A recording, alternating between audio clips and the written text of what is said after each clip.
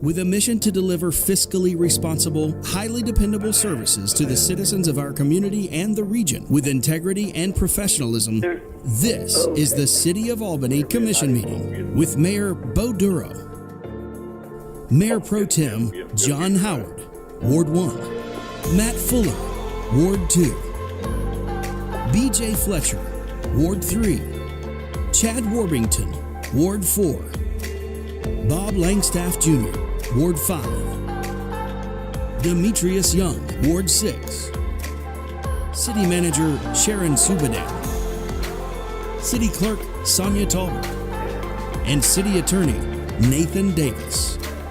This is the City of Albany Commission meeting.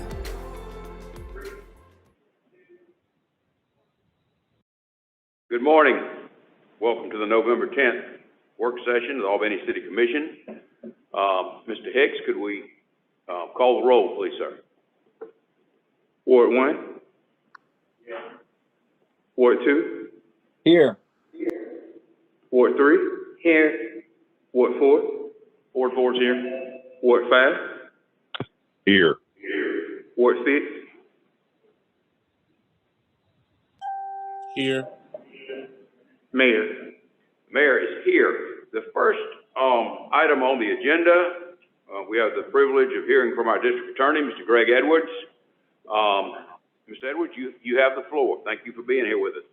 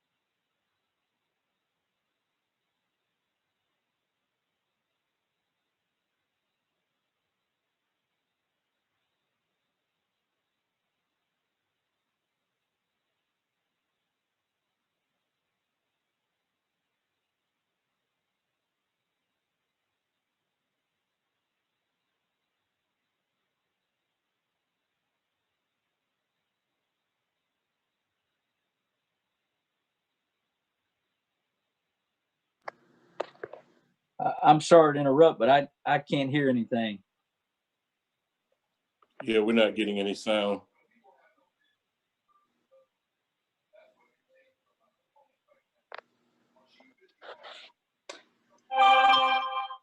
Mayor, can you hear us? I'm checking in with TAC now. I don't know what's going on.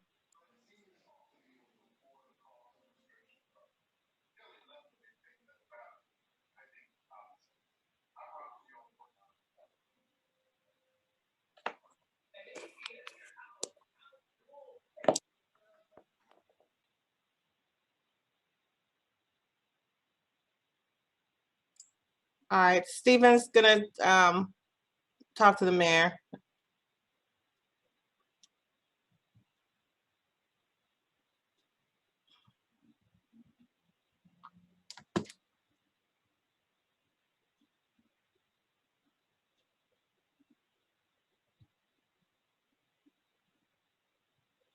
We tested this twice yesterday and it worked fine. I don't know what's going on.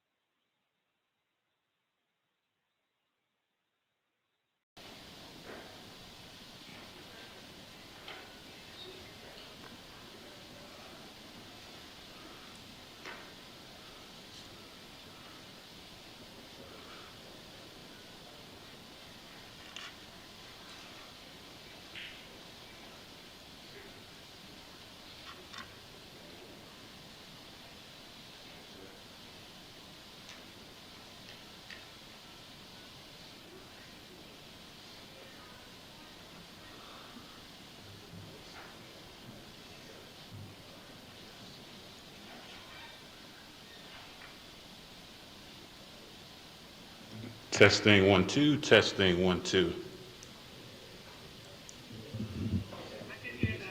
Perfect. So that's what it is. So good. Good. All right, gentlemen. We're ready for you to start. Thank you for your time. Thank you. Right, well, let me pick up on my last thought, was that I was discussing the numbers, but I go directly to one aspect of, oh yes, I was talking about how we are under a judicial emergency. That's my last thought. And that has been in effect largely since March of 2020. That emergency has been extended. However, the local judges, that is, the chief judge of the Superior Court, can adjust and we can begin processes. Right now, we intend to begin processing the grand jury tomorrow. Grand jury will be impaneled, and that will allow us to go into getting cases ready. We still will not be able to do jury trials until January, and we're going to be doing that on a very limited basis in view of the restrictions caused by the pandemic. But one of the other things in particular that this commission wanted me to look at was compliance checks with the Palace Inn. And after looking at the situation, it was suggested that, my office can assist. And I wanted to just note that my investigative division is very limited, and I have very limited resources to engage in actions other than the investigative work that my investigators, whose duties primarily to find witnesses and to assist my prosecutors. However, after looking at the circumstances, I have determined that we can and we will assist by participating in compliance checks with the Palace Inn to make sure that consent order that we have in place will be complied with.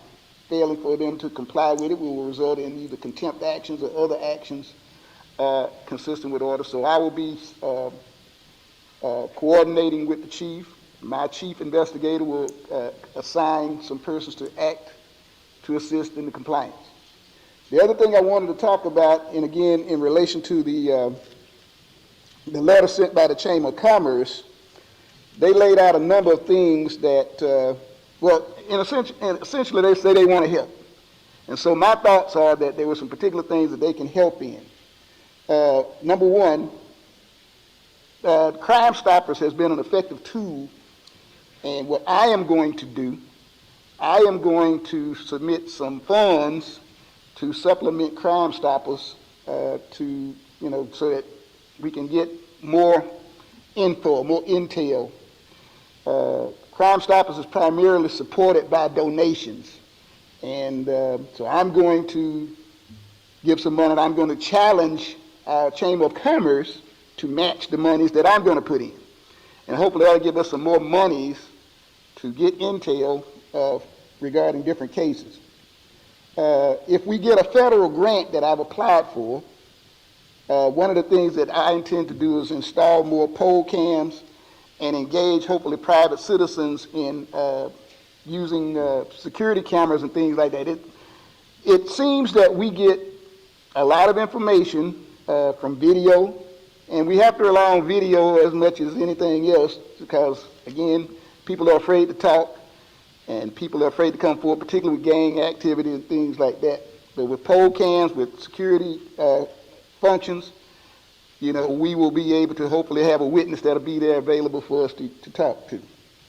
And we're going to encourage business. Again, one of the things I'll encourage the Chamber of Commerce persons to do is to make sure that they have the latest cameras covering their properties and cross-covering other person's properties so that we have some overlay and encourage that. We're going to also encourage them to, again, maybe supply us with poll cams and other materials, other equipment that will be a force multiplier for our law enforcement. Again, all the things that can help with technology, we want to try to employ. Going to continue to work with the federal government. We have a lot of activities going on with the Project Safe Neighborhood efforts. I've been in close communication and work with Charlie Peeler, the U.S. Attorney, about the different projects that they are facilitating. And then ultimately, I want to push some state legislation that will aid in our general fight in the state prosecutors with gun violence, because gun violence is our number one issue here in Albany, and it's the number one issue, I think, in many of the metropolitan areas in the state. Gun violence is, the number one reason that, we're in the situation that the Chamber of Commerce is complaining about, this gun violence. So we need some teeth, and there are federal laws that apply to gun violence, convicted felons with guns, but we need that same type of legislation on the state level for state prosecutors to deal with. It has been my observations that, guns are the currency of the street now. They use guns to get more guns, to get money, to get sex, get drugs. That's why they're breaking into your cars to steal guns. And we got to make it unpalatable for persons who shouldn't have guns to have guns. And the people primarily that have guns are gang members, because it's part of gang culture to be strapped up. If you're a drug dealer, you got to have a gun as a tool of the trade to, protect what you have or collect debts. So guns and gangs and drugs are all interrelated, and we got to do more things in Georgia to address guns and gun violence. The main, I think, fight about that is many people with gun rights. We are very strong in this state in terms of supporting the Second Amendment. There's a very strong lobby for that. Anything addressing guns is going to be fought hard. But my reasoning and my effort is that we're not trying to address gun rights. We're trying to address those persons that everybody agrees should not have guns, convicted felons in particular. And we don't want convicted felons to have guns. The mantra is always is not guns that kill people, it's people that kill people. Well, we all agree that felons are persons who shouldn't have guns. And again, gang culture means getting strapped up. In Albany, we've had several of our homicides to involve high-grade assault rifles. And, gang members are getting armed. They're getting armed to the teeth. And, we got to address that type of level of violence. So that's what I'm going to be doing as a general proposition. And I guess I'll try to answer any of your specific questions about things that the Dougherty County District Attorney's Office is doing. So again, we appreciate you being here.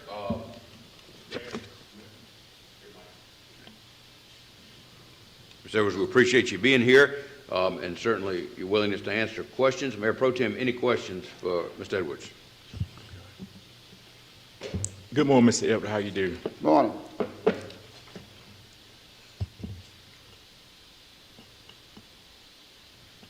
Okay. I have just a couple of questions, and one go back to this consent order that was filed February 23rd, 2019, and it shall sunset April 23rd, 2021. And in your presentation, you mentioned that you certainly need some more help from Public Safety's office to continue to monitor and to go in to do a check and balance. What in particular can this commissioner encourage the city manager to filter down to the post chief that we can do? Because and I know that there are several of these eyesore places, what they call extended living, that there's a lot of transaction take place. So when this consent order will be terminated next year, is it possible, or will it be possible that we can go in and we have like 14 issues of concern that we can broadcast and let them know that we are going to be watching them and hoping that this will be a stopgap for the other one that want to follow in the same place? Well, yes, sir. That's essentially what I'm saying. my office will be more active and participate in compliance checks. I'm informed by Chief Persley that they're going to pick up compliance checks. Perhaps the drug unit will help assist in compliance checks. So that's what we're going to do. And it's all about manpower, really. Just the physical manpower is the issue to get the people there to do the work. So like I said, I've worked it out. We're going to be able to participate, have more manpower to do the actual compliance checking. Okay. And as far as other similarly situated establishments, I think when we engaged in this action with the Palace Inn, I got many calls from other of the establishments wanting to make sure that they were already in compliance. We can revisit that as we get near the termination of that to make sure that everybody's in compliance, so that, again, the Palace Inn will be a model for us to give the others guidance on trying to, eradicate the problems that seem to be, incumbent to these places. And just a follow-up, you said that the lack of manpower, and so we will probably, you don't have to tell us, but we probably will get a final report sometime this year about that one. And there's several more. Would you need, you say the lack of manpower, to go forward, what would you need for this commissioner to do other than probably apply some resource or some officers to help? And the reason why I'm concerned about it, because, I brought up in the past, I'll continue to bring up in the past that these type of extended daycare really is nothing but a breeding ground for activity to take place in there. And it's bad in the community, it's bad for business in the community and things of that nature. So if we complete this, a recheck of the Palace Inn, and you don't have to tell me because of confidentiality, can we move to some urban that the police department is having night males patrolling at night and evening? Yes, sir. I mean, there's some that have, and we look at the statistics, and there's some that, are there that need to be addressed. That's for sure. And again, it is a manpower. I have to. This is really a civil action, and I have to task a prosecutor to do the civil action in addition to the the criminal work that we're doing. But we can try to allocate the appropriate resources to address the other folks. Hopefully, like I said, others, they are looking at what's going on at the Palace Inn, and hopefully they will spare themselves getting brought to court. That's the hope. But we will see how they are complying. And we'll look at the instances. There are a couple of places that the instances of calls are pretty prevalent, and they're going to be next on the list of people that we would address, or establishments that we will address with this type of action. Okay.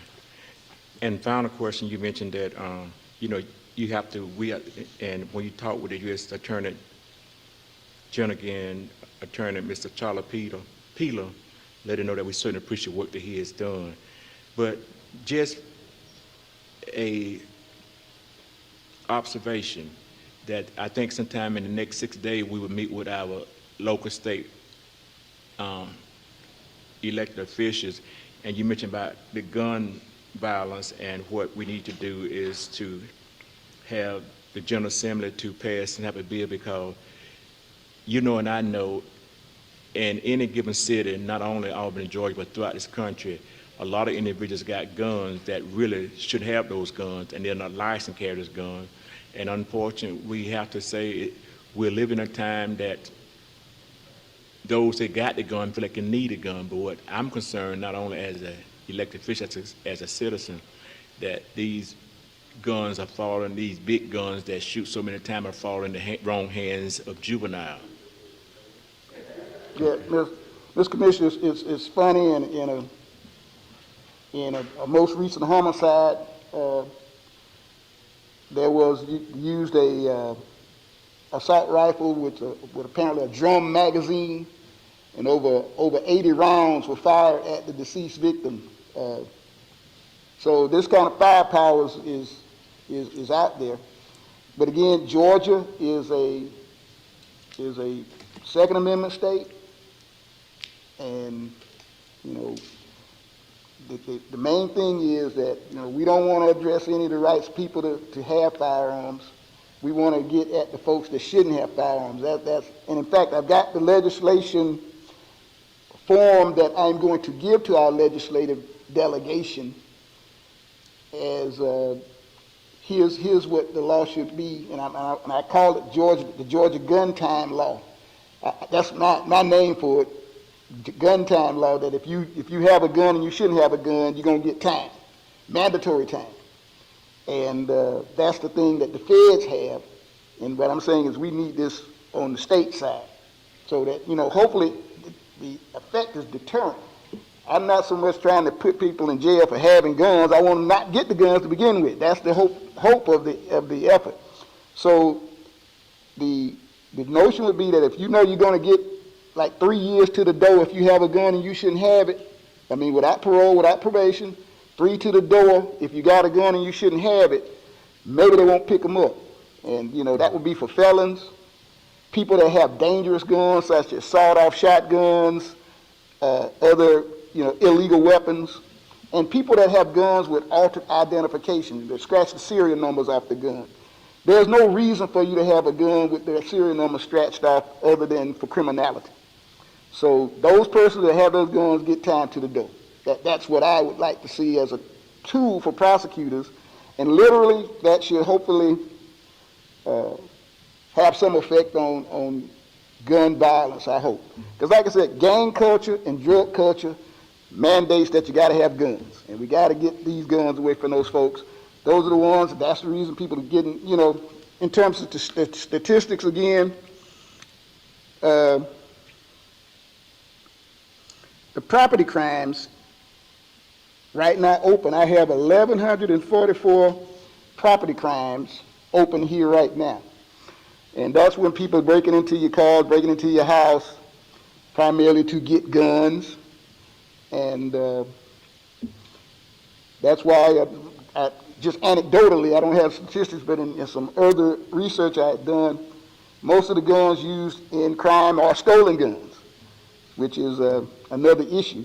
And I'm not trying to get at, you know, getting at mandatory time for everybody that might have a stolen gun, because again, a bona fide purchaser might wind up buying a gun that was stolen and not know it.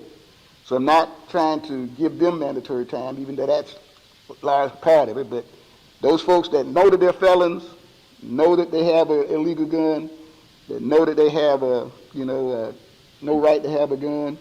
And the thing about Georgia is, even if you are a felon, there is a mechanism for you to get your gun rights back, and that's always been there. You know, for certain felony offenders, if they have a gun, I mean, if they've been convicted, they're a felon, and they go through the protocol set up by the Department of Pardon and Parole, you can get a gun back. So again, anybody that's a felon that has a gun and not have their rights restored would be part of my net. So. Commissioner Fuller? Commissioner Fletcher? Yes, thank you, Mr. Edwards, for coming here this morning. Just a couple of things. I don't really know if they're questions or comments, but you know, the reason you're hearing so much about the Palace Inn is the fact of Commissioner Howard, myself, and Mr. Warrington and Demetri Young were on that public safety meeting, and the Palace Inn is what was brought up last week, and we were given like 14 items that you and several had got with, and I think a lot of us left there that day not pointing fingers, but realizing that we had, one, y'all had to have a needs list, and two, we had y'all overloaded. So I would just like to say that that's sort of the conversation I'm having with the chief, is what exactly is your responsibility, what is your needs? And I'll ask that of you, if you could get us a proposal or a needs list of what you need, because it doesn't all fall back on you. And then you said something about Crime Stoppers, and I wanted to ask you, was this correct? Because, if it is, I think it could help your situation out. You know, when I tell people to call Crime Stoppers if they know something, you know, one of their fears is, well, you know, it might be my neighbor that's answering that phone, and I'm not real thrilled on them telling me I called. And I found out maybe less than 2 weeks ago that the calls, when we call Crime Stoppers, these folks aren't even local. And I think that would help. I mean, when I've told people, I thought I was correct in saying that you're not calling your neighbor, you're calling it. And if you could get that out, I've actually had media to ask me, did I want to do a story on it? I said, I need to get with Mr. Edwards and several people involved with Crime Stoppers, because even parts of media think that would be huge if they realized they were talking to someone. I have a distinctive voice. I could call and tell you something, you'd say, okay, BJ, thank you.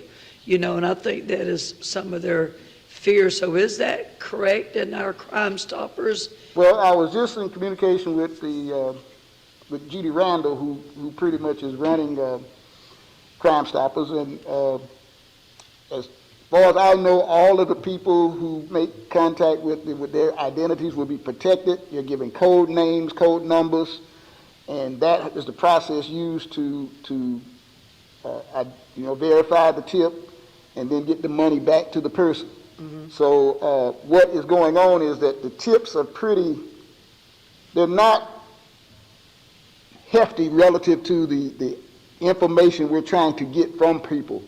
You know, we only have a limited, like I said, it's funded primarily with donations. Private citizens donate. I will note that things that the city can do, it was indicated to me that the city has not given to Crime Stoppers as it has in the past. Yes, sir. So that might be something that you can do. Like I said, I'm going to give some money to Crime Stoppers. I'm going to be meeting with the Chamber of Commerce tomorrow, I believe, the 19th, and it is Thursday, I'm sorry, and the 19th. I'm going to, like I said, challenge them to match the money that I'm going to give so we can have some monies, as well as our county commission can have some monies to give some decent awards or rewards for intel. And, that's important. And it would give the caller some financial benefit, which is why they're calling. Yeah. That's representative of the information that is being given, like for homicides or armed robberies and things like that. There needs to be a sufficient reward for the perceived risk being taken by the caller.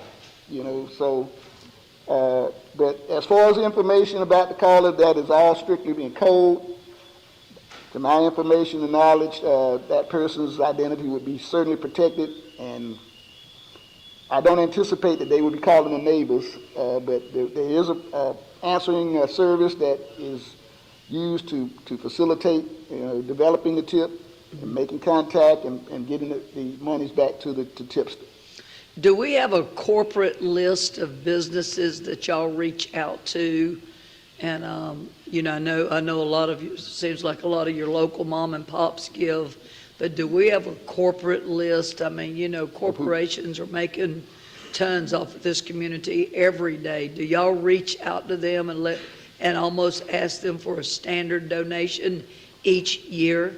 I'm informed that there are some anonymous donors, and there are some folks that Ms. Randall says she can reach out to in certain situations.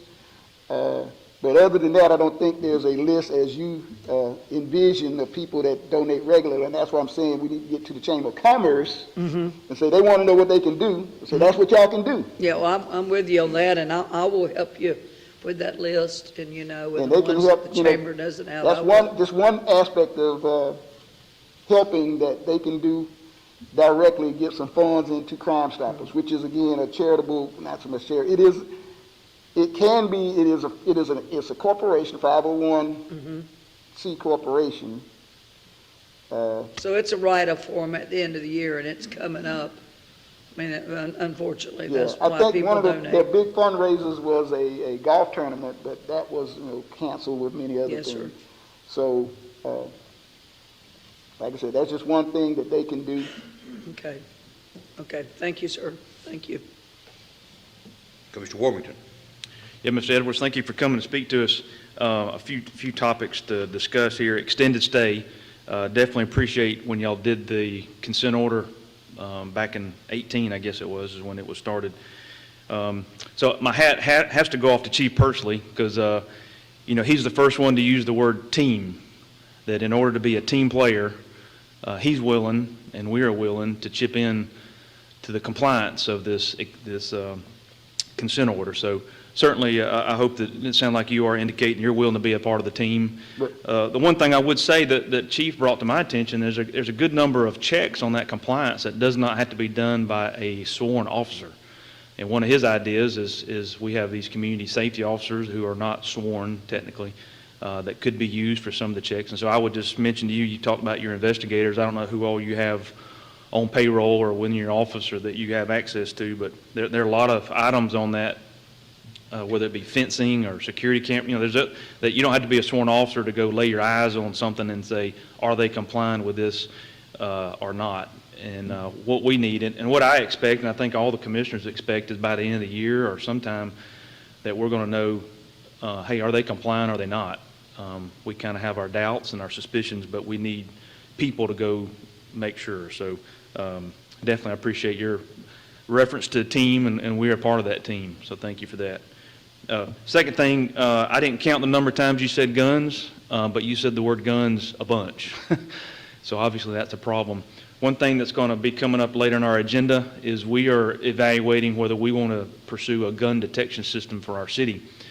And when I think of you in the DA's office, that's going to add some new items in your reservoir or your tool belt, because now if the city pursues this technology, it won't be, well, we think a gun went off at 1 a.m. No, this system will tell us at 1:11, 5 shots were fired, this caliber of weapon, and then it's going to give our officers the ability to go to a precise location to look for casings.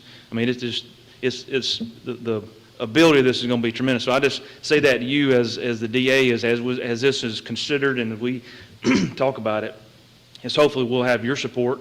And as we hear how it's going to help you, that would just be another reason for our community to get behind this.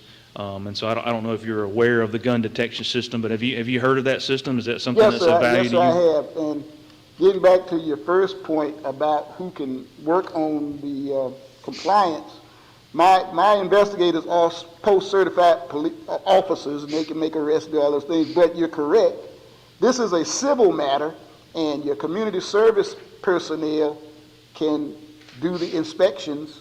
They don't have to be post-certified to do these inspections. In fact, it's actually better that you have somebody that's a, civilian housing or compliance person to look at that. So, yes, that would be something that could help supplement the manpower issues.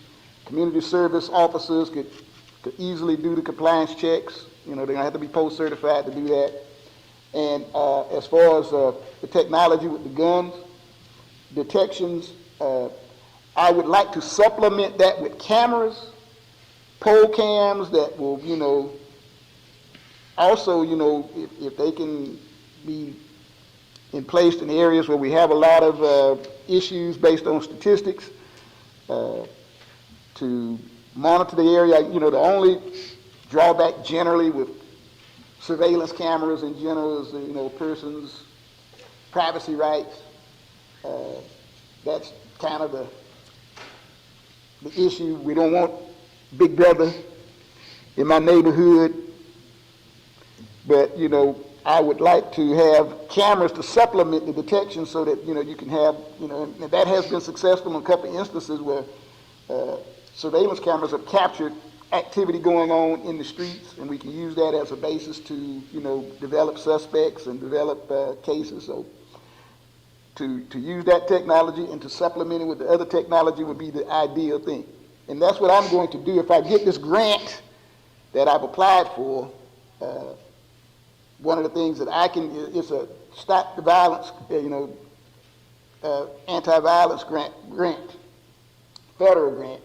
And one of the things I intended to do was to get law enforcement some additional surveillance equipment, and even, try to see if we can get civilians who are willing to place, Ring cameras and things like that to those who want it, to help supplement, be a force multiplier for our police force. So I think in all of the earlier committees that we worked on, everybody agreed that technology is the key to our getting the opportunity to be successful in our prosecutions. And that even more so because, like I said, people are reluctant to physically come out and engage in looking at crimes and that kind of thing. So let technology be their eyes, a witness that will be willing to testify. Okay.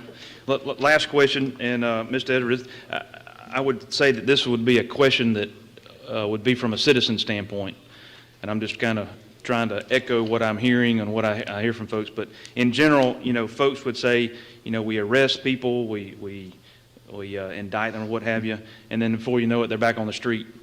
And whether it's a signature bond or, I'm not a lawyer, so there's all kind of different ways to get out, I guess you could say. But why is it that it appears and it feels that somebody's arrested and then within a week or two they're back out and they're arrested again? What is it in our system that's causing that? Is it your office? Is it the judges? Is it what is it that's causing that, and what can we do to stop that from happening? Well, Mr. Commissioner, the main thing is this, and I have to tell citizens that bond is not punishment. It is the means by which a court ensures that a person will return to court once they've been arrested, and generally it is the judge's decision. Judges make that decision, and they look at some particular factors. These particular factors include the community, the person's ties to the community and his likelihood to return to court, the likelihood of this individual committing more crimes, the likelihood of this individual intimidating witnesses or damaging evidence, and any other factors, including input from the victims, because under bond considerations now, victims have a right to come and give commentary to the court. So those are the factors that the judge looks at in making that decision. So in most, every violent crime in Albany, we have a bond hearing. That's been my general policy, to make sure we have a bond hearing where these factors are explored, particularly the victim getting a chance to come in and give commentary. But ultimately, it's up to the judge to make the decision about granting bond. And again, bond, everybody still presumed innocent until proven guilty. So that's the standard. Innocent until proven guilty.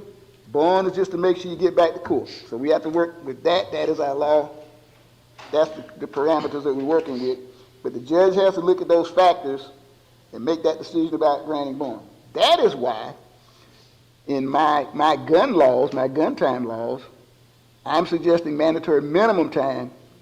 Now, you can still probably bond out until you're convicted, but if you're convicted, you're going to do the time.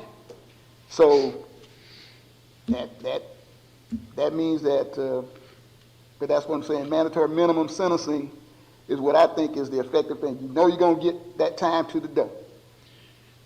So would you say that in our community, the quickness of a person getting out on bond, the low level of bond, is that comparable to, say, Valdosta, Columbus, other communities, or are we kind of an anomaly, or what is?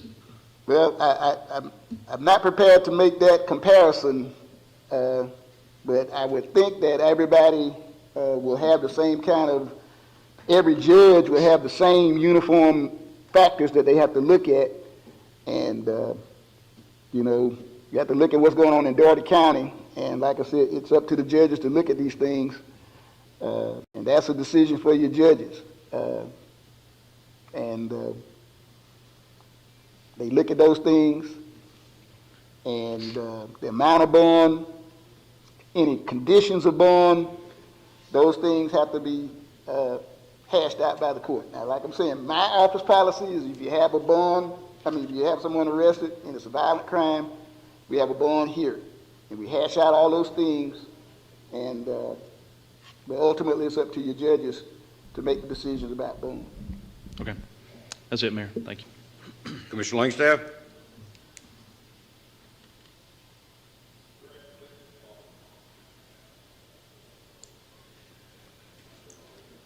I can barely hear you, Mr. Commissioner. I can't hear you. Commissioner Langstaff? We can't hear you.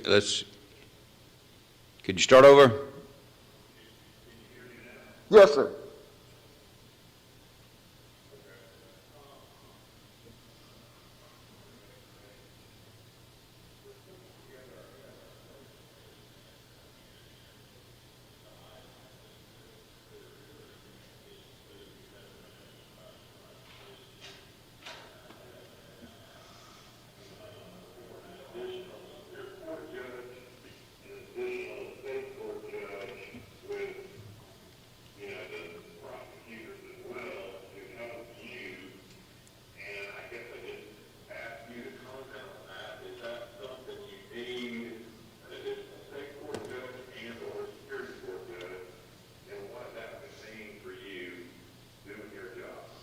Well, yes, sir. I got enough of your question to ascertain that you're asking, would it help if we had an additional Superior Court judge, additional state court judge, and could prosecute cases more, more swiftly? And yes, the answer to that is yes.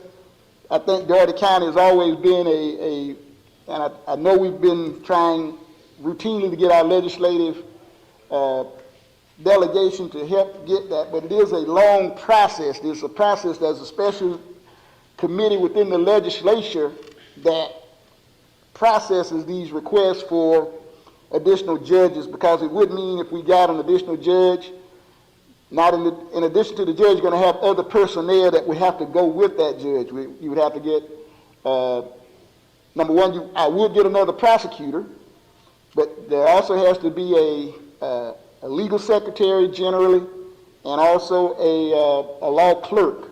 So you're talking about personnel in addition to, you're going to have a facility for that particular judge, which will include a office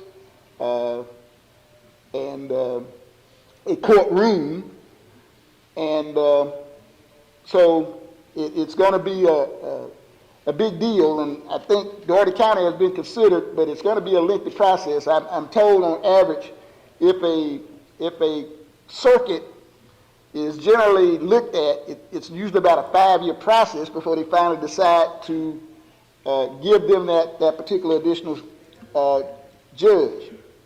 But it would mean, for Dougherty County, it would mean some help. Dougherty County could stand a 4th judge, but the facilities have to be developed. I mean, we have to provide a courtroom and office suites and retirement, all of the personal benefits that go with that. So it's a big deal. I think at a minimum, you're talking about, a couple of $1 million that will be added to a particular budget to sustain a additional judge. So it's a big deal for the legislature to add another judge to a circuit. I mean, you're talking about initial costs, a couple of million usually. Right, and I guess my question is, do you see the need? Yes, sir. I'm saying yes. We could stand an additional court in Dougherty County. Dougherty County, of course, is the hub for this area. I mean, some of our offenders come here to Albany to commit crimes, so it's not like our population is the issue. It's the volume of crime that we have here in this community. So that's why I've always said that an additional judge would be a benefit to this circuit in terms of our case efficiency. That's all the questions I've got. Commissioner Young? Yes, sir. Thank you for coming this morning, Attorney Edwards. I wanted to just get back to the issue of the extended stay order. Now, who's responsible for, who's primarily responsible for seeing that order is carried out? Well, My office is going to be the one that will carry out the contempt action, so I'll go ahead and claim it. We'll do it. Okay. I mean, is that normal procedure? Who follows up on these things? Yes, I mean, that was the intent. The intent was, Enforcement agency? the intent was to make sure that there were some violations that they were brought into compliance. So we will make sure that they're brought into compliance. And like I said, my staff will assist in making sure they're in compliance. And if they're not, then we'll bring them back to court. So I'll go ahead and, like I said, I'll own it. We'll make sure that it gets done. Right. Well, this is not a thing of trying to point fingers. We just want to know whose responsibility lies where. Because it was my thought that maybe because it was an order that was issued by a judge, that the sheriff's department had some responsibility to make sure these extended stay hotels were, living up to the order that they received from the judge. I know some people said it should have been code enforcement that was, doing this. So I'm just trying to see what the standard operating procedure is. Well, as I mentioned, I think that any source that gets the information to my office for the purposes of bringing the order into compliance is okay. So it can be the police department, it can be community service officers, sheriff. Anybody that brings that information to my office such that we can act on it is what we will begin to do. And so, like I said, one of the problems has been just personnel, I think, to do the compliance checks on a random basis, just, the people to do it. But we're going to work that out. Okay. And just to comment on what you were saying about the gun violence, I too share your sentiment that, we need to make sure that, these guns are not getting into the hands of the wrong people. But we also need to focus in on just, things like our gun industry. I want it to, just be known that, the level of guns that are produced in this country are, we have, a level of guns produced every to have at least a couple of guns, to themselves. And when you have that amount of gun production in a country, you literally have a situation where you have the wild, wild west, where every person could possibly have a gun on them, whether or not they're, walking into a convenience store and getting in an argument, whether they're down at a voting poll location where they can, feel like they need to practice their Second Amendment rights, whether it's a gang member or an upset spouse. So we have to understand that all of these guns that are on the street are in human hands, and there are people that have emotions, there are people that have, different situations. These violent incidents aren't just being perpetrated by quote unquote criminals. They're being perpetrated in accidents. These acts are being perpetrated by angry family members, things like that. But when you add a gun to a situation, you have usually something worse than what would have happened had not the gun been there usually transpires. So we really need to give some thought as to how many of these weapons are being produced and put out on the street, quote unquote, for sport or whatever the going marketing is. So I do agree with you on that, and I hope that we can find some legislation that will kind of turn that tide as well. All right. Well, Mr. Young, I agree.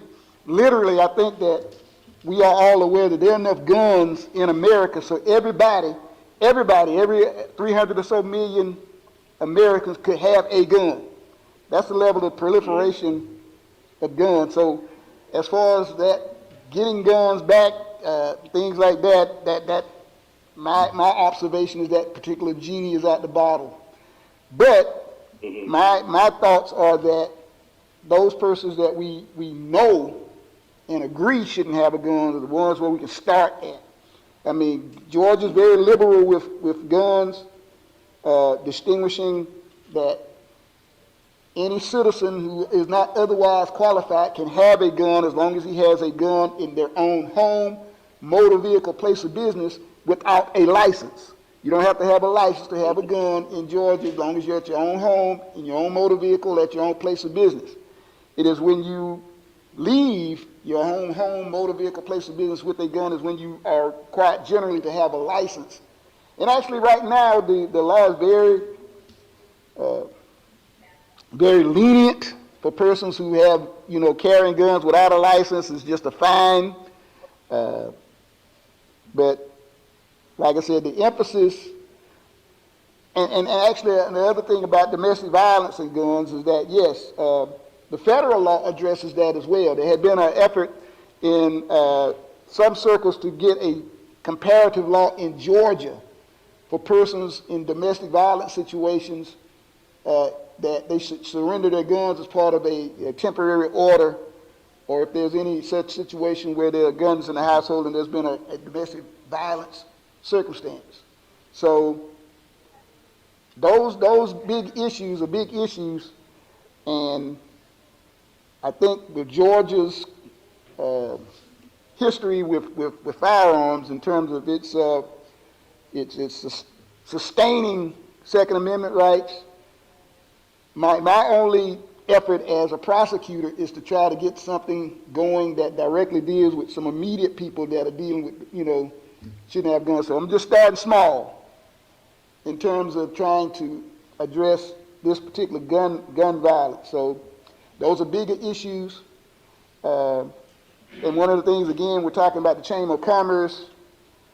I would also urge them, as a Chamber of Commerce, to urge our legislative delegation to help get these laws passed, which business people can do to our legislative. All of these people are, the ones that have great influence. So I'm going to ask them to ask our legislative delegation to give us some good gun teeth laws. So that's what I'm going to do too. All right, thank you, Mr. Diaz. That's all, Mayor. Thank you, Commissioner Young. I asked Mr. Edwards to correct me if I'm wrong. One travesty in our system, if I went across the street at 225 Pine as a felon and I had a shotgun, I could walk out of court, I could plead guilty and walk out of court with a sentence of probation. But if they took me over there to the federal court on Broad Avenue and I had committed the same offense, that'd be a mandatory 15 years in prison. Mandatory 5. I think that sentence is unjustifiable. I mean, a mandatory sentence of 15 years. But on the other hand, the laws in Georgia are clearly too lenient. If you can have a felon in possession of a firearm and get probation, I applaud Mr. Edwards for this initiative and hope the legislature take some action. I do want to say, I had some discussions with Mr. Tabarrok of your office about better coordinating the compliance with the consent order, but as my colleagues have pointed out, that's just one establishment among many. I think that many citizens are generally unaware of what goes on in these hotels and the activities. I know because of your office, Mr. Edwards, you are aware of what is occurring. But as I said, there's been only one consent order, and I think we need to address this comprehensively. And what I would ask is that Mr. Tabarrok or someone from your office give us a written proposal. We'll get to the city manager, have her cost it, and see what kind of commitment we can make to address this issue in our community. I would hope it would be on a definite 2-year period, no longer than 3 years, because the old saying, nothing has eternal life like a government program, and I don't want to be in a situation we're already short of officers, and we're providing the DA's office permanently with 2 officers. We have a problem here. I think we realize it, and I understand, maybe my colleagues don't, we're talking about a city ordinance that we're asking the district attorney, whose obligation is enforcing state laws, and we appreciate your cooperation with that, and we look forward to getting something from you, Mr. Edwards. We appreciate you taking your time to be here, and with that, if you have anything else, you're certainly willing to. No, sir, I appreciate y'all having me, and I'm available. Y'all, any one of y'all can call me when you need something, and we will go from there. Yes, I do anticipate the Public Safety Task Force would invite you to one of the meetings, and if you're available, we certainly would appreciate that, because we are cognizant of the problem, and we're trying to do whatever we can to reduce violence, and particularly violent crime. Well, I'll be happy to help, Mr. Mayor. That's my job. Thank you, Mr. Edwards. All right. Thank you.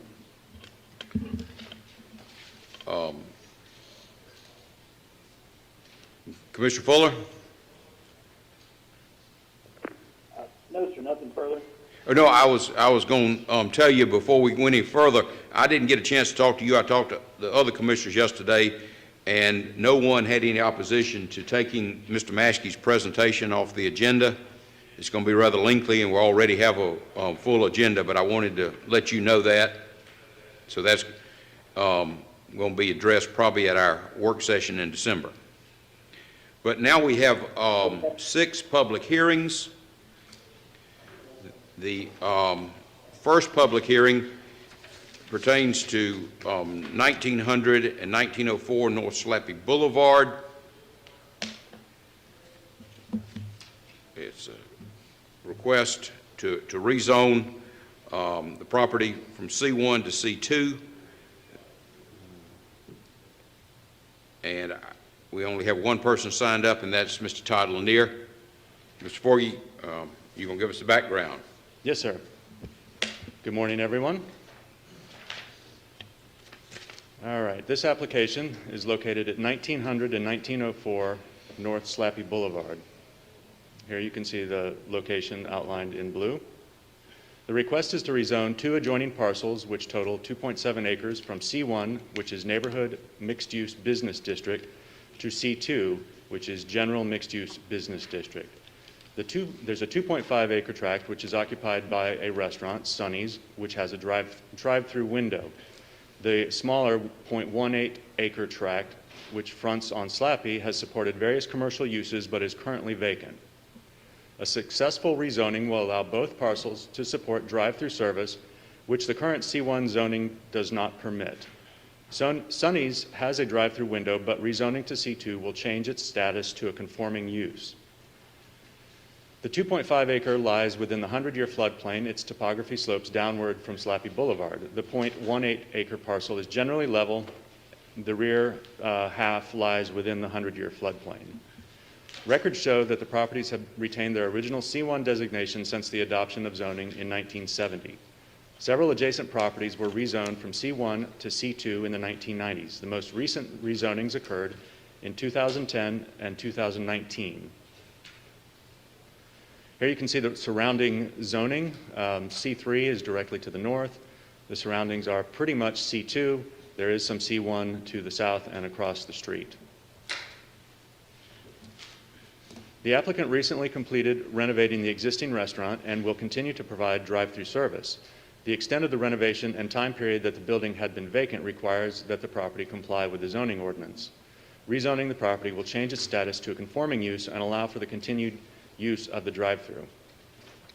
Rezoning the 0.18 acre parcel will allow for the option of drive-through service. This parcel has supported various commercial uses and is presently vacant. The applicant has no specified use. Rezoning should be suitable with the adjacent commercial operations located on Slappy Boulevard. An alley separates residential property to the south from the subject property. The zoning ordinance requires protective screening when a restaurant is located across an alley from residentially zoned property. The required screening should provide a visual buffer to the neighborhood. The current C1 designation allows for a variety of commercial operations, including restaurants, retail sales, medical, dental offices, and clinics. The above uses provide an economic use for the property. However, rezoning to C1 will allow for drive-through service. Slappy Boulevard has a traffic capacity of 51,800 trips per day. Currently, or in 2018 when it was last measured, it had about 24,000 trips per day, so there's plenty of excess capacity. According to the trip generation manual, a restaurant such as this could generate about 605 weekday trips. No use has been proposed for the vacant lot, but as you can see, it's significantly smaller, so it wouldn't generate nearly as many weekday trips, which both could be handled by the capacity of Slappy anyway. Here again is the property in question with the surrounding land uses. There's a restaurant immediately to the north, various commercial uses along Slappy, and single-family residential to the southeast. An aerial view of that same. The future land use map recommends commercial development for this area. The request to rezone to C2, General Mixed Use Business District, is consistent with this land use recommendation. The Planning Commission recommends to the City Commission to approve the rezoning request to C2, General Mixed Use Business District. That concludes this presentation. If you have any questions of me. Thank you, Mr. Forgy. Mayor Pro Tem, any questions? No question at this time. Commissioner Fuller. Yes, sir, Paul, is the drive-through window, is that on the north side or the south side of the property? I don't know, but I believe it's on the north side. That's a guess. Okay. Be the east or west, wouldn't it? Residential on the, Well, it's on the back. well, Okay. It's on the back side of the property on the east. okay, I thought it was on one side of the building, but, okay, that's good. So there's nothing behind it but parking lot behind it. I'm sorry, can you repeat your question?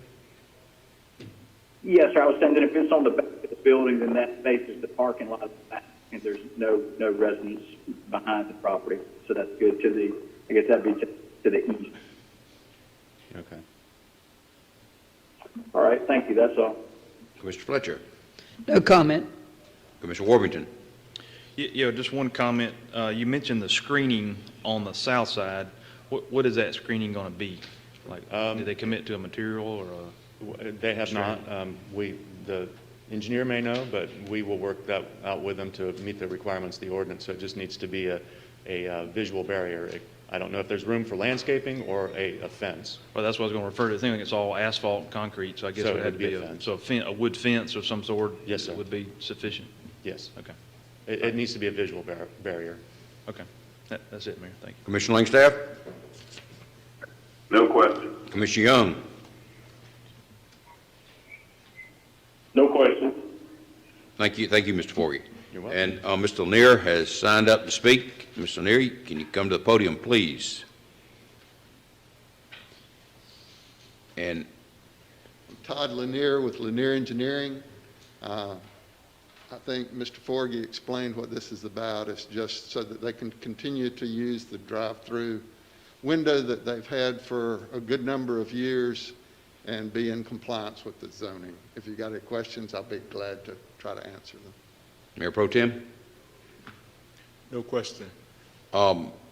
Just for clarification, Mr. Lanier, you heard Commissioner Fuller's question about where the drive-through is, and I guess you order at one location and then you come around, and could you explain that for us? Sure. The drive-through lane is on the back side of the building, which would be the east side. The actual pickup window would be on the north side of the building. Commissioner Fuller, any questions? No, sir, that answered it. Thank you. Okay, Commissioner Fletcher. No questions. Commissioner Warrington. No question. Commissioner Langstaff. No question. Commissioner Young. No question. Mr. Forgy, my only question, has there been a decision made about what type of barrier will be erected? Not that I'm aware of. It'll Okay. just But be- the owner is aware of that requirement? That's correct. Okay. Anything else you had to say, Mr. Lane? No, thanks. Thank you for being here, Mr. Neer. And no one else has signed up. With that, does anyone else wish to speak on this issue? If not, this public hearing will be closed, and we will proceed to the second public hearing, which looks like it's an application from Gethsemane Worship Center and Bishop Williams to rezone the property located at 608 11th Avenue from R3 to C5.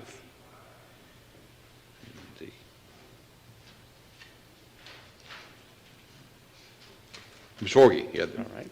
floor. Thank you. This application, as noted, is located at 608 11th Avenue. The request is to rezone a .21 acre parcel from R3, which is single and two-family residential district, to C5, which is an office institutional residential district.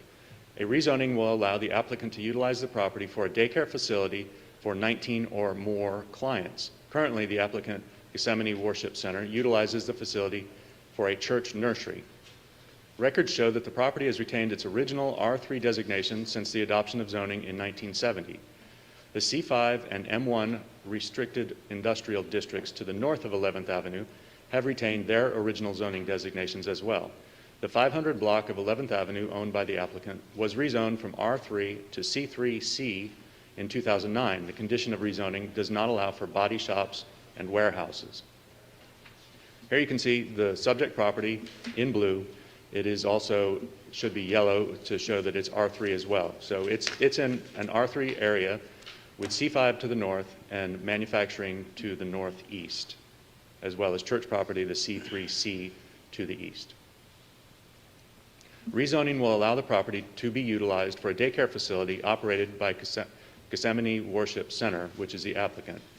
The adjoining property to the east and south is owned by the applicant and used for parking. The proposed use should be compatible with the adjacent commercial and public institutional uses.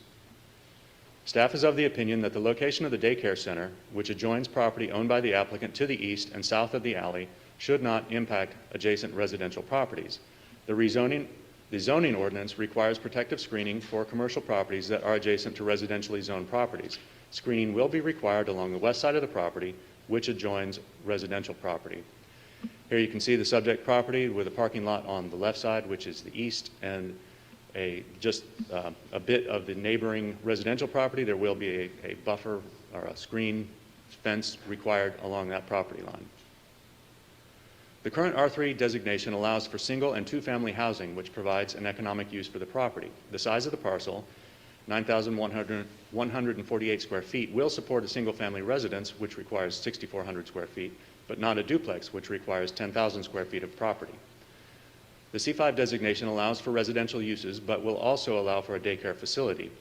The road capacity, 11th Avenue, current capacity is about 8,500 trips per day, and in 2018, it was counted at having 1,700 trips per day, so there's a significant amount of excess capacity. Albany Transit serves this location.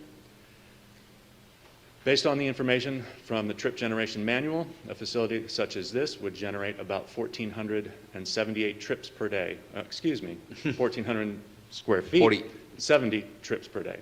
So that would not eat into the excess capacity significantly. Here's the current land use, single-family residential to the west, parking lots to the east and south, and then Aspire Behavioral Health Services is to the north. Here's an aerial of that. You can see the empty lots to the east and south. The future land use map recommends medium density housing for this area south of 11th Avenue, generally bounded by Monroe to the east and Palmyra to the west, and 8th Avenue to the south. Public, institutional, and industrial land uses are recommended to the north of 11th Avenue. The proposed rezoning to C5 to allow for a daycare center is not consistent with the medium density housing recommendation, but is consistent with the recommended public institutional use to the north of 11th Avenue. The property is located in a transitional area representing commercial, industrial, and public institutional uses. The future land use map should be periodically reevaluated to determine appropriate course of development for this area and similar areas that are transitional. The Planning Commission recommended approval to rezone to C5, which is an office institutional residential district. If you have any questions. Mayor Pro Tem, any questions, Mr. Forgy? Good morning, Mr. Park. Did you say that they will put a buffer up? Yes, sir. That's a requirement. Okay. And that's what, like a fence or a hedge or a combination, but probably a fence. Proper fence. Mhm. You don't know the height of it would be, do you? No, it's limited in residential districts. I think they can go up to 8 feet in the side yard. Okay, so the presenter's here today also, right? Yes, sir. Okay. I believe the applicant. Commissioner Fuller? Yes, sir, Paul. In the future, what would it be allowed if this ceased to be a daycare center? What else could go there with this zoning that we would be, if it is approved? Office type uses, smaller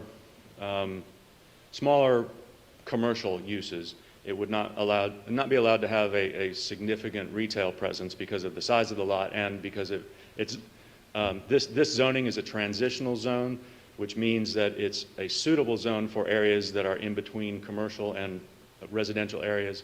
So very light commercial, but mostly focusing on office type uses. Offices, clinics, things like that can be supported in a small, generally in a residential structure, but the zoning would permit them to tear the structure down and rebuild something that would be in that size range to function as an office or a clinic. Okay, thank you, that's all. Mr. Fletcher? No comment. Mr. Warmington? And no questions. Mr. Langstaff? No question. Mr. Young? No question. Thank you, Mr. Forgy. You're welcome. We only have Bishop Williams has signed up to speak. Mr. Williams, can you come to the podium, please?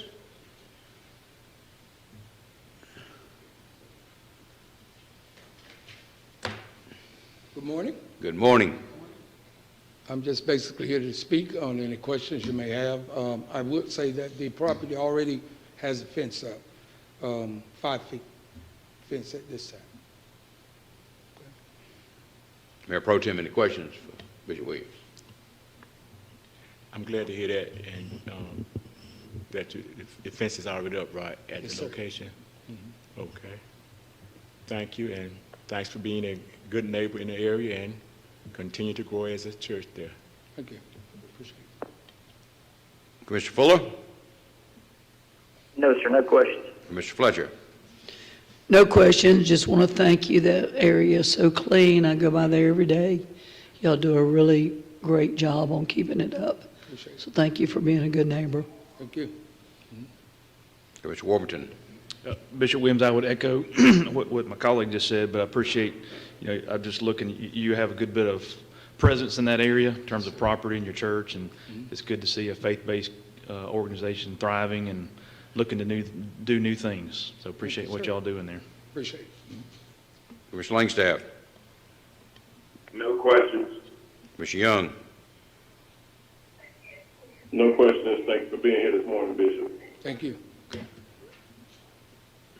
Mr. Williams, I would just repeat, we have a task force on public safety, and we appreciate what you've done over the years to stop the violence, and possibly my colleagues on that committee would like to invite you to one of the meetings to hear whatever suggestions or thoughts you might have as how we as a community might address the problem of crime, and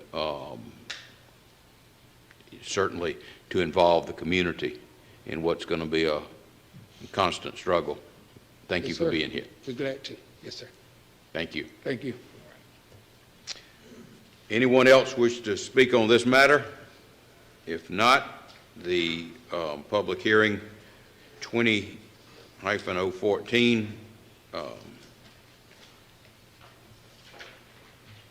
is concluded. The next item on the agenda has to do with 1141 Gillianville Road. A request to rezone from C6 to C5, and I guess Mr. Forgy is going to explain to us what is involved here. I briefly lost my ability to advance the slides, so we're going to have to sort this out. I don't think this thing is too complicated. There, maybe? Yeah, there we go. All right. Excuse me. So this property is located at 1141 Gillianville Road. The applicant requests to rezone a .63 acre parcel from C6, which is a transitional business district, to C5, which is office institutional residential district. An approved rezoning will allow for an operation of a daycare center for 19 or more children. The applicant now operates a group daycare, which allows 7 to 18 children. The C6 district does not allow for daycare centers over 18 children. Here you can see a fairly recent picture of the subject property. The property was rezoned from CR to C6 in 1996. The adjoining property to the east, 1135 Gillianville Road, was rezoned from C5 to C2C, General Mixed-Use Business District Conditional, in October of 2018. The residential area to the north, the Wild Cross subdivision, has retained its original CR designation since the city adopted zoning in 1970. Here you can see the surrounding zoning. Gillianville is the transition from the red on the bottom, the C3, that's all to the south of Gillianville, and then all the lots fronting Gillianville on the north are a variety of commercial transitional uses, and then the Wild Cross subdivision is in yellow above, and it's zoned CR. The property is currently utilized as a group daycare facility for up to 18 children. Rezoning will allow the applicant to expand the number of children served to over 18. A continued use of a daycare center should be compatible with the adjacent commercial, office, and residential uses. The expansion of the daycare to serve more than 18 children should not have an adverse effect on the adjacent residential properties. Apartments join the western boundary of the property. An alley separates the daycare center from the residential neighborhood to the north. The proposed daycare should not affect the usability of adjacent commercial properties. The current C6 designation allows for the existing daycare center to function with 7 to 18 children, a variety of office-type uses, and fraternal organizations which provide an economic use for the property. A C5 designation will allow the existing daycare center to serve more than 18 children. Gillianville Road has a traffic capacity, a daily trip capacity of 24,000 trips per day, and in 2019, it had about 18,000 trips per day, so it has additional excess capacity. Albany Transit serves this area with the Gray and Ramrush lines. The trip generation manual estimates that a facility such as this would generate about 70 trips per day. Here you can see the surrounding land uses. There's office and a beauty salon to the east, and apartments and vacant property and other apartments to the west, with industrial and commercial to the south. An aerial view of that property. The future land use map recommends commercial development for the Gillianville Road corridor. Request to rezone to C5 to allow for an existing daycare center to expand its operation to serve over 18 children is consistent with this land use recommendation. The Planning Commission recommends approval to rezone to C5, which is an office institutional residential district. Thank you, Mr. Forgy. Mayor Pro Tem, any questions for Mr. Forgy? No question, Mr. Forgy. Thanks. Commissioner Fuller. Yes, sir. What is the total, I guess the number is going to be above 18, maximum number of children that could be there? I know with daycare space, I guess adults that are size, and then is there also some square footage of the heated and cooled space? I'm having a little difficulty hearing you, but let me see if this answers your question. Daycares, this is a daycare for children, but we treat the daycare facilities the same way, whether it's children or adults. For the number, the licensing facility, which is the state, would come in and determine how many children the particular structure would have room for, according to their guidelines. So it would be limited based on state guidelines of area per person per client. So I'm not sure what the maximum would be. The applicant would know that information.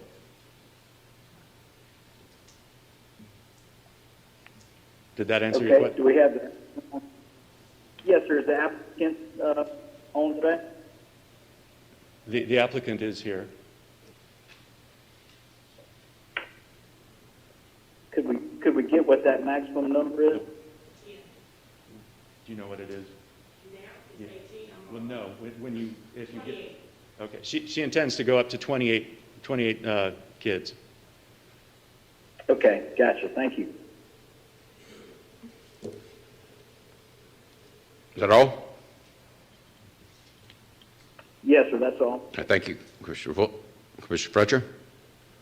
No comments. Commissioner Warrington. Yeah, Mr. Forgy. So in our zoning, do we take into account the size of the structure for, or is No. that a state function that allows the daycare license to a certain number of children? Right. We do not. We look at the land use and whether or not it could support what our zoning allows. If it's between 7 and 18 or 18 and more, we look at the land use and the surrounding land use to see if it could support that conceptually. But since we don't regulate the specifics of the number, that's based on an occupancy and other state rules, whether or not the applicant is even, fit to have that license, we don't evaluate that because we know the state regulates that. Okay. And so have you evaluated just the traffic pattern of, I guess, our parents coming in from Gillionville and then they're exiting the alley? Is that the traffic pattern? I do not know specifically, but we do look at the traffic patterns generally there, and based on the times of operation, generally it's before work, not during rush hour, but it's generally a little bit before rush hour begins, and generally a little after, when most of their clients are dropped off or picked up. So generally speaking, that it's not going to be any more of a burden or dangerous than any of the other businesses along Gillionville Road there. And I think parents will choose to use the alley as well because that probably is even safer access. Okay. And so your 48 trips per day per 1,000, that's just based on a rule of thumb? That's true. We use a trip generation manual, which is a guide that for use like this where they study hundreds of similar uses around the country and do averages. So it's plus or minus, but it's in that ballpark. Okay. All right. That's it, Mayor. Thank you. Commissioner Langstaff? No question. Commissioner Young? No questions. Thank you, Mr. Forgy. We only have one person signed up, Ms. Kimberly Robertson Thomas. Ms. Robertson Thomas, could you come to the podium, please, ma'am?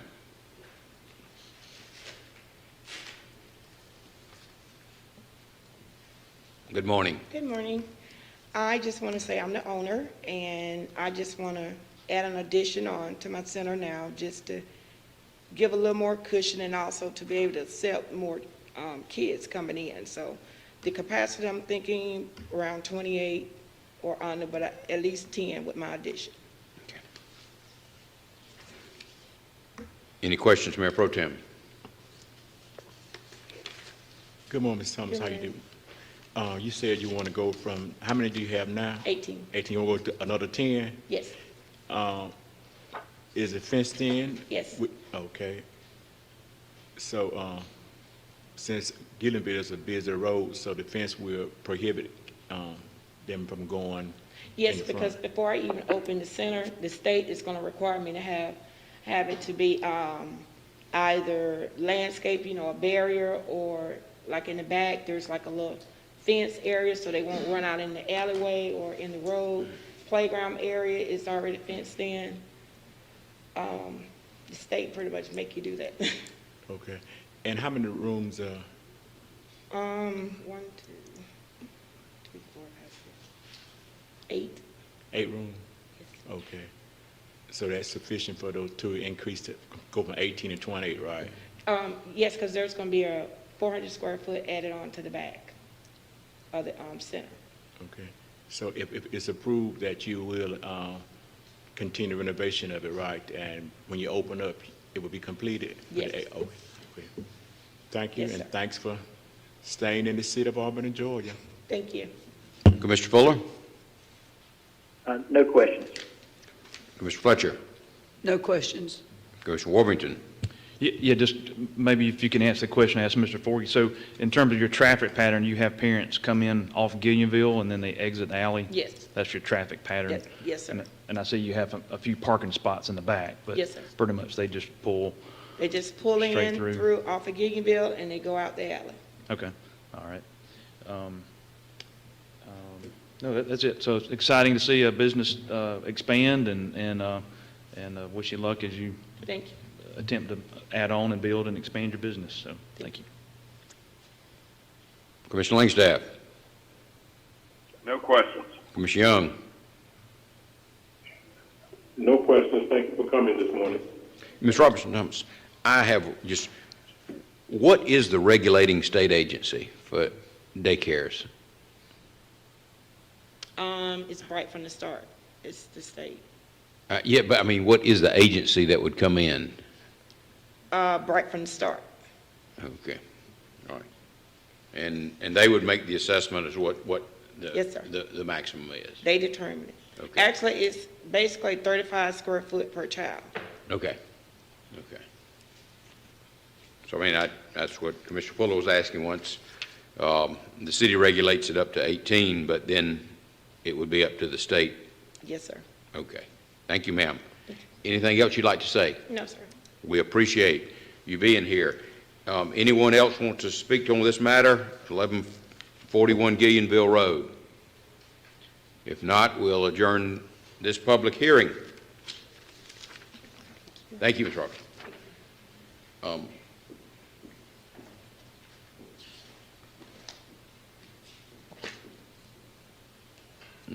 Now we'll hear public hearings, special approval case 20-013, a request to rezone 1719 Parker Avenue.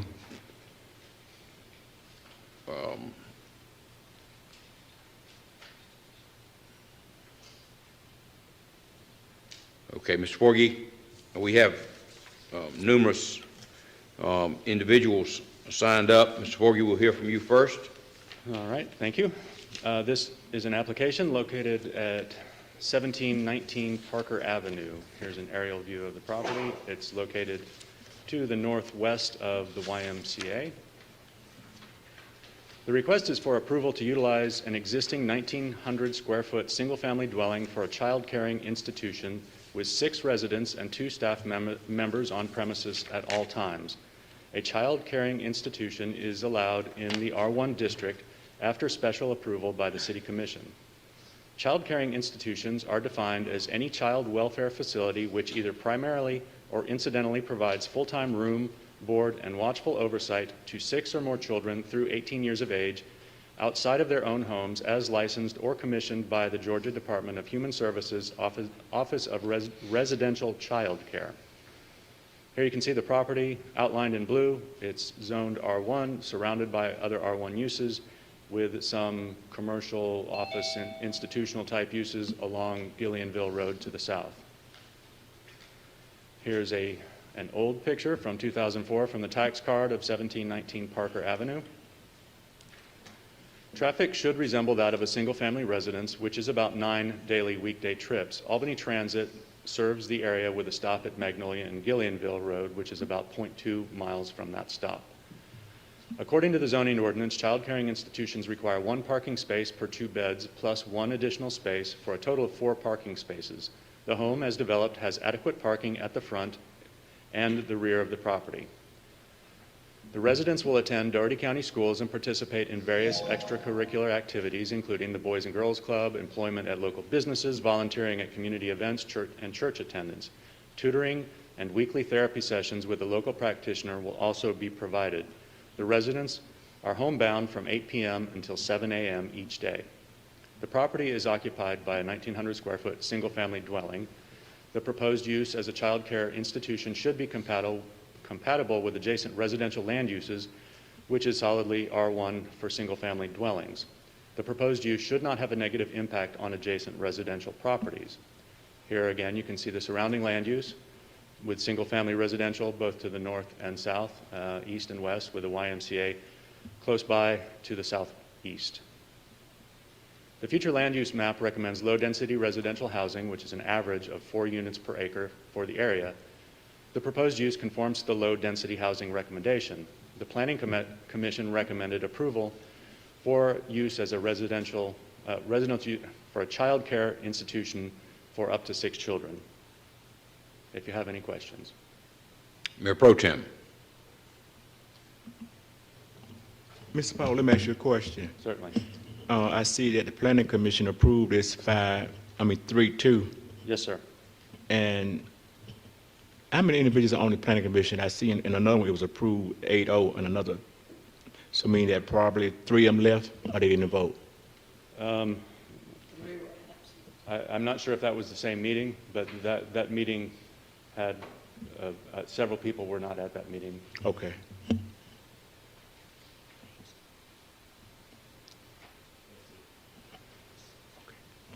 Commissioner Fuller? No questions. Commissioner Fletcher? No questions. Commissioner Warrington? Yeah, I got a couple of questions. First comment would be anytime there's a 3-2 vote, I think it really requires us to really dig into this and really consider. I mean, when you have an 8-0 vote, that's a pretty clear direction, but when it's 3-2 from the Planning Commission, certainly there's more to be considered on this. One question I had for you, Mr. Forgy, if you go back on your slides, you said that this should not have negative impact on neighboring properties.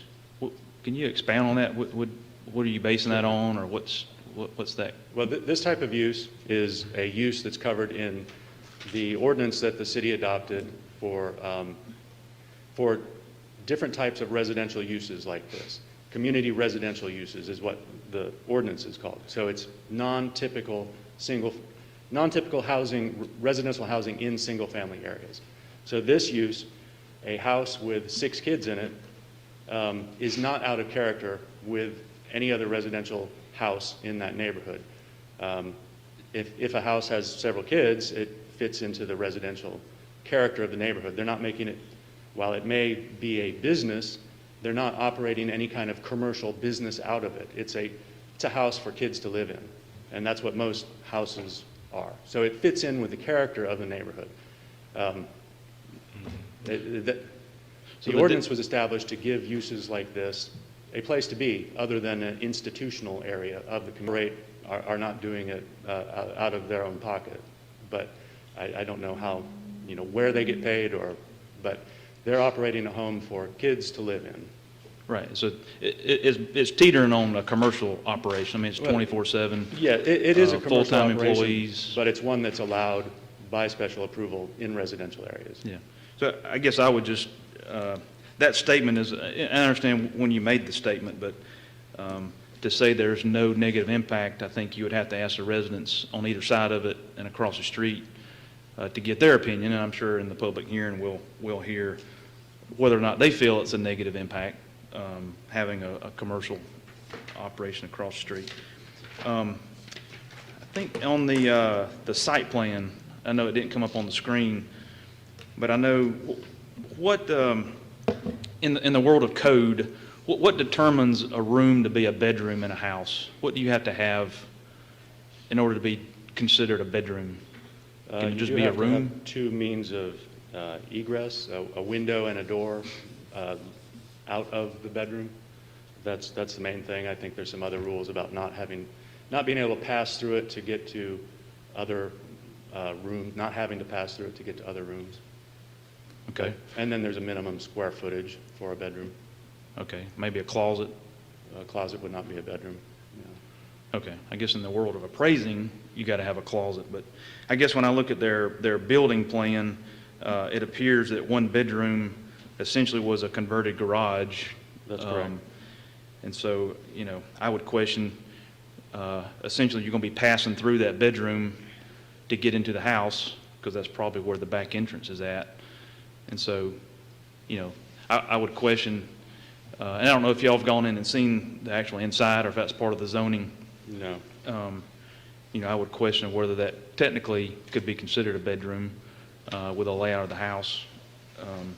And then that changes the Sure. whole dynamic of the development in terms of, it originally wasn't a bedroom, but at some point it was enclosed. Right, and let me point out this, like the other application, is regulated by a state agency, and they have rules about what constitutes a bedroom or not that go beyond what a building code would. So they would evaluate the house, and they would tell the applicant exactly how many clients they could have based on the layout of their structure. So if that converted garage does have any of the issues that you're talking about, they wouldn't be allowed to use it as a bedroom. Okay. Part of zoning is parking, so it appears, I guess there's some back parking and some front parking. Does this lot accommodate the parking that's required for zoning? Yes, it does, and as you'll hear from the applicant, I'm pretty sure that none of these kids are allowed to or will have vehicles. So the clients will not have vehicles. It will just be the people who work there, and perhaps if people are visiting. Right, so I was trying to, in your write-up, they're allowed to have how many cars? 3 cars, 4 cars? I believe it's 4 cars. Okay, so if they have 2 full-time staff, that's 2 cars, and then any subsequent. So you feel like they would be able to abide by that? Certainly, and parking on the street is allowed for any residential dweller. You can park on the street, on the right-of-way, so that would be the same there. They have enough parking on site, and any extra parking could be handled on the street. Okay. Then the last question, for special use permit, that permit only follows the applicant in terms of it sunsets if they sell or they change, or will that special permit be for that property for perpetuity? It's until it's changed, so it is for the property as opposed to the owner. Okay, so if this property is sold in a year, does that special use go away and the new owner would have to reapply, or is that always going to be? If it was the same use, they would not have to apply, but if the use changed at all, they would have to, or if there was a gap in between when the use quit and a new applicant came along, if there was a year gap, they would have to start over again. Okay, so it's independent of the owner. Right. It's only dependent upon the use. The use and the time that it may be vacant. Okay, so this property could be marketed as this use in the future. If a for sale sign were to be put out in the front yard, it could be marketed as a group home instead of a residence in the future. It would have to be a child caring institution. Yeah, child caring institution, that's Yes. right. So we're essentially changing this property. As long as it stays this use, it can be this use forever, I guess, in a sense. Mm-hmm. Yes. Okay. All right. That's it, Mayor. Thank you. Commissioner Langstaff? No question. Commissioner Young?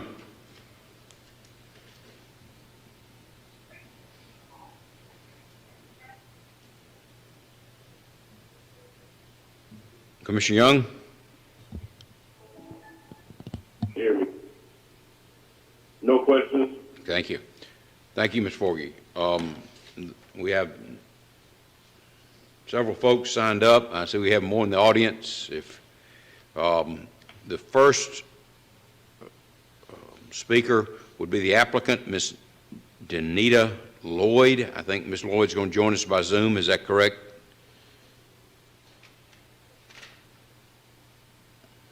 Good morning, Danita Lloyd. I'm here. Can you hear me?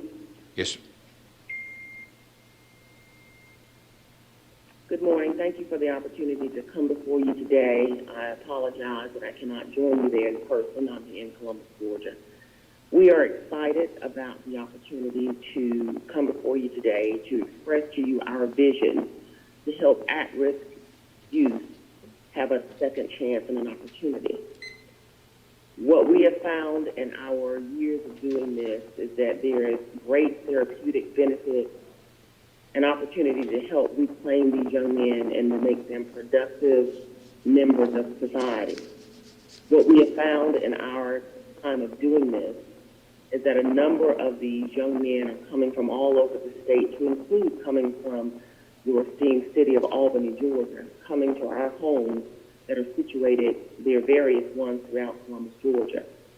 What we see is a profound need to have resources and services right there in your own hometown so that these young men can stay in their own community and still have the opportunity to have their families to visit, because we know that part of the process is for us to partner with the family with the other resources, with the therapists, et cetera, to help these young men reclaim their lives and have a better way to gain employment, to gain useful job skills, to go to school, to have an opportunity to participate in sports, to live a life and to show them what it's like to have a committed group of folks there for their growth and development. And so we are excited about being able to help in a community where there is a demonstrated need for the services that we offer, instead of these young men having to necessarily be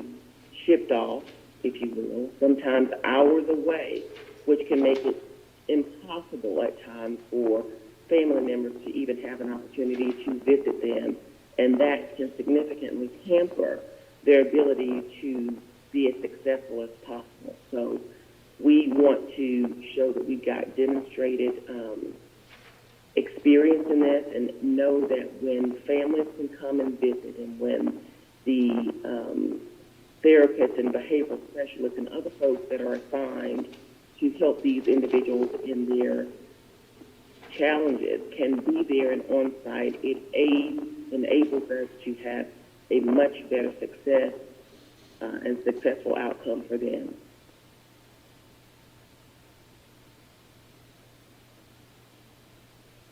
We have, in addition to myself, the actual director of the home, Mr. David Hughes, who is there in your presence today, as well as the owner of the home, Ms. Katrina Patrick, who are also there and able to take any questions you might have. Okay.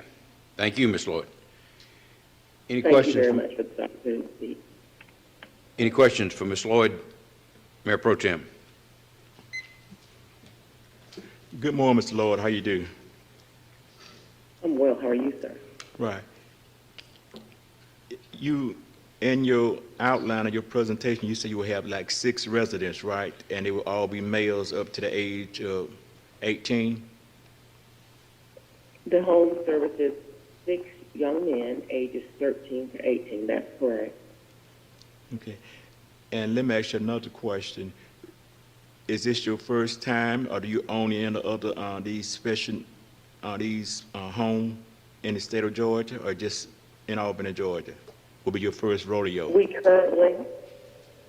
currently have a home in Columbus, Georgia, which is why we know that there are a number of the young men who, because of lack of placement opportunities in Albany, they're having to come to Columbus or sometimes even further away in other parts of the state due to lack of resources there in the Albany, Georgia community.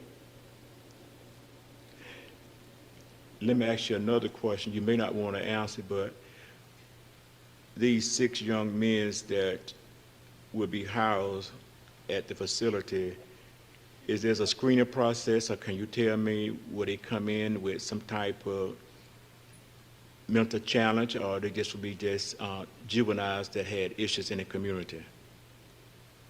Thank you for your question. I'm going to defer that to our director, Hugh, because there's an extensive process that we go through when we decide to accept the placement of a young man in our facility. There are certain things we absolutely will not accept, and there's a whole screening process. So if Director Hughes is there and available, he can speak to more of the specifics, because he works directly with the state agencies and the probation officers to ensure that certain criteria is met.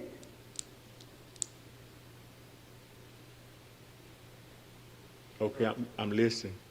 Okay, we'll get Mr. Hughes next. We'll hear from. That's it, Mayor. Okay. Commissioner Fuller? No questions. Commissioner Fletcher? Where did you say your existing facility is at? It's located in Columbus, Georgia. Columbus. Okay, thank you, ma'am. Yes, ma'am. Thank you. Is that it? Yes, sir. Commissioner Warmington? Yep, Ms. Lloyd, so the applicant is Katrina Patrick. What is your role in the business, or your connection with Ms. Patrick? I've worked with Ms. Patrick for a number of years. She is a dedicated professional, and I came on board essentially to help with some of the initial setup of the facility, work in a marketing capacity as well as directly as a caregiver. So I do on-site with the young men that are there. I've worked with them in a therapeutic setting as well. And I'm also part of the staff responsible for hiring and vetting the caregivers who we hire to make sure they meet the criteria that we need to have them in the home, because we are staffed 24/7, and there's quite a bit of extensive training and expertise that we require that our staff has so they can work with us in this facility. So that is my current role there as well on the HR side. Okay, so you're speaking on behalf of Ms. Patrick today? Is she not going to speak with us today? We have the director that is there who handles the day-to-day operations of the facility and the home. Ms. Patrick is also there. The primary spokesperson, however, besides myself, would be Director David Hughes. Okay. So one question I have, and see if you can answer this, is I guess why did you choose this property?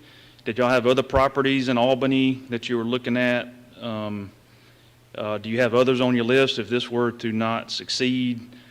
Are you still looking to come to Albany? You have other sites, so I guess just could you articulate why this piece of property? What I do know is that there is tremendous need in the city of Albany for resources and places like this where the youth can get the help that they need. I'd have to defer to Director Hughes and Ms. Patrick to answer the questions in terms of site selection and if there are any other places that they're looking at within the city limits. Okay, we'll defer that question.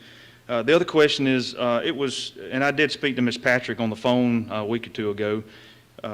It was phrased to me that most of these children in this home are not going to be from Albany. Is that correct? Is it going to be Albany children, or is it going to be children from around the state that's primarily in these 6 positions?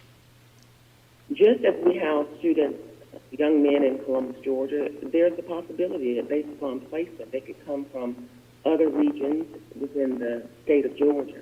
But one thing that we have found is that we've had a number of young men that have come to Columbus, not just to our home, but to other homes within the Columbus, Georgia community because of our experience with the network of homes that are here. And so there are a number of young men that do come from Albany. First place preference would be given to allow those young men that are from the Albany, Georgia community to have placement there, because we do very much want parents, many of whom you need to understand can be economically disadvantaged and not have the financial wherewithal to make a trip, even to Columbus, Georgia. A single parent household where only one person is working, maybe an essential worker, and simply does not have the time and cannot get away to come to Columbus or other places in the state. So one surefire way that we know that success can be given when there is a partnership that exists between the families and the state agencies and the other dedicated licensed professionals that have the expertise and skills to help these young men. So yes, some of them could come from other places in the state of Georgia, but primary preference given to those young men that are in need right there within your own city limits.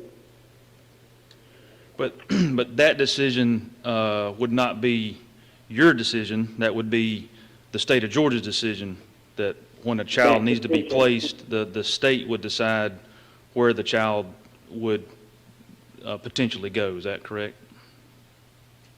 Well, the state can have some insight, but we make the decision. Director Hughes, who the state agencies and the officers to make the determination about which students we accept. So it's not as if the state says you will take this one and we have to take that one. We have a screening criteria that we go through, and we will vet a potential student to determine whether or not we want that young man placed in the home. So it's not a state mandated placement. Okay. And when a child is placed in your home, what's the typical stay? Are they there for, I know every case is different, but I mean, is it 3 months? Is it 12 months? How long, typically is a length of stay? It varies based upon the amount of time that has been given. It could be as short as just a few months because there was an emergency placement need where someone, because of situations in the home, needed a place to go. And so we were that refuge or that place for them to be sent. It could be a more extensive stay that could be a year, up to 2 years. Again, we are a home that can take youth from ages 13 to 18. So we can have someone for a couple, it depends again upon the commitment that has been given to them through the state, through the judge, and how much time they have deemed that this young man needs to have in placement. All right, then my last question is, once a child is placed, I assume you're going to have some house rules. What happens, can a child be removed from the house? What happens when a child breaks curfew, is out, doesn't follow your rules? What happens with that? Well, first and foremost, we have very stringent house rules. We have chores. We have a whole system of accountability that they must use to gain privileges, to be able to do certain things. We have an entire way that we communicate with their probation officers and families to chart their progress. They have weekly counseling sessions with a therapist, behavioral specialist if it's needed as well, and on-site assessment. And so we have house rules that are very visible. They know about them, they read them, they sign off on it. It is a contract. These young men are working to get back to home, essentially. And so they know the rules that they must abide by. And if someone simply cannot follow the rules, yes, by all means, they can be discharged from the facility. Okay. Thank you, Ms. Lloyd. That's all I have. Thank you. Commissioner Langstaff? No questions. Commissioner Young? No question.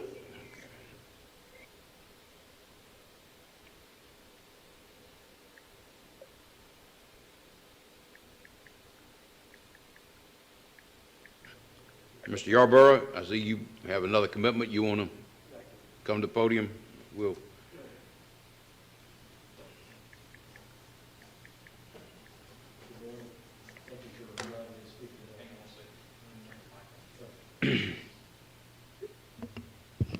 Good morning. Thank you for allowing me to speak today.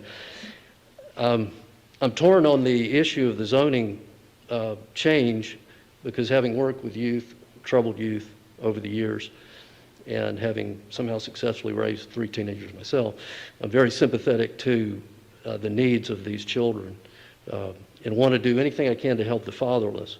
And so their well-being, their future, be supportive of anything that I personally could be involved with. But at the same time, I'm also concerned about the well-being of my neighbors. I live at 409 Lowell, which is at the head of Parker, about 3 doors down from the proposed home. And having talked to some of my neighbors and think about, we want to take care of the young, but we also need to take care of our older neighbors. And we have a neighbor that lives right next door that's very concerned, and we have another neighbor that lives across the street. We have a widow on the corner, another single lady across the street. And so I talked to them and they're concerned. So I wanted to come and be in agreement with them. And having waited out myself, looking at reports from across the country where other group homes have been put in residences like this, most of the reports coming back have been, the ramifications have been negative and the risks seem to outweigh the benefit for having these young people in residential neighborhoods if other locations could be available. And so I would have to oppose it for the sake of my neighbors, just because of the reporting the research I've done, and just the fear factor. The least being their emotional and mental well-being of our neighbors. And I think that that wouldn't be fair or just to put them in that position of being fearful or worried. I've lived in our home for 14 years, and we've had break-ins, we've had, thefts, we've had our cars broken into. And there was one particular time frame where we had some troubled boys in the neighborhood, not in a group home, and they were up to a lot of mischief. And it was brought under control, and things have gotten a lot better. But I want to commend the applicants, for their work, for their good work, and have nothing against them. But this decision to put this in a residential home and in our particular neighborhood, I just, I wouldn't agree with it. Okay, hold on, Mr. Yarborough. Mayor Pro Tem, any questions for Mr. Yarborough? Mr. Yarborough, you said you've been a resident of that area for 14 years? Yes, sir. How long has that house at 1719 been vacant? Do you know? I don't know. I don't know how long it's been vacant. Okay. That's it, Mr. Mayor. Commissioner Fuller? No, sir, no question. Commissioner Fletcher? No questions. Mr. Warburton? Thank you so much, Mr. Yarborough, for coming. I know this has been a long morning for you already, and Oh, no appreciate problem. you hanging with us You're to welcome. come and speak. I appreciate that. Thank you. Commissioner Langstaff? No question. Commissioner Young? No question. Okay, thank you, Mr. Yarborough. The next speaker would be Ms. Patrina Patrick, who is actually the applicant. Ms. Patrick, could you come to the podium?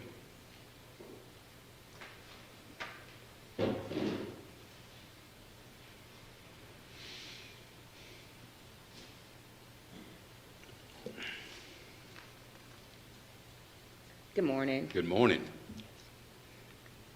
Well, I don't have a whole lot to say. Danita kind of said it all.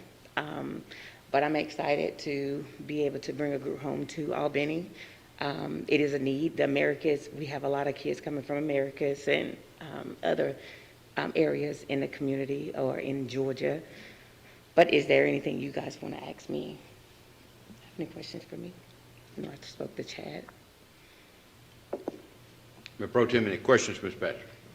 Good morning, Ms. Patrick. How you do? I'm good, thank you. You said that you got other facility. I do, Columbus, Georgia. And we are in a area where it's a lot of elderly. And the boys get along with them very well, or pretty much don't even see the neighbors because they're in the home Okay. at a certain time. Now, these young men that you will be housing, these 6 residents, are they court order or mandated by some juvenile court or what? It could be either DJJ or DFACS. Not sure of the contract that we'll get here. You say you're not sure that It'll be DJJ or DFACS. defects? Yes, sir. Okay. So in reality, they're not, well, let me paraphrase it. Most of them are not coming from like a good home environment, right? Most of them. That's why they need an area somewhere to stay. So that's structured. They need structure. That's what they need. Majority of them. And when did you purchase a home that is at 1719? Well, I'm owner financing it. What was that? Owner financing, like leasing to own. You're leasing a house? That's correct. Leasing to own. Owner financing. Did you, well, I'm pretty sure, did you look at the area, the 1700 block of Park Avenue? I did. And were you aware, well, you may not be aware of it, but you realize that that's a sort of intact neighborhood with a lot of elderly individuals in the home? I do now. But I do now. Not to let my personal feeling get into it, I try to be open and fair-minded. There's a move nationwide is that individuals that got decent home, good home, that we cannot discriminate because of there are certain state laws and federal laws. But my honest opinion, not going to tell you my age, but okay. Looking at the neighbors, I guess that are here, and looking at I visited the area this weekend, and I was impressed about the whole block. Mhm. And would you, as an individual, had a house that probably costs from $100,000 to $150,000, would you want that to be in your neighborhood? As long as it's controlled and the way that I run my facility, yes, I wouldn't mind. And the kids, they need a nice place to stay. We can't, I don't think it's fair to them because it's an older neighborhood and it's a $150,000 home that we should say they don't belong there. I don't think that's fair to the kids. They deserve to live in a nice community and have a decent life. And that's only fair. But I understand where you're coming from. I get it.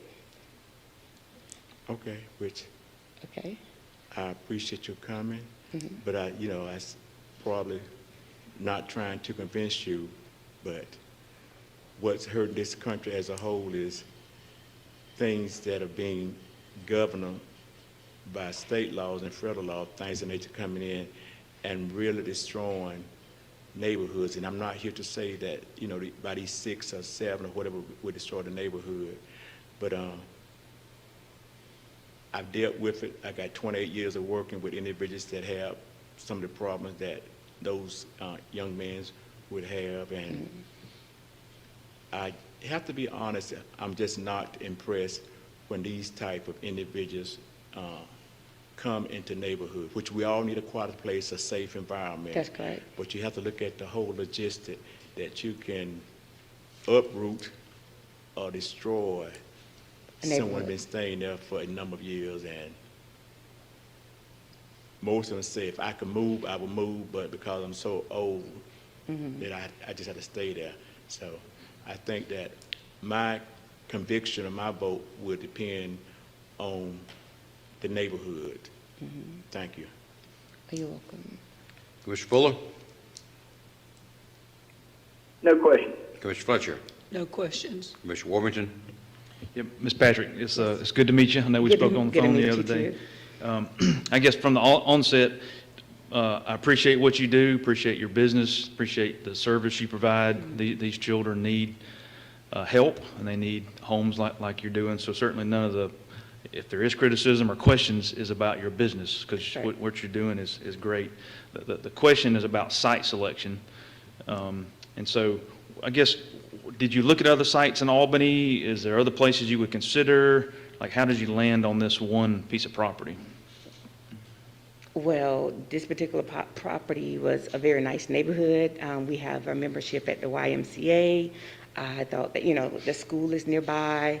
It was perfect. I thought it was perfect because we don't do much. We go to the park, the YMCA, and schools nearby. So I just thought it was a perfect idea for the youth. That's why I just loved it, because mainly I think because of the YMCA and the school being so close by. Okay. Walking distance. And I guess to kind of answer Commissioner Howard's question, this house was a foreclosure house. Is that correct? Yes, yes. I remember I am leasing to own. So I don't know the status of the previous, who just purchased it. Mr. I can't even remember his name now. So it was a foreclosure. I mean, it's public record. It's on the Okay. tax record. So certainly, I guess, financing and the value probably had a part to play in your decision because of the low purchase price of the house. Of 120, I don't think that was kind of low to me. That was pretty much what everybody else said the price is, right? What you said, 120? 120, yes. Oh, that's your price with the current owner? Yes, that's correct. Okay. Well, So it's not like I paid a little bit of money for it. Yeah, the current owner got a Yes. really good price on it then. Maybe Okay. the owner did, yes. Yep, okay. I So didn't did you get- have other sites that you looked in Albany, or is this the only one you looked at? Well, I looked at other homes, but this is the only one I chose. I chose this particular home, like I said, because of the location. Okay. So if this application doesn't work out, you don't have a Plan B or a I don't Plan have a Plan C B. for Albany? Because I've been paying mortgage there since May March, my apologies, since March. Okay. All right. Have you spoken to anybody on the street, any of the neighbors? No, I have not. I know one neighbor is upset that lives next door, but I really want to ensure her that she would not have an issue with our youth at all. They are in the house before dark. They are not even allowed to go outside by themselves. They're not unsupervised ever. Like, they're never unsupervised. And that's why it's 2 employees at all times. So they can't, the least they could do is probably go to the trash and put it by the road. That's it. These kids are supervised all the time. And like Danita spoke, it's an extensive training that each employee has to go through in order to even work for us. Okay. Okay? All right. Yeah, thank you for coming down and meet with us. Thank you. Mr. Langstaff? No question. Ms. Young? Thank you for coming this morning, ma'am. No question. Okay, thank you. Thank you, Ms. Patrick. Good morning. Am I out of order? This is Danita Lloyd to make a final comment. Well, yes, you are sort of out of order, but we'll let you make a final comment. All right, thank you for giving me that indulgence. I just wanted to piggyback off of what Ms. Trina Patrick said, and I know the gentleman that earlier spoke from a neighborhood perspective. One thing that I can share with you all is their success stories, and they will absolutely warm your heart. Even today, I get text messages from some of the boys who have successfully graduated from or completed the program. They're in school, even though now it's virtual, but before it became virtual. They're working jobs. They call to check in on me. And for them to even call to check in on me to say, hey, Miss Danita, how are you doing? And I'm like, you know what, life must have really made a difference in your life. And they're like, yes, ma'am. Lighthouse is about bringing light into the lives of at-risk youth. The young man that spoke earlier said that there was some disruption and things that had happened in his neighborhood, and he mentioned that that was not even from group home kids. So one thing I want to say is that kids that are not supervised, even in a non-group home setting, can cause disruption to neighborhoods. One thing that we have is constant oversight by adults who are trained. There are 2 staff on the premises in addition to those other outside professionals who come on site and that are there working in the home with them. So again, many of these young men are not there because they had a criminal issue. They're there because mom may have had too many kids and nobody was able to properly be taken care of, and they needed a place to go where they could get food, shelter, clothing, and housing. And they were given to us, or we had an opportunity to select them so they could come in and finally have the semblance of a 2-parent household with 2 adults that are there, that are nurturing, that are helping with homework, that are helping them network with people in the community to get jobs, that are connecting them with coaches to help them with athletic abilities, that are helping them with any remediation they might need academically, who are helping them to look at life beyond a group home and looking at basically how to continue on in their lives. So again, I would hope that you all would not group us into some of the overall statistics about group homes and realize that we have actual success stories and would love an opportunity to help the youth that are there in Albany and could potentially come into other places, help them to succeed and actually have life in their lives. Thank you for your indulgence. Yes, ma'am. Thank you. Next, Mr. David Hughes. Mr. Hughes, could you come to the podium, please?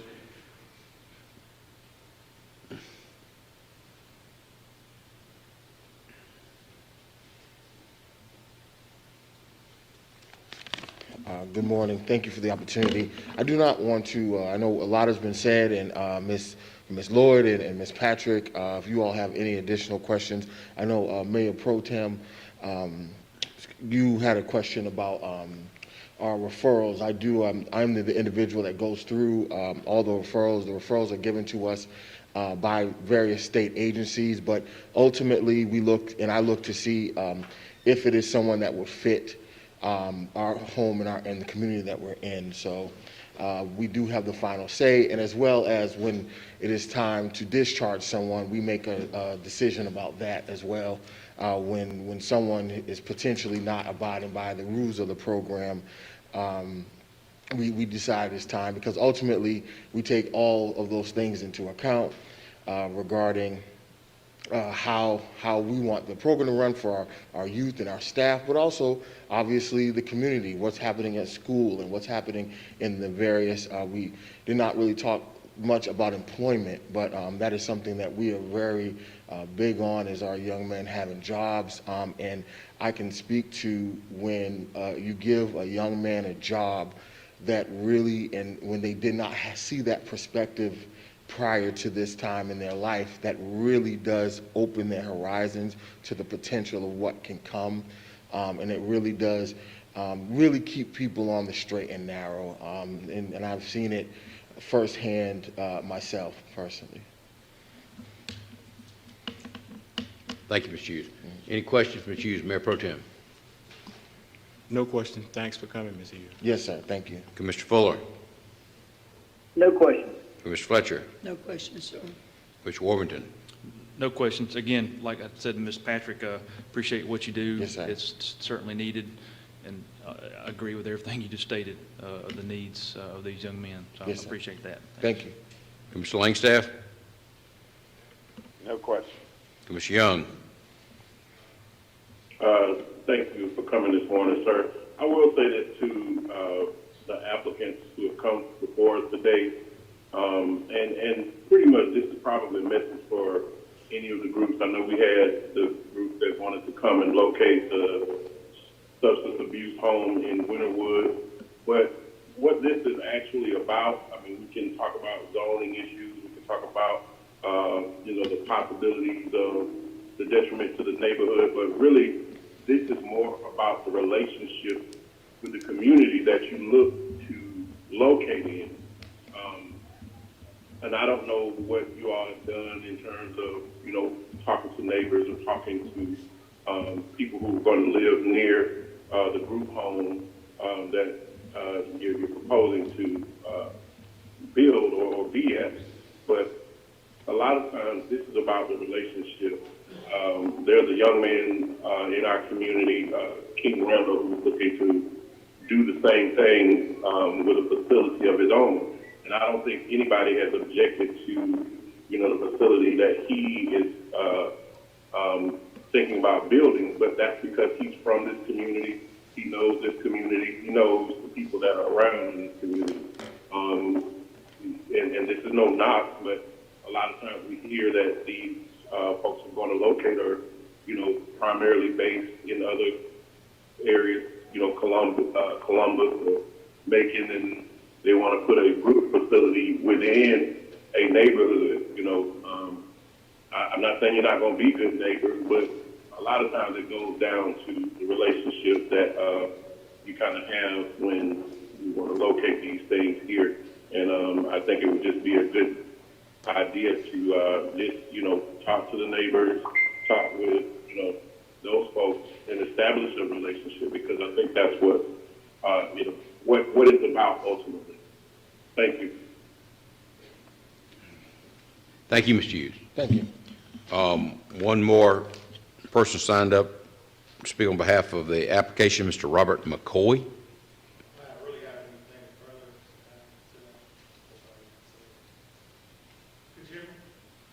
You said you didn't have anything further? Okay. Well, I mean, you certainly have signed up. You have the opportunity to speak. You just want to waive that? Yeah, I do it because it's kind of redundant because they law that's not. Okay. Well, okay. Thank you, Mr. McCoy. The residents, we have two residents signed up, Ms. Lavora Hall and MacArthur Rouse Jr. I see we have other residents here. Any other residents want to speak, or we just here to, okay. Jed, you want to ask whether they, yeah. Well, sure, but, I mean, everybody else is fine, just, okay. Ms. Hall, could you come to the podium? I think in general, as Ms. Lenore's coming up, I think it's great just to see residents come. Not everybody wants to publicly speak, but certainly I appreciate everybody that has come out and supported this public hearing with your presence. So.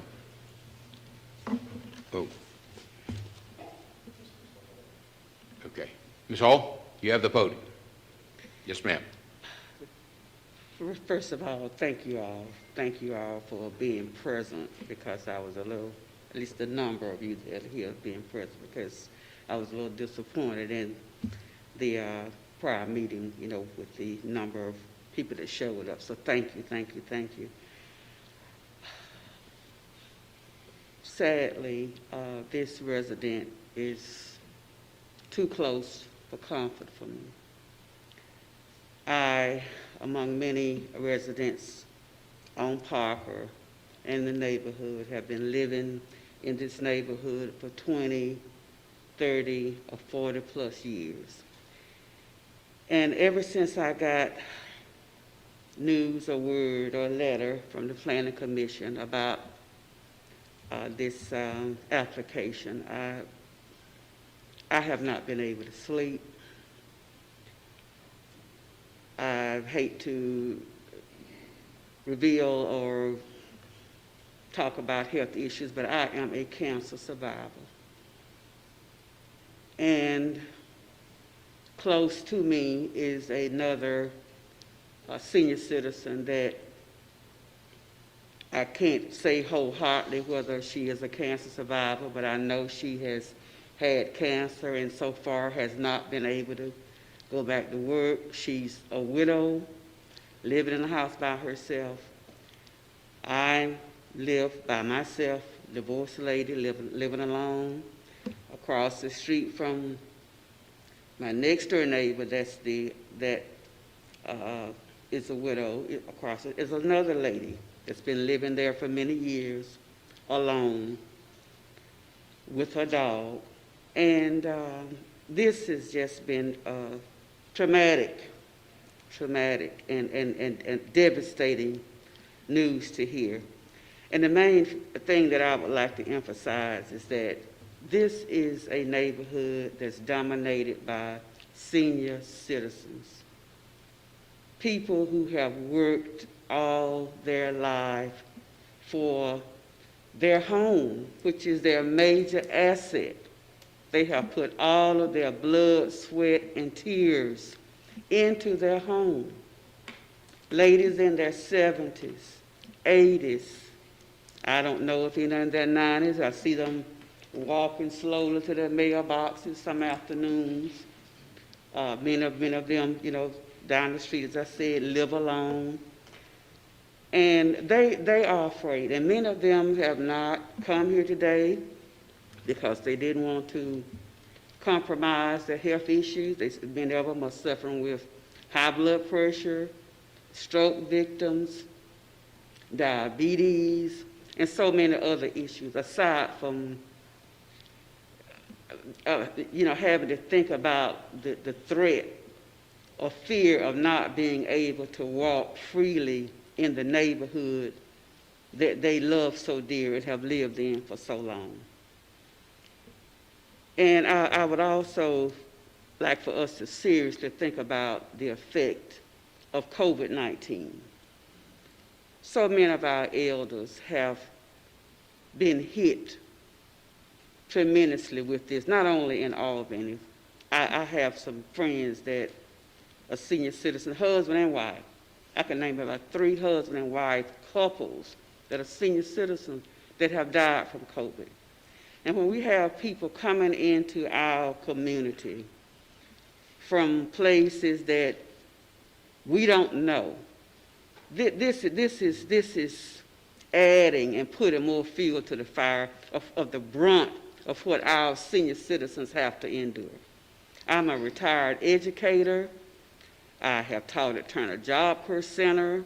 I've dealt with supposedly at-risk children in the Dougherty County school system. I retired from the Bibb County school system. There is nothing anyone can tell me about these children. I love them. My heart goes out to them. But children are going to be children. And you cannot, no matter how hard you try, how much supervision you have, try to put a child in a prison. You can't do it. And I'd like to add, I have also worked in a group home part-time, teaching in the daytime, Monday through Friday. Friday night at 12 o'clock, I'm at the group home out here off of Raven Spring Road that many of you may be familiar with, if it still exists. I work there part-time from 12 to 8 a.m. in the morning, Fridays, Saturday night, sometimes Sunday night, back up on Monday morning, shower and taking a dress, putting on clothes at the group home, going to work at the school. And from that experience, I have had to run at midnight behind these children. I have had to run. Many times the staff, there's supposed to be two, yes, because where I work, there was supposed to be two, but guess what? Many times only one shows up. The kids are supervised, but children are going to be children. You cannot put them in a prison. They have a mind of their own. These children are going to be between the ages of 13 and 18. It's very difficult to keep them confined, no matter how hard you try. I know, because I've worked on it a part-time for some years, and it's very difficult to do. So please, keep in mind the situation with COVID, and as I said, how our senior citizens are still suffering, behind the COVID-19 crisis. And a property value. There is no doubt in my mind that all of us will have our property value decreased, our insurance rates increased, and we have no idea what the tax situation may be. Children have their whole life ahead of them. Our senior citizens, we don't know how long they're going to live. And the main thing we're asking is for us to be able to live without having to be fearful and wondering from day to day whether someone somewhere is going to interfere in our livelihood, our way of life, or threaten or jeopardize whatever it is we have spent our life trying to build.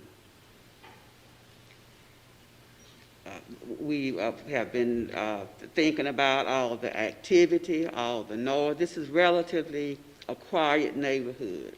We really don't have very much traffic. At night, you can almost hear a pin fall. But we have had some criminal activity. I came home about 2 years ago and my back door was kicked in.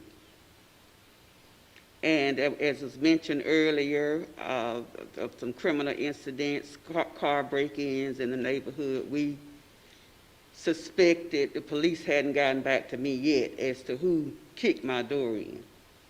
But I've heard some rumors in the area that they suspected that there were some teenage boys that probably didn't go to school that day that, did these car break-ins, or could possibly have kicked my door in. I never got an answer or response from the police department.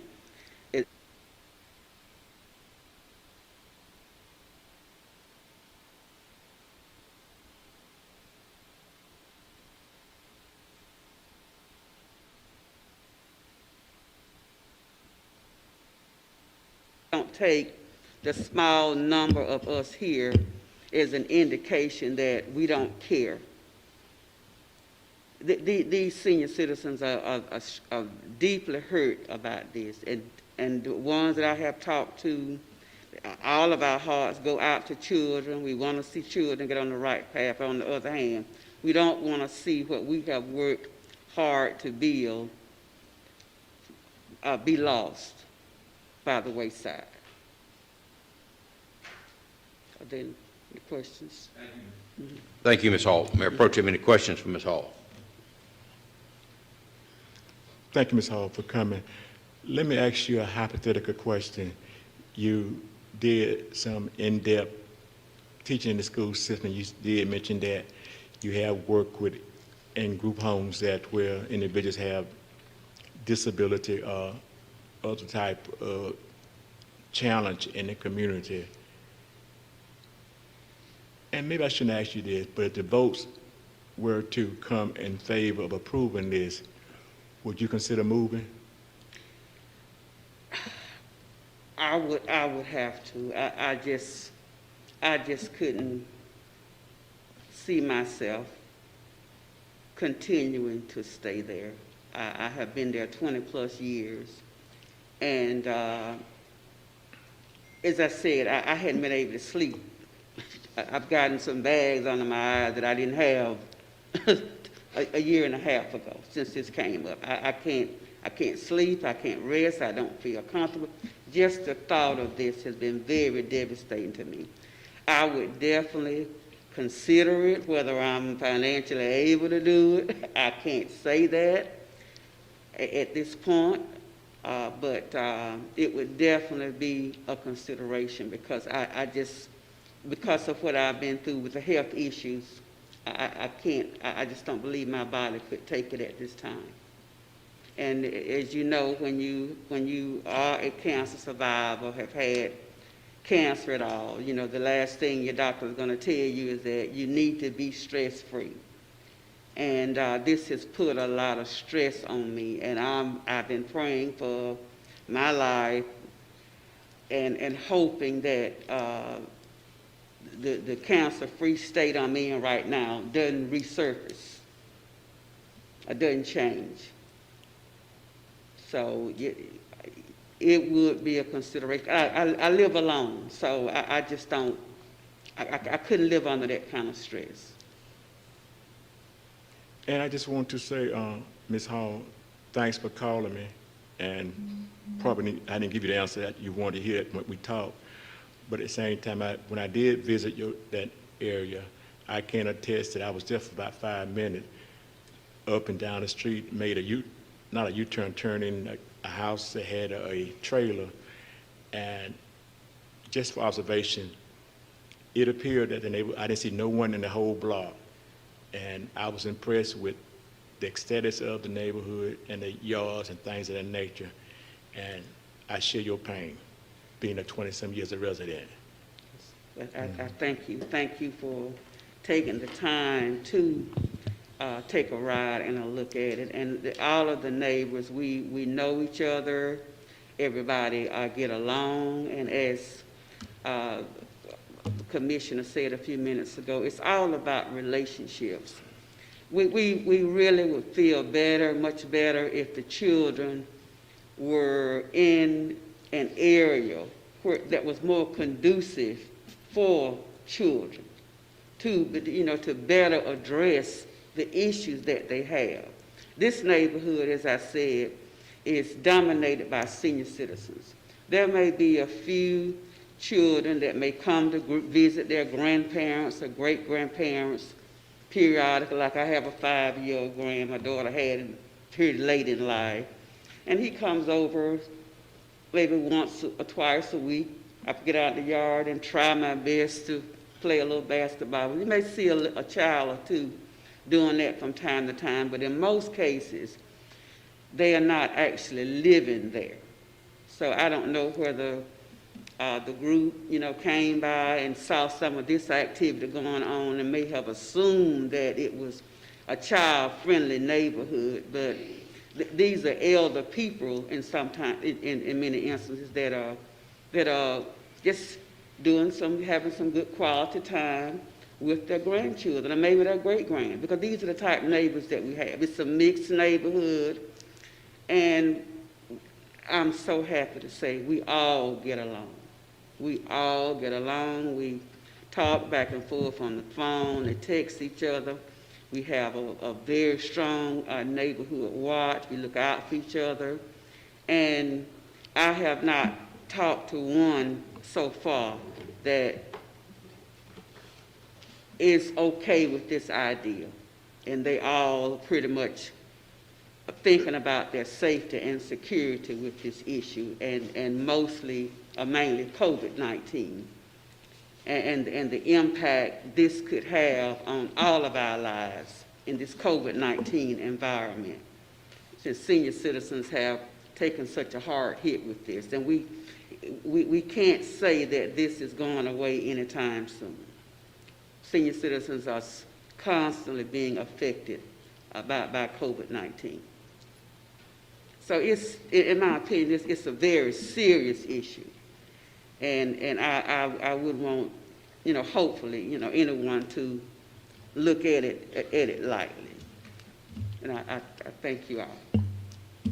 Ms. Hall, let me give you some words of advice. Okay. Don't worry and get some rest. Thank you. Whenever the decision's going to be made, you still got to live. Thank you so much. Thank you. Thank you so much. Thank you all. I truly appreciate you all's time. The only thing we want as senior citizens right now is to have some peace, quietness, and tranquility. And we, so far, we've done that in that neighborhood. We've tried to keep it up, and that's all we want in the future. And we wish the children well. We wish these children well. It's nothing about these type children that I'm not familiar with, but I don't even feel that they would be comfortable in that environment. And I really wish that the owner would have taken the time to talk to us and maybe looked a little harder and deeper into the vicinity or neighborhood before selecting this site. Mr. Fuller, any questions, Ms. Hall? No question. Mr. Fletcher? Well, I'll just thank you for coming, Ms. Hall, and if you are stressed, you wear stress well, because you look pretty today. And, we do not consider this a small group. We understand that you probably represent an entire block, and each person here represents an entire block, and sometimes you might see the way the Planning Commission votes for something, but really it stops here, and it makes a huge difference to us when you take the time to come and tell us your side. So thank you for coming. You know for a fact stress is one thing that you do not have in your life to continue beating cancer. So stop the stress. I will. Thank you, ma'am. I thank you all so much. And cancer is no joke. And as I said earlier, we have several elder, old ladies, widows in the neighborhood that have serious, I don't know if you can get more serious than cancer, but very serious health issues. And just please consider the young people, their life is ahead of them. Our life, we're just trying to maintain and live the rest of our days out peacefully. Thank you all so much. Commissioner Warmington, any questions? Yeah, Ms. Hall, I would just like to thank you for your courage to come out. I would say this is one zoning issue that's been straddled by COVID. And when I say straddled, it started before COVID. The Planning Commission meeting was March the 6th, right before. And so I am so sorry that this time period has just been weighing on you, and it's very unfortunate. But I think when you think of COVID, had this public hearing been in March, the room probably would have been packed. We would have had 2 to 3 times most of the senior adults on your street would come out in a heartbeat.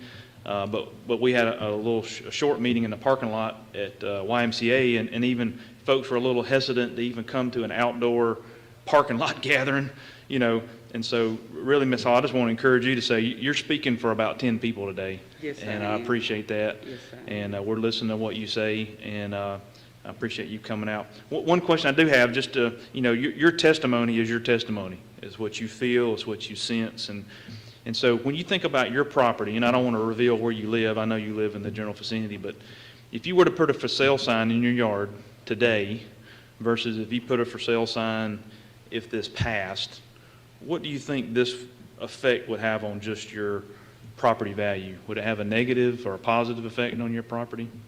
It's no doubt in my mind that it would be a negative effect because of what the whole nation is going through, and the first thing that they would be looking at is the activity, the traffic, the visitors, the support people that it's going to take coming in and out on a daily basis to keep this home going. It is going to be a lot. And the gentleman mentioned, you know, that they're able to park on the street.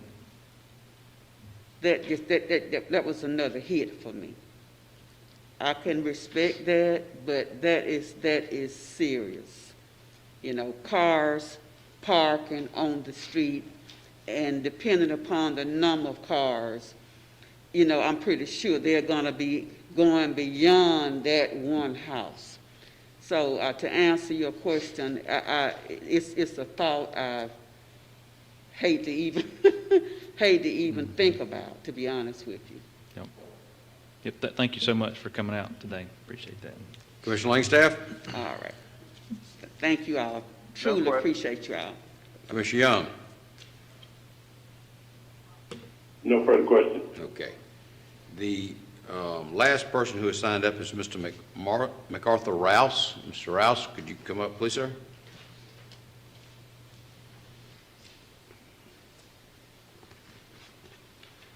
Good morning. Good morning. I live at 1722 Parker, and I really don't think it's a good idea for them to put this in this community. I've been there for over 16 years now, me and my wife. We both are retired, and it's just a nice community where a lot of elderly people are there. We take pride in our homes. We take pride in making sure our yards look good and our houses are kept up. You know, if you ride through our neighborhood, you probably won't see anyone, but you'll see nice, well-kept-up yards and everything, because we take pride in it. And most of us there, to my knowledge, are elderly, retired people that just want a quiet, nice neighborhood that we can just live and enjoy our lives in. And I really think with this business coming in there, number one, I feel that it would pull down the value of our homes. And we work very hard to keep our homes, the value up and everything. The tornadoes came through and tore them up pretty bad, but we all worked hard and got our homes back up. And like I say, we just take pride in our homes.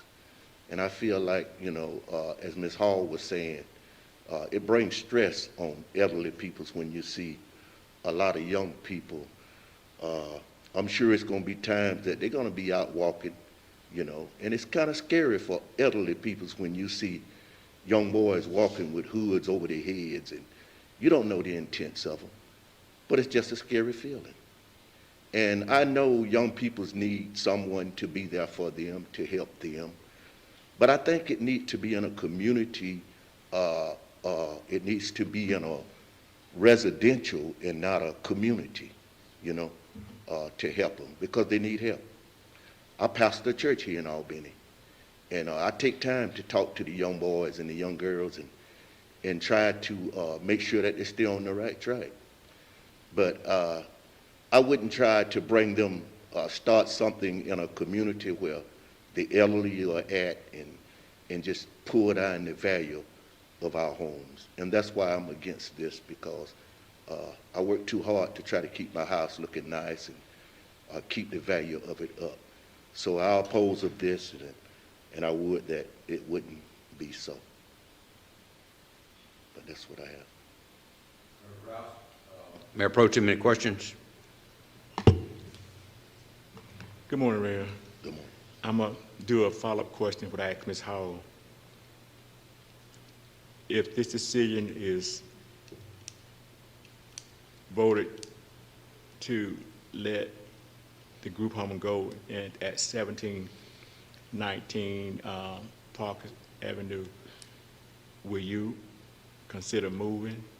And in the second part of the question, thanks for being honest when you say about senior citizen, not only senior citizen, but when we see a group of individuals, you know, as senior citizen, whether they male or female in a crowd, you sort of do get a little unease. And I don't know your age, and which that's not important, but it's the time that we're living in now, is that the generation needs some structure. And I can attest the biological clock is clicking for you and I and the rest of us in this room.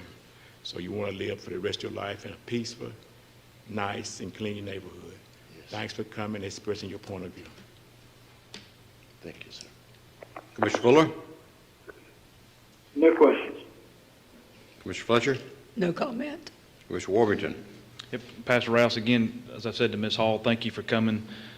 You're speaking for a lot of people. I know you're speaking for your wife. She was at our meeting and she had a lot to say, and appreciate you coming to be the voice for folks on the street. And you very clearly articulated your feelings and testimony and what you felt about this. So I appreciate you coming.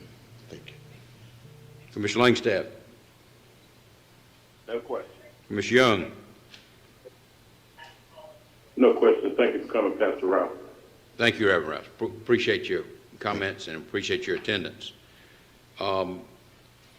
Anybody else want to speak? I see there's several neighbors here, but just for the record, could I ask those in attendance, other than Ms. Hall and Reverend Rouse and Mr. Yarborough, who are here in opposition to this application, to stand, and we'll make note of that.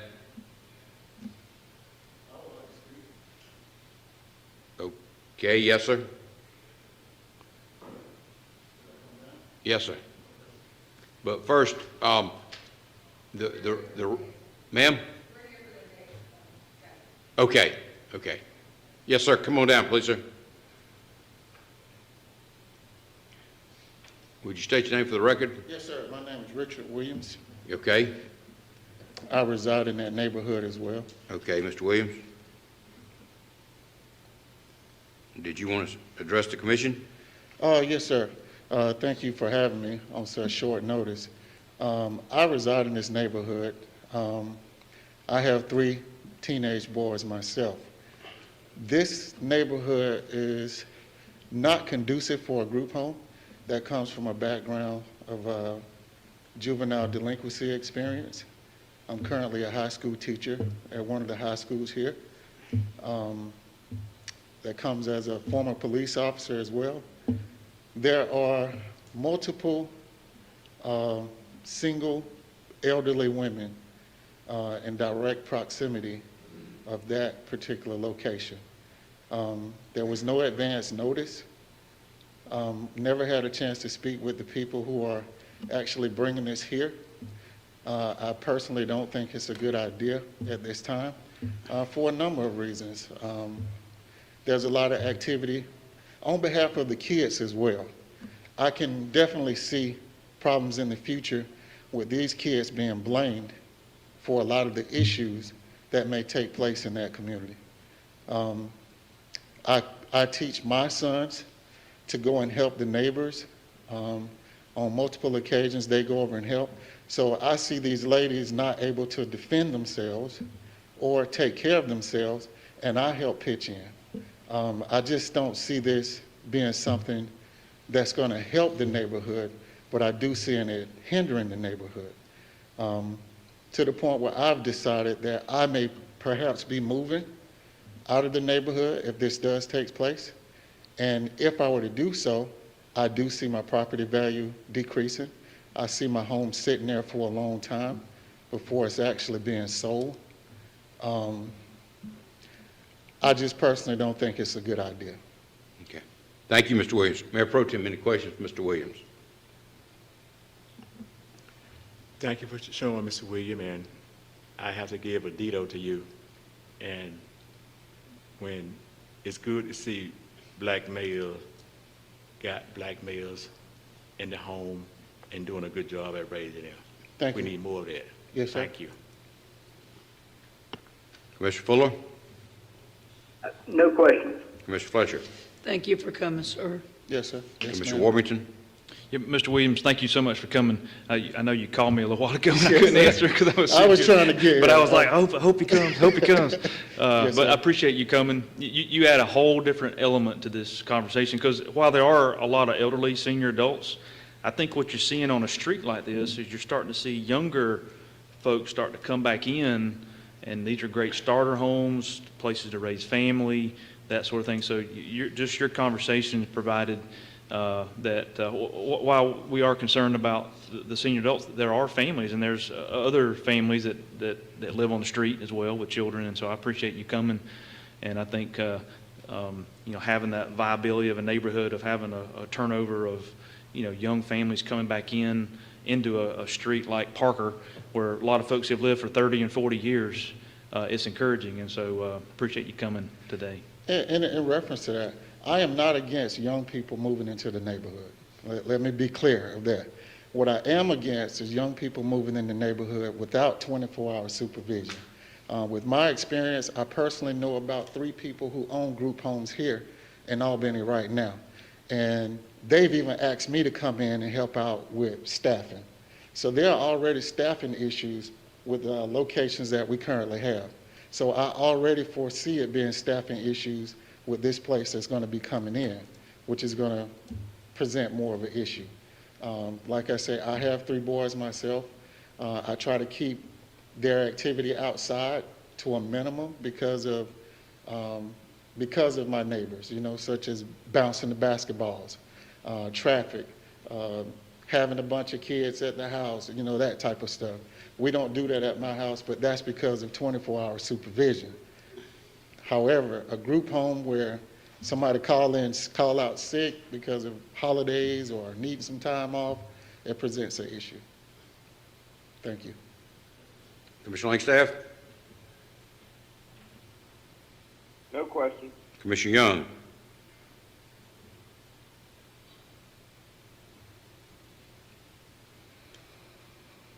No question. Yes, I appreciate you coming, Mr. Williams, but I do want to say things. I think we need to point out that the applicant has assured the commission that there would be 24-hour supervision. I understand what your concerns are about the staffing issues, but also you mentioned the juvenile delinquency. I think what's been represented is that some of these children come from the juvenile court while other children are coming from DFACS, which indicates they're coming from have been neglected or even abusive environment. So not all the kids were coming out of the juvenile court, but I do understand that's a legitimate concern. But thank you, Mr. Williams. Yes, sir. Okay, that's all the people we have to speak on 2013-17-19 Parker Avenue, correct? Okay. With that, we will adjourn the public hearing on special approval case 2013 and call the public hearing for 20-016. It is an application for special approval to rezone the property at 2022 North Harding Street. Same issue we had on the Gillionville property.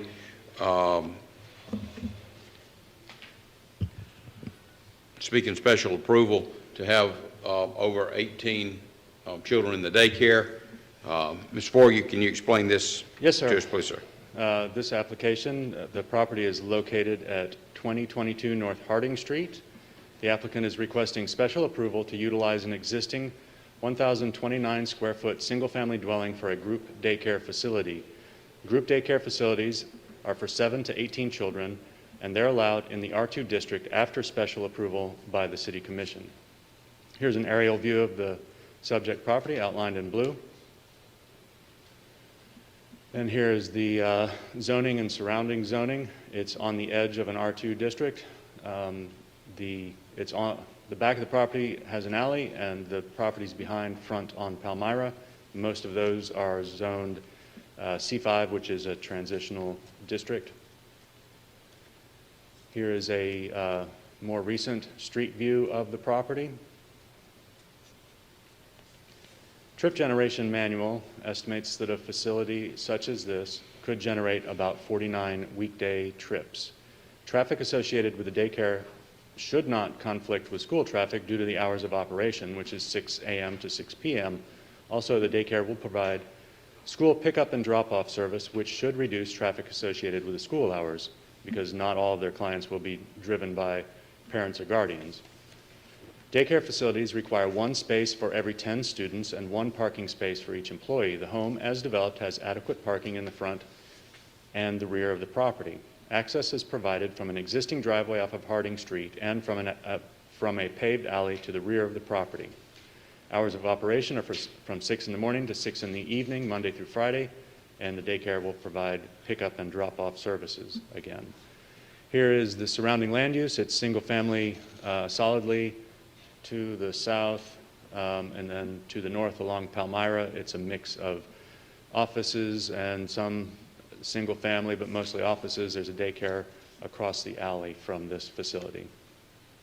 The property is occupied by a 1,000 square foot vacant single-family dwelling. After improvements to the property, it should continue to maintain its residential appearance and compatibility with the adjacent residential neighborhood. Employees of nearby medical and commercial facilities and children attending nearby elementary schools could benefit from the services provided by the proposed group daycare facility. The future land use map recommends low-density residential housing, which is an average of 4 units per acre for the subject property and adjacent area. Commercial uses are primarily recommended to the northwest along Palmyra Road.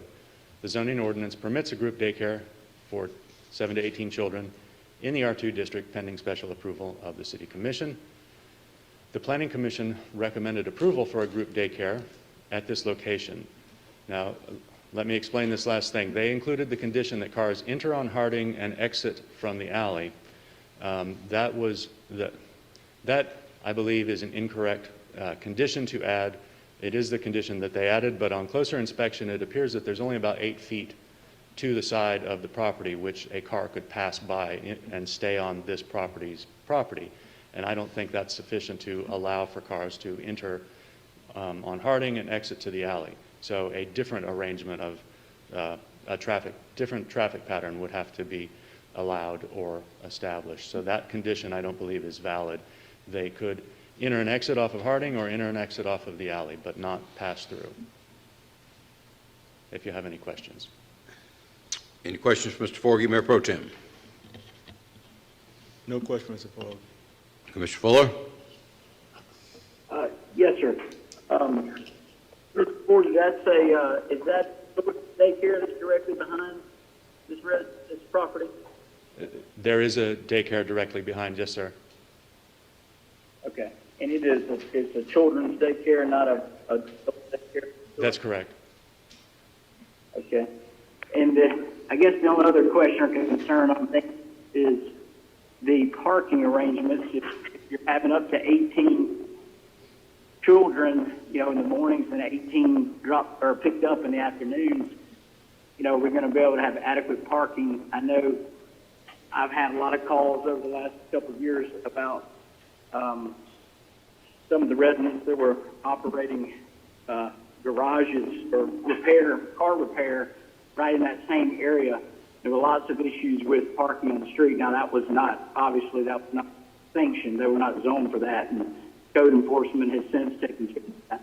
But I know it was causing a lot of congestion on the street, and just think that we ought to consider that about the parking and how it would work entering and exiting. Like you said, it doesn't sound like they can cut through and get to the alley. That's all. Thank you. Commissioner Fletcher?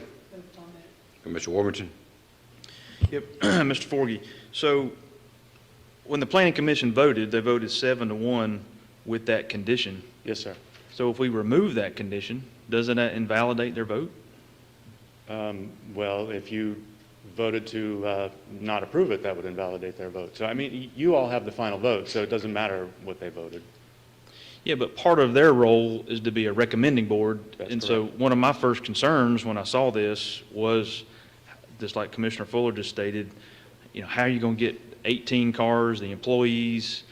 And if you look at the picture, the front driveway is just two strips of concrete.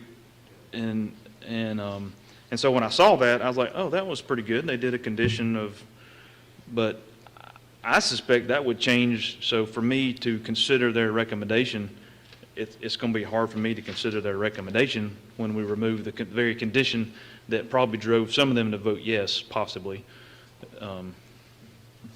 That's true. From a staff perspective, we've reviewed the road, and there's not a lot of cars that park on the street, so in the mornings and the evenings, the road could certainly support a few cars parked on the street or entering from the alley, entering to the driveway and backing back out. It's a regular residential road. We feel that it could support it, and that was our initial recommendation. At the meeting, the condition came up because we were working off incorrect information. So that condition was brought up. And yes, it would be invalidating their decision to do that. A different arrangement for addressing any parking issues, if there are any, or egress issues would have to be put on the table. Okay. I just think traffic, and maybe I don't know if the applicant's going to speak to us, but I think traffic pattern, how you're going to get cars in and out, where they park and that sort of thing, I think is a critical. One other question I had is signage. If passed, are they allowed to have a sign in the front yard? They can have, all residential areas can have a certain amount of signage, so they can have the same amount of signs that any other residents could have, which is very limited. Okay, so if I had a little small business in my house, I could put a sign in my front yard if I Well, groom animals? That's a different thing. If you had a home-based business, you're not allowed to have a sign in your yard. This is a different animal. Yes, it's a business, but the home-based businesses are a completely separate thing. So if you operated if you were an accountant out of your house, you could not have a sign. But if you have, it could be that the daycare prohibits a sign, but in all residential areas, if you want to have a political sign or whatever type of sign out in your yard, you can have up to 6 square feet of signage in your front yard every day of the year. So they could, that's in 3 different signs that can be no larger than, I think, 2 feet each. So you can have 3 2-foot square signs in your front yard if you choose to, that say anything. Okay, so typically the character of those would be, for an election or a short period of time. I guess what they would be allowed to do is put a pole in the ground with concrete, put a light on it. No. Change the character of It of wouldn't be that allowed section. to be lit, and it has to be limited to the height. I can't quote you the sign ordinance at the moment, but it would have to be exactly the same as any other residential property owner could have, but it couldn't be lit. Okay. All right, that's it, Mayor. Thank you. Commissioner Langstaff? No question. Commissioner Young? No question. Thank you, Mr. Forgy. We have 2 people signed up. First, the applicant, Ms. Rosa Green. Are you with us, Ms. Green? Could you come to the podium, please, ma'am?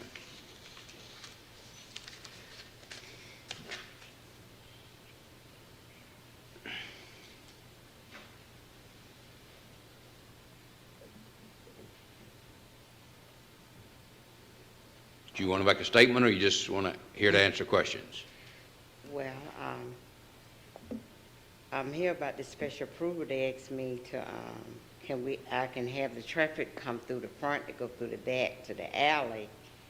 And by all means, whatever I need to do, I can abide by that for the daycare.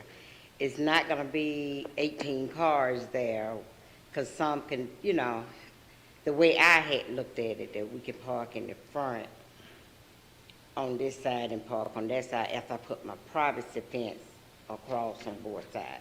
I'm gonna put a fence inside of a fence to section everything off from the set. Okay. Mayor Pro Tem, any questions for Ms. Green? Ms. Green, from reading what the planning commission voted on, you say up to 18 children will be there? I don't know, it's really up to the state. When they come in, they have to come in. It might be 7, and, I mean, it's really up to the state. So, I wouldn't know how many they are allowed to keep. So is the house, how many rooms does the house have?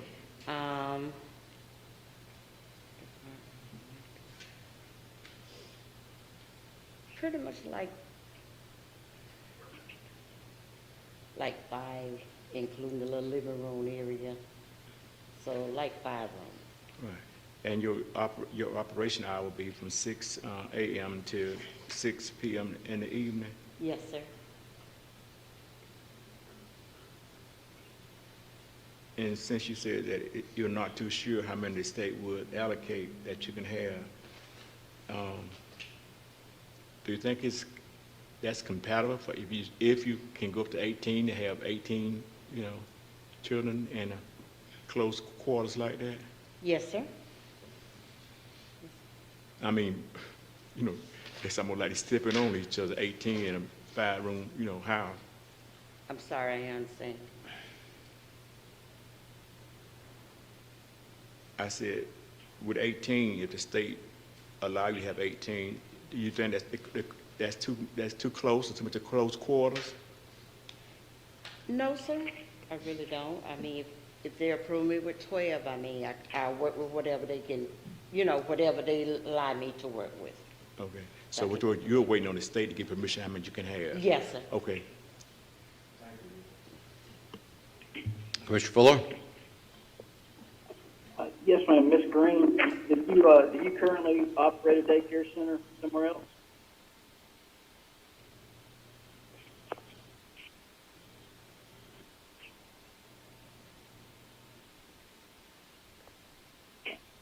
I'm sorry, I couldn't hear if you responded. I asked if you currently operate a daycare center somewhere else. Yes, I do.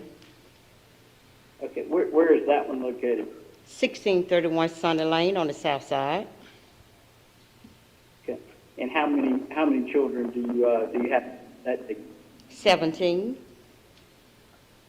Okay. All right. In this property, it's 1,029 square feet, 3-bedroom and 1 bath. Would you think is that adequate? And I guess the state may regulate that, but is that adequate for 18 children? Yes. Okay. So one current property you operate is that? Well,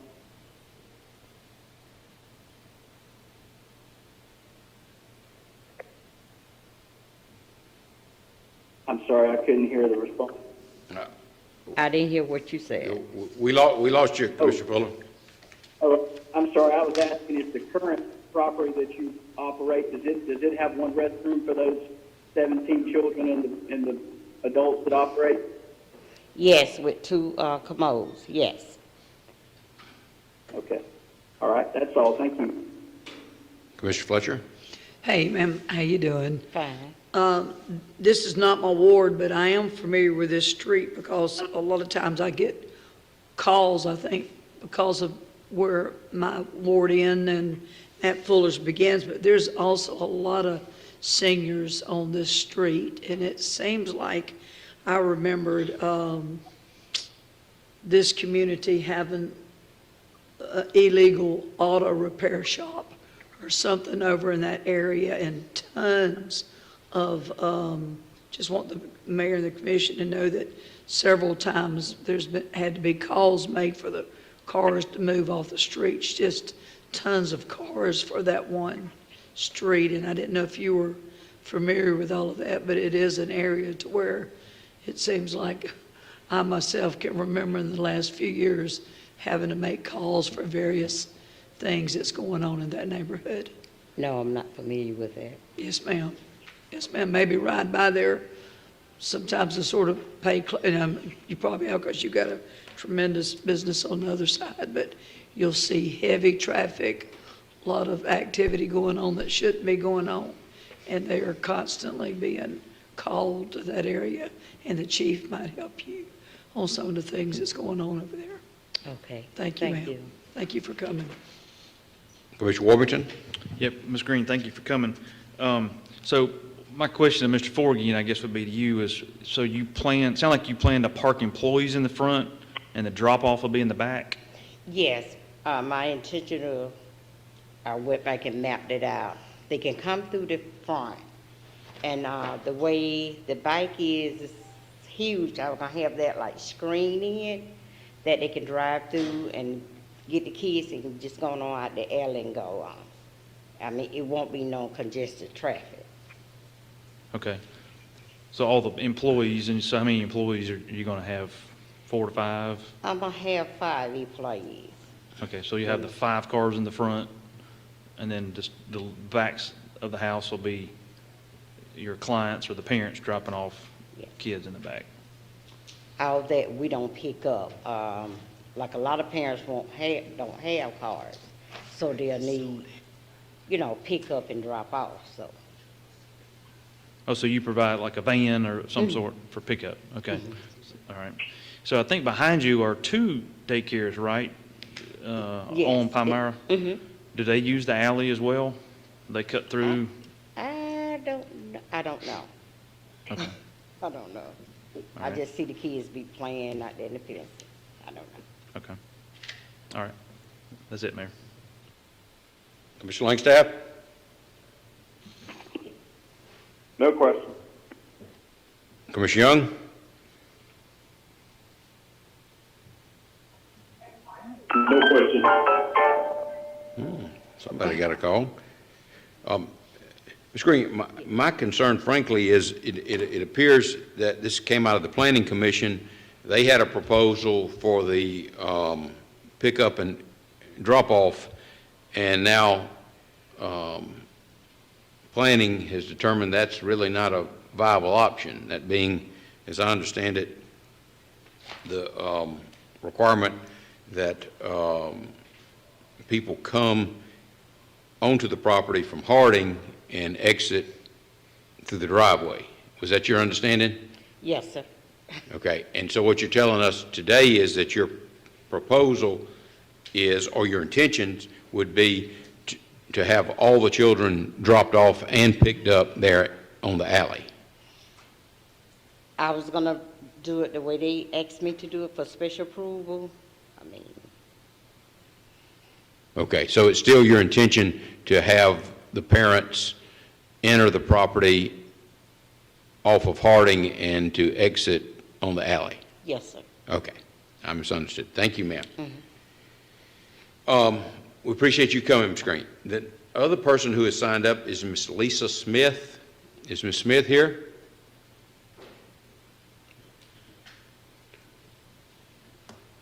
Good afternoon. Not yet.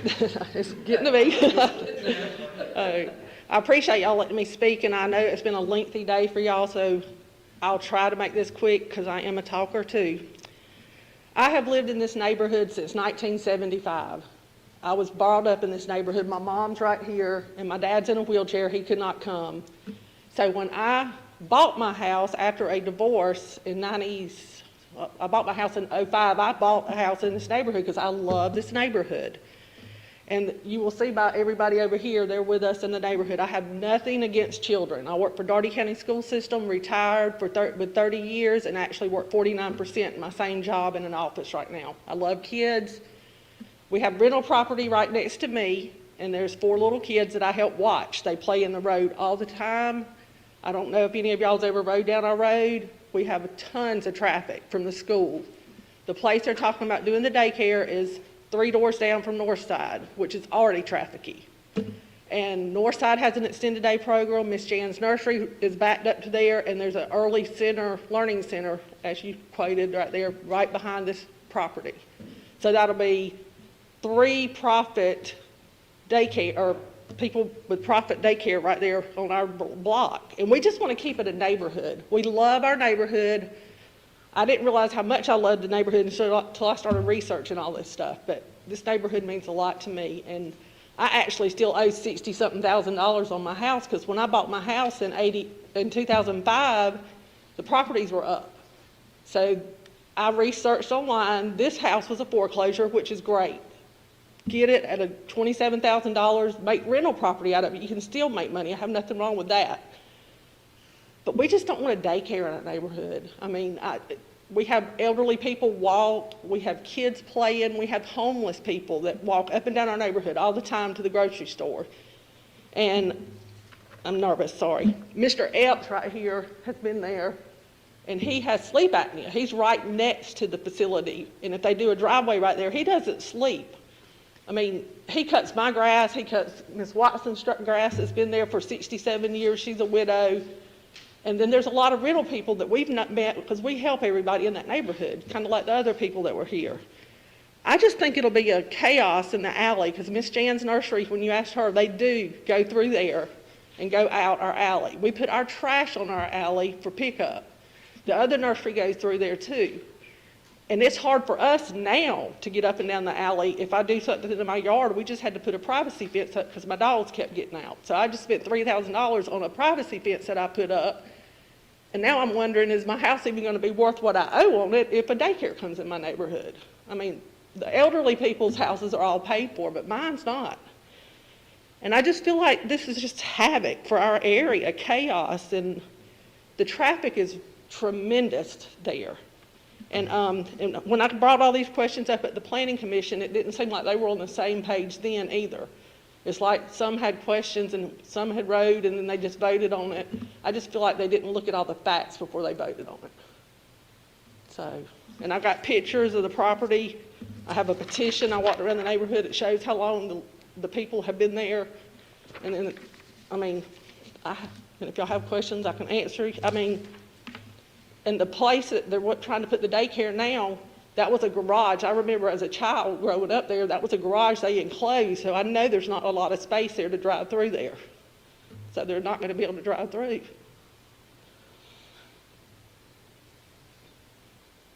Mayor Pro Tem, any questions for Ms. Smith? Can I look at the picture, Mr. Smith? Yes, sir.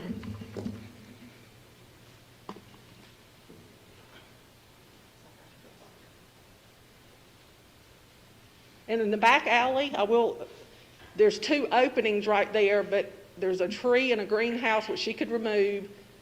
I just don't see a way that they're going to be able to, without chaos back there in the alley and in the front of the road, I don't see how they're going to go in and out of there.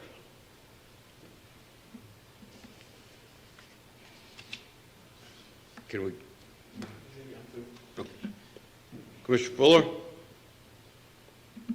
No questions. Just thank you for coming to speak today. I know you love your neighborhood. Thank you. Commissioner Fletcher? No questions, but thank you for coming. Thank you. Commissioner Warburton? Yeah, how many signatures do you have on your petition there?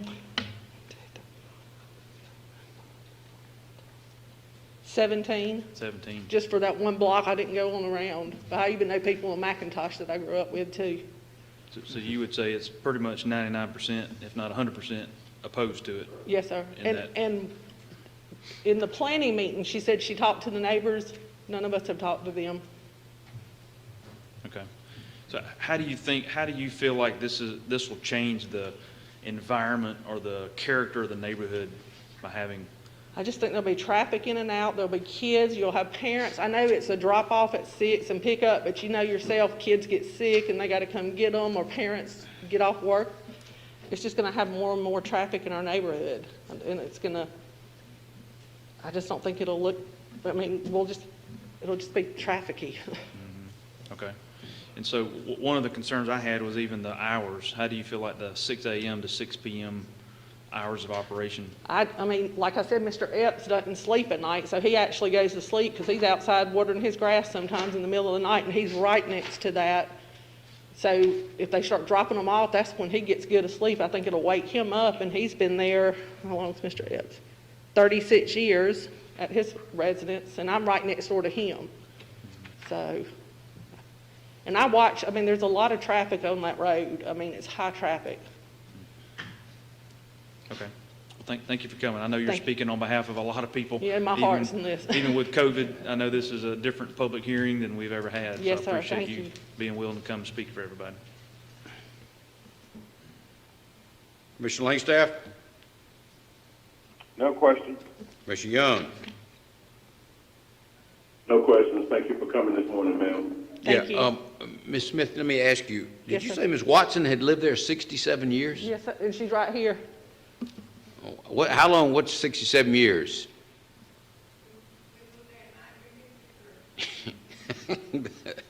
That's a long time. Okay, could we have that petition and we'll put that in the record? Yes, sir. I have an email and a copy of a letter from Mr. Epps. Thank you, Mr. Smith. And what we'll do is if we could get the clerk's office to make copies and we'll just circulate that to the commission. Would that be okay, Ms. Kelly?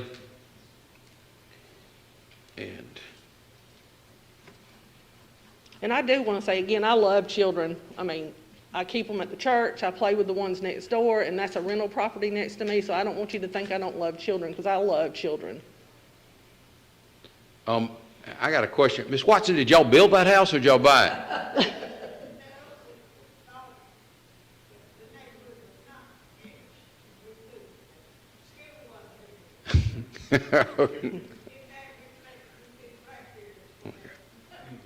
I won't ask you the question they asked before. You can consider moving if they put the date.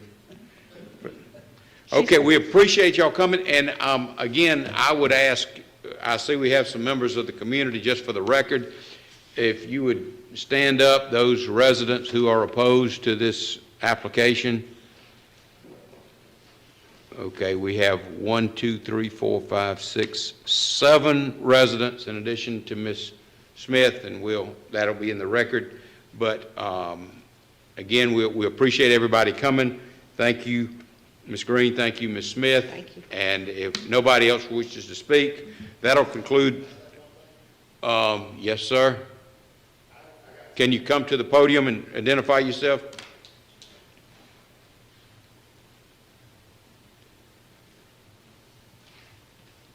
My name is Ron Duckworth, and I got the same yard as Miss Green's yard, is size-wise. I cannot get 4 cars in my front yard parked, and after she builds a area in the backyard, there's no way to get more than 3 cars parked if you come in and just park at a normal angle. Miss Jans has got 2 outlets, and the other nursery's got an outlet, and that's already 3 funneling out, so there's no way you're going to pull in there and park and get out in the afternoons. So, I mean, I'm just saying parking is going to be a big issue. Your name again, sir? Ron Duckworth. Duckworth, okay. Yes, sir. Thank you. I live across the street with the same size yard. Okay. Mayor Pro Tem, any questions, Mr. Duckworth? Thanks for coming and expressing your point of view. Thank you. Mr. Fuller, any questions for Mr. Duckworth? No questions. Okay. Mr. Fletcher, any questions, Mr. Duckworth? No questions. Commissioner Warrington? Thank you, Mr. Ron, for coming to speak to us. Thank you. Keep your eye on Miss Watson. I know she needs somebody to. She's watched me grow up over the years. All right, Thank y'all. Thank you. Correct. Commissioner Langstaff? No question. Commissioner Young? No questions. Okay, we'll conclude the public hearing on application 2016-2022 North Harding.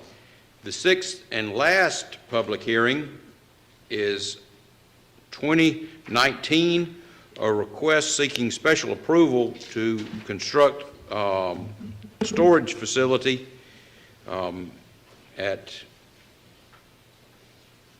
605 East Oglethorpe. Ms. Forgy, you going to help us with this, please, sir? All right. Still good morning. This property located at 605 East Oglethorpe. Here's an aerial view of it. It's just to the north of the ASU Stadium. The applicant is requesting special approval to construct a self-storage facility on a 4.25 acre tract. New construction will provide about 89,000 square feet of storage space in multiple buildings. Construction is planned for 2 phases.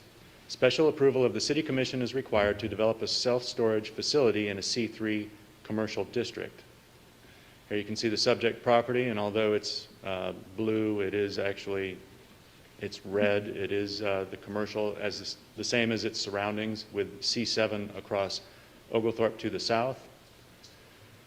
Oglethorpe's road capacity currently has a total capacity of about 31,500 trips per day, and in 2019, the capacity was at 26,000, so there's still a good bit of capacity left in Oglethorpe. The trip generation manual estimates that there would be about 134 weekday trips generated by this facility if built. The property has access from East Oglethorpe Boulevard. Access will be limited to one driveway. The other existing driveway will be closed. Warehouse facilities must provide one parking space for each 2 employees on duty at any time. 2 to 3 employees will be on site, which will require 2 parking spaces. Parking will be provided in front of the proposed offices. The facility will be opened daily from 7 a.m. to 9 p.m. Office hours will be from 9 a.m. to 5 p.m. Monday through Friday, and 9 a.m. to 12 p.m. on Saturdays. Here's a site plan. There is a combination of sizes, and also some of them will be climate controlled. Here's the surrounding land use. The railroad is to the north of the property. There are warehouses and auto dealers to the east and west on the same side of Oglethorpe, and to the south on Oglethorpe there's the ASU Stadium and other auto sales related. There are some apartments that are being built to the southwest. The proposed use should be compatible with the adjacent commercial properties. The Georgia and Florida Railroad right-of-way joins to the north, and the proposed self-storage facility will not encroach on any residential neighborhoods. The future land use map recommends commercial development along the north side of East Oglethorpe. The proposed use is consistent with this recommendation, and the Planning Commission recommended approval for this. If you have any questions of me. Mayor Pro Tem, any questions? Mr. Forgey? No question. Is the developer here? The engineer is Oh, here. okay.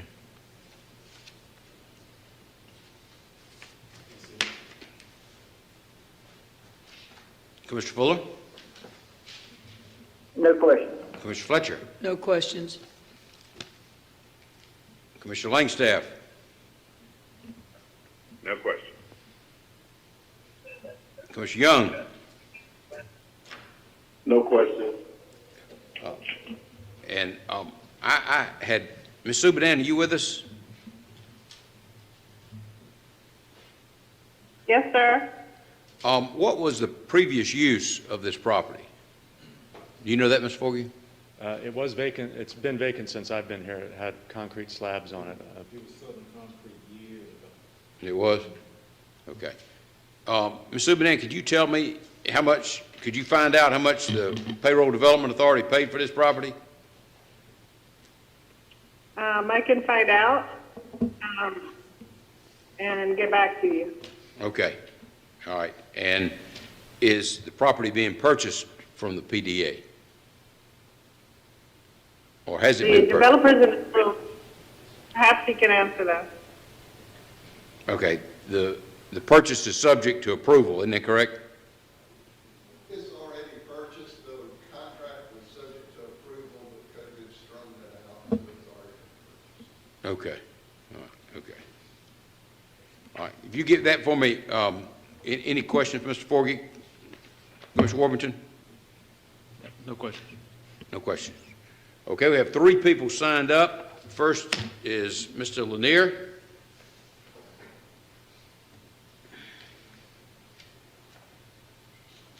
All right, thank you. I'm Todd Lanier with Lanier Engineering. The other 2 that have signed up are the owners, developers.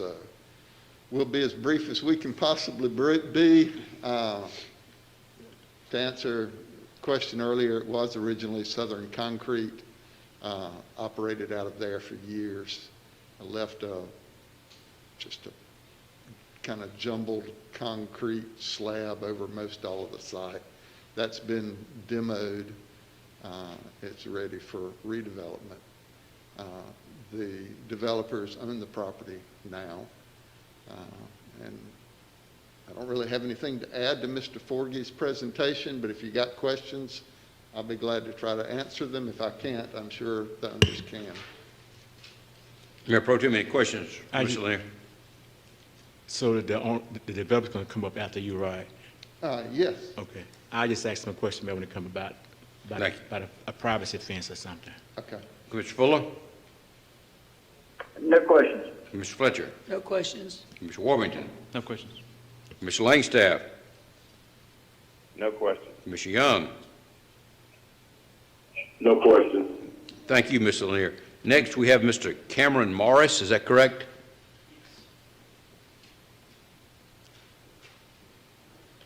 Good morning, Mr. Morris. Good morning. Hope you all are doing well. My name is Cameron Morris. Live, work, eat, and play here in Albany, Georgia. Is Millsby Circle, is that in the city or is it county? That's in the city. Okay, all right. It's in the Well, city. Go ahead. And so my business partner, Clint Udy, and I both operate 2 self-storage facilities currently here in Dougherty County. One down on Radium Springs and one off of Mock Road on Short Street. We have a definite need for some additional space, especially with Albany State, I would say, taking up at least 20% of our, 20 to 30% of our occupancy at any given time during the year. We, of course, look forward to expanding our office space, meaning we would like to move our current space on Radium and make our featured nice open retail space on Oglethorpe in order for us to service our customers, provide some additional rental utilities such as some boxes, hand trucks, trailering, and whatnot to assist in the moving process. And so we intend to kind of look forward to opening an office area for egress, ingress, and customer support there out of our new Oglethorpe development. Be glad to answer any questions. Thank you, Mr. Morris. Any questions, Mr. Morris, Mayor Pro Tem? Mr. Morris, Yes, sir. this is on 4.5 acre. When it's to give me a visual appearance, would it be fenced in like the one down there on Radium Spring Road? Repeat that. You're saying is the Once it's finished, would you have a fence around it? or- Absolutely. We intend to fence the facility at the very beginning of the development with the erection of the buildings. So the entire 4.25 acre property will be fenced at the very beginning of the process. Okay. And you will have security cameras there, right? Yes, we'll have lighting, LED lighting on all of the buildings that will be constructed. And on those, of course, each individual building will have cameras assisting that, absolutely. Okay. So lighting and cameras on all the buildings. Okay. Thank you, that's it. Mr. Fuller? No question. Mr. Fletcher? No questions.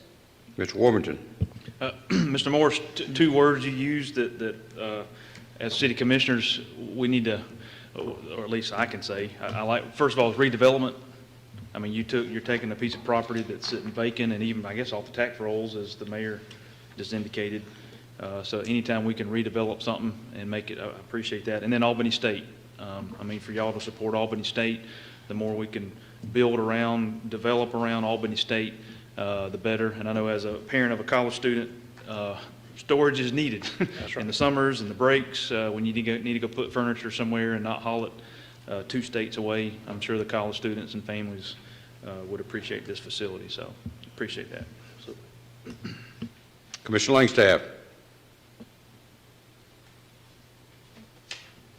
No question. Commissioner Young? No question. Just one thing, Mr. Morris, I want to say I hope y'all are, I'm sure y'all will be cognizant of the fact that this is a corridor and we need to improve the appearance on Oglethorpe, and I hope y'all will, I know those storage units on Gainesville don't detract from the community. I hope y'all will be cognizant of the fact that we don't have thousands of people drive by there every day, and we will be working to improve the appearance of Oglethorpe, and we hope y'all will advance that objective. Absolutely, and to add to that, we intend to propose a mural. I found a 1950s Welcome to Albany, or City of Albany mural that we found, and an Albany resident currently is preparing a draft for us that we intend to incorporate on the office side that's facing Oglethorpe. So, of course, we will request approval of that, but just kind of a multifaceted way to add to the appearance of the property. Thank you, Mr. Morris. Thank you. I was thinking Millsby Circle was in the county, but okay. It's All right right. off of Point North. Okay, no, I know exactly where it is, but I thought that was one of those areas that was in. But okay. Thank you. Mr. Udy, do you want to speak? Ms. Subadan, did you have, who was that? No, we service Millsby. Okay, I was thinking that would, like one of those areas that carved out that was in the, I'm sorry. Does anybody have any questions, Mr. Udy? Anybody else want to speak on application 20-019? If not, we'll adjourn the sixth and final public hearing of the day. I'm not brain dead. Thank you. Thank you, gentlemen. The next item on the agenda is the,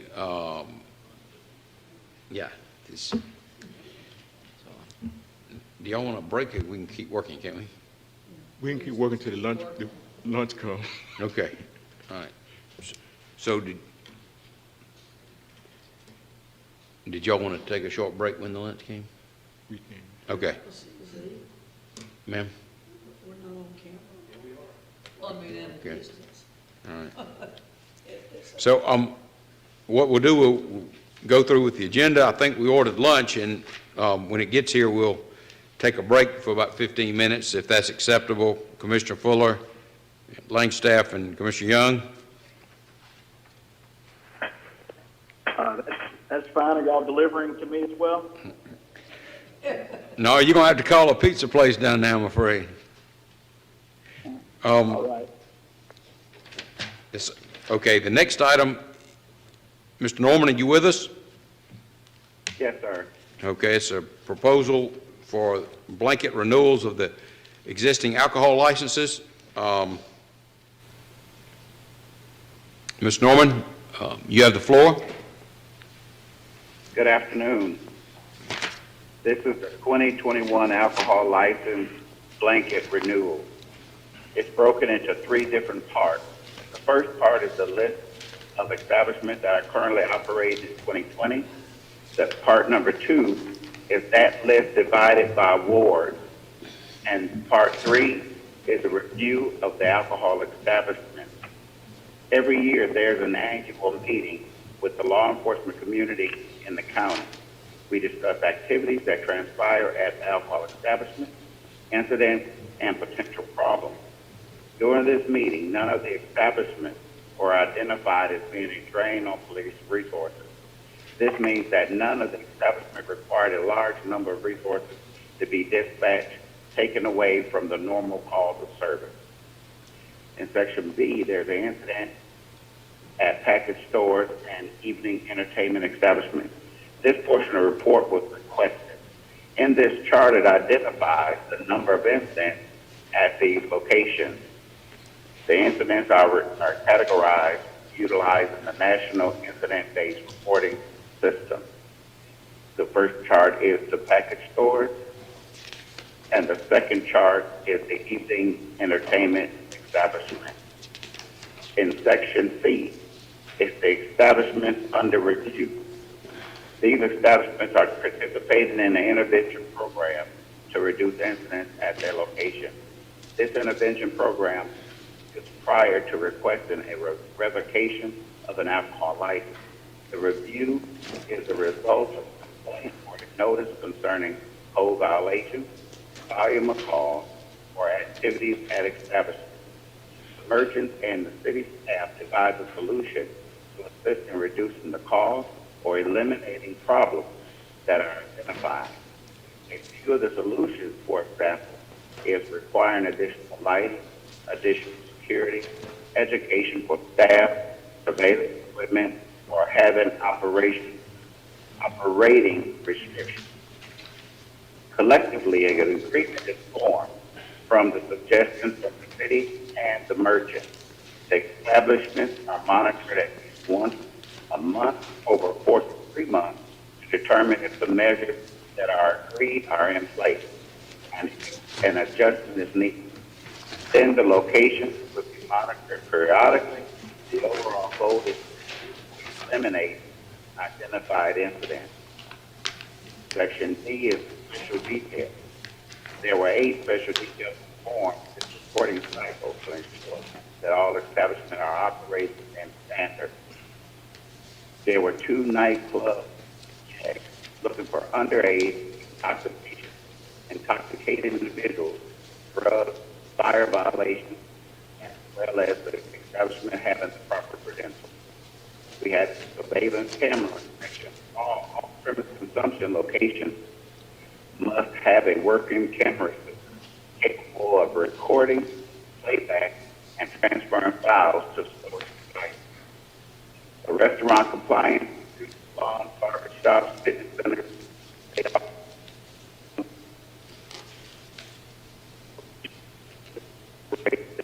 Have we lost Mr. Norman's connection? the underage alcohol buy. Although this is a list of establishments that sold during the detail. It is not the entire list of establishments that I visited, only those that sold. Inside of this chart, it shows that on the 18th of December, the first 6 sold. Then on the 19th, on the 30th of December, 7 sold. All the cases that were made during this year have been submitted to the state court by the drug unit or either the sheriff's office. Pending applications. These applications are those that are pending commission decision, which is Club Frozen Barn and Lounge, E&L Sports Bar, HRH Mart, Dixie Food Mart, Brothers Package, and Magnolia Grocery Store. Section G is an on-premise license based on the current system status. City ordinance allows for one per ward, one establishment for every 800 persons generated from the current system status. We're actually utilizing the system status from 2010.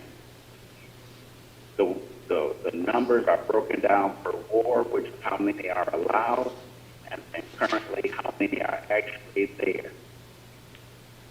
The recommendation is that the Department for Renewal. This item is here for today for information. It will return on December the 1st work session, and we're requesting a decision for December 15th.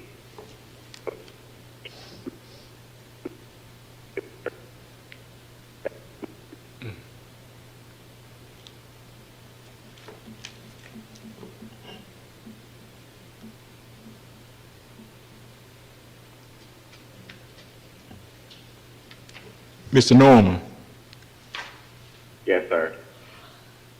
can you repeat what you said? You seemed like you was breaking up the last 20-some second. What was the last part that you heard, sir? I can't Or you want me to remember. just pick up on that point? Okay. Well, I'll start back over at establishments under review. And this is an intervention program prior to requesting a revocation of an alcohol license. The review is the result of a complaint or a notice concerning code violations, volumes of calls, or activities at establishment. The merchant and the city staff devise a solution to assist in reducing the cost or eliminating problems that are identified.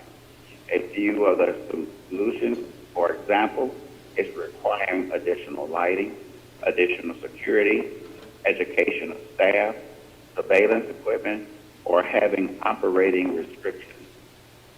Collectively, an agreement is formed from the suggestions from the city and the merchant. The establishments are monitored at least once a month over the course of 3 months to determine if the measures that are agreed are in place.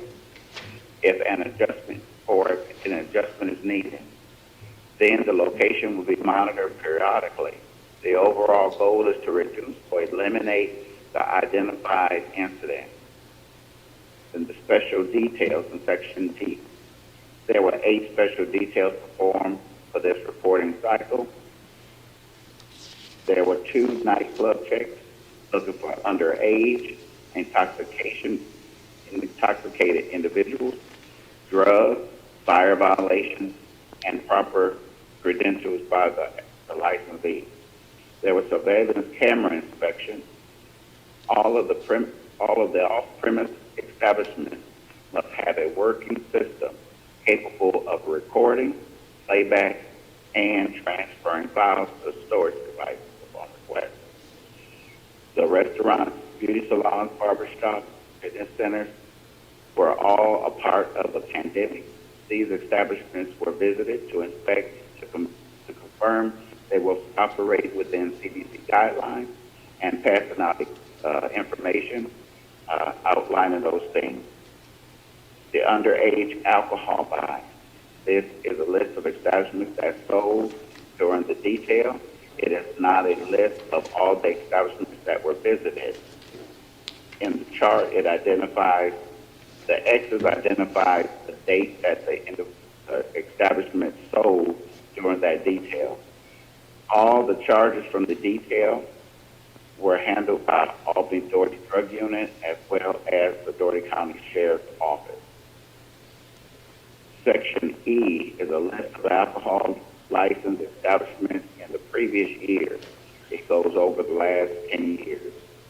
And Section F is the pending applications that are pending commission decision, which is Club Frozen, DNL Sports Bar, HRH Mart, Dixie Food Mart, Brothers Package, and Magnolia Grocery Store. Section G is the on-premise license based on the current census data. City ordinance allows per ward one establishment by every 800 persons, utilizing the current census data. For us, it was the census of 2010. This number exempts restaurants. It outlines the number that are allowed per ward across the top and the current number of establishments out of each ward across the bottom.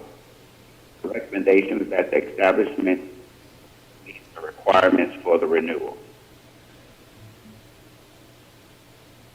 And then I indicated that this item is here today for information, and we will be returning on the 1st of December work session, and we'll be requesting a decision December the 15th. So if there's any special information that's requested or more information you'd like to discuss, will be available. That concludes the end of my presentation.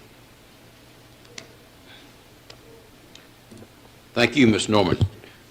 Mayor Pro Tem, Yes. questions for Mr. Norman? Mr. Norman, Yes, sir. good afternoon again.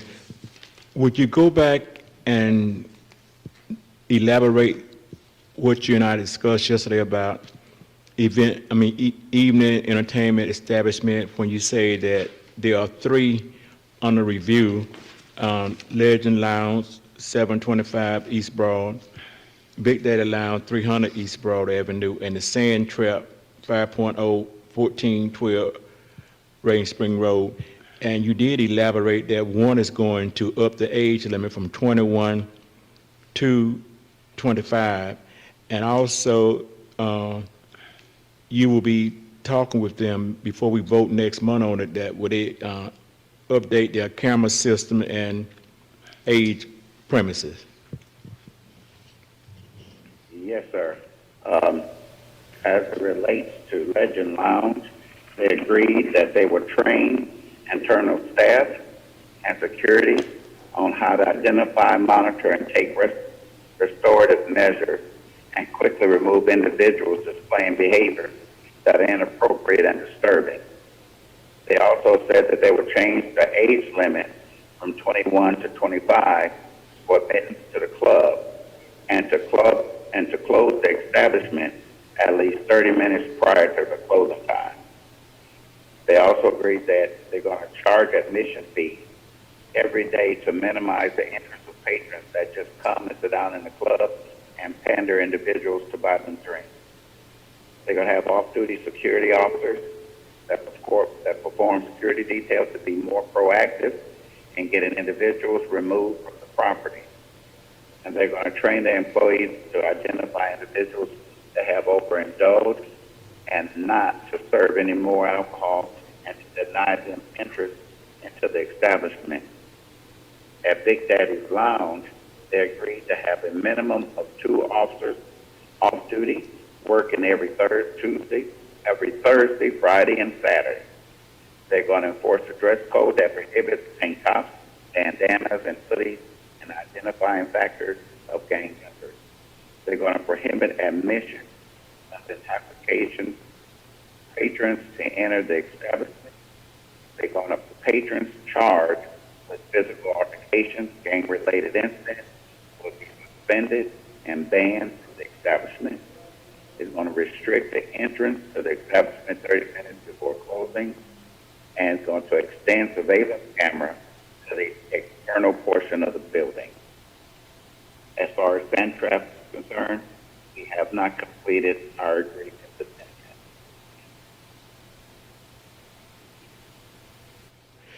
yet. Mr. Norman, you said with the sand trap, you say you is going to continue to talk with the owner about doing these upgrades, right? Yes, sir. We have a few more meetings before we complete the agreement. So do you think that he will be able to do it before we make a final vote next month? Yes, sir. We will have the agreement in probably the next 2 weeks. Okay, then. Thank you. Yeah. Yes, sir.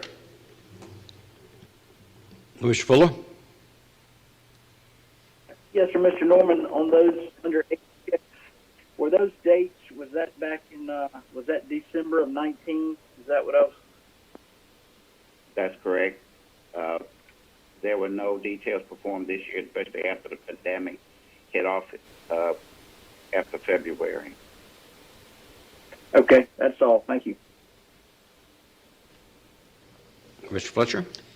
Well, Mr. Norman, we started the day with Palace Inn and clearly had laid guidelines out for them and seemed to be struggling on how to follow up on that. So once they come out with what they say they're going to do to try to improve their establishment, do you have the manpower, or where's the manpower coming from to make sure this is just not another list that's put out that never gets done? Yes, ma'am. The Marshal Division will be doing inspection, and APD is aware of the agreement, and they will be monitoring as well. Is it possible that maybe, and I guess this is a question for Mayor and Commissioners, that we could start asking for quarterly reports so we can monitor, so we can know what's going on? I mean, that might be something we could implement as a commission. Would that put too much strain on you to check it monthly or quarterly? No, ma'am, it would not. Okay, thank you, sir. Yes, ma'am. Mr. Warmington? Yep. Mr. Norman, I really appreciate, this is a very detailed, a lot of information on a very important topic, so I appreciate y'all putting this together. I would echo Commissioner Fletcher. I was going to ask that even, I know you just went over the details with Commissioner Howard, if you could provide us that in a written form, just so we could have it for reference, that would be great. And even ongoing, as Commissioner Fletcher referenced, whether it's quarterly or, you know, I would like to know on a regular basis which establishments are under review. And then I believe you or Mr. Donaldson have informed me, I guess the next level after review is probation.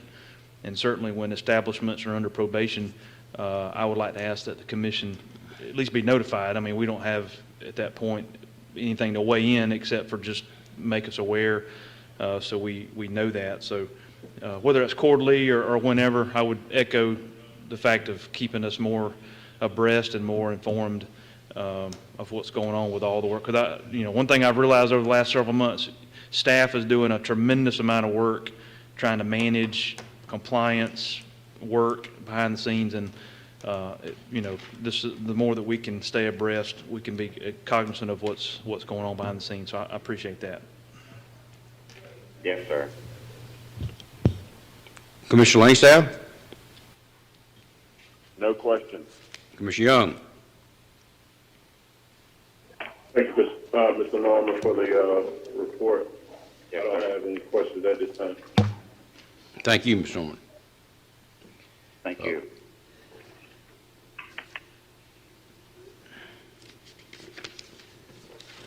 It appears that the next item on the agenda, or next two items on the agenda, I'll let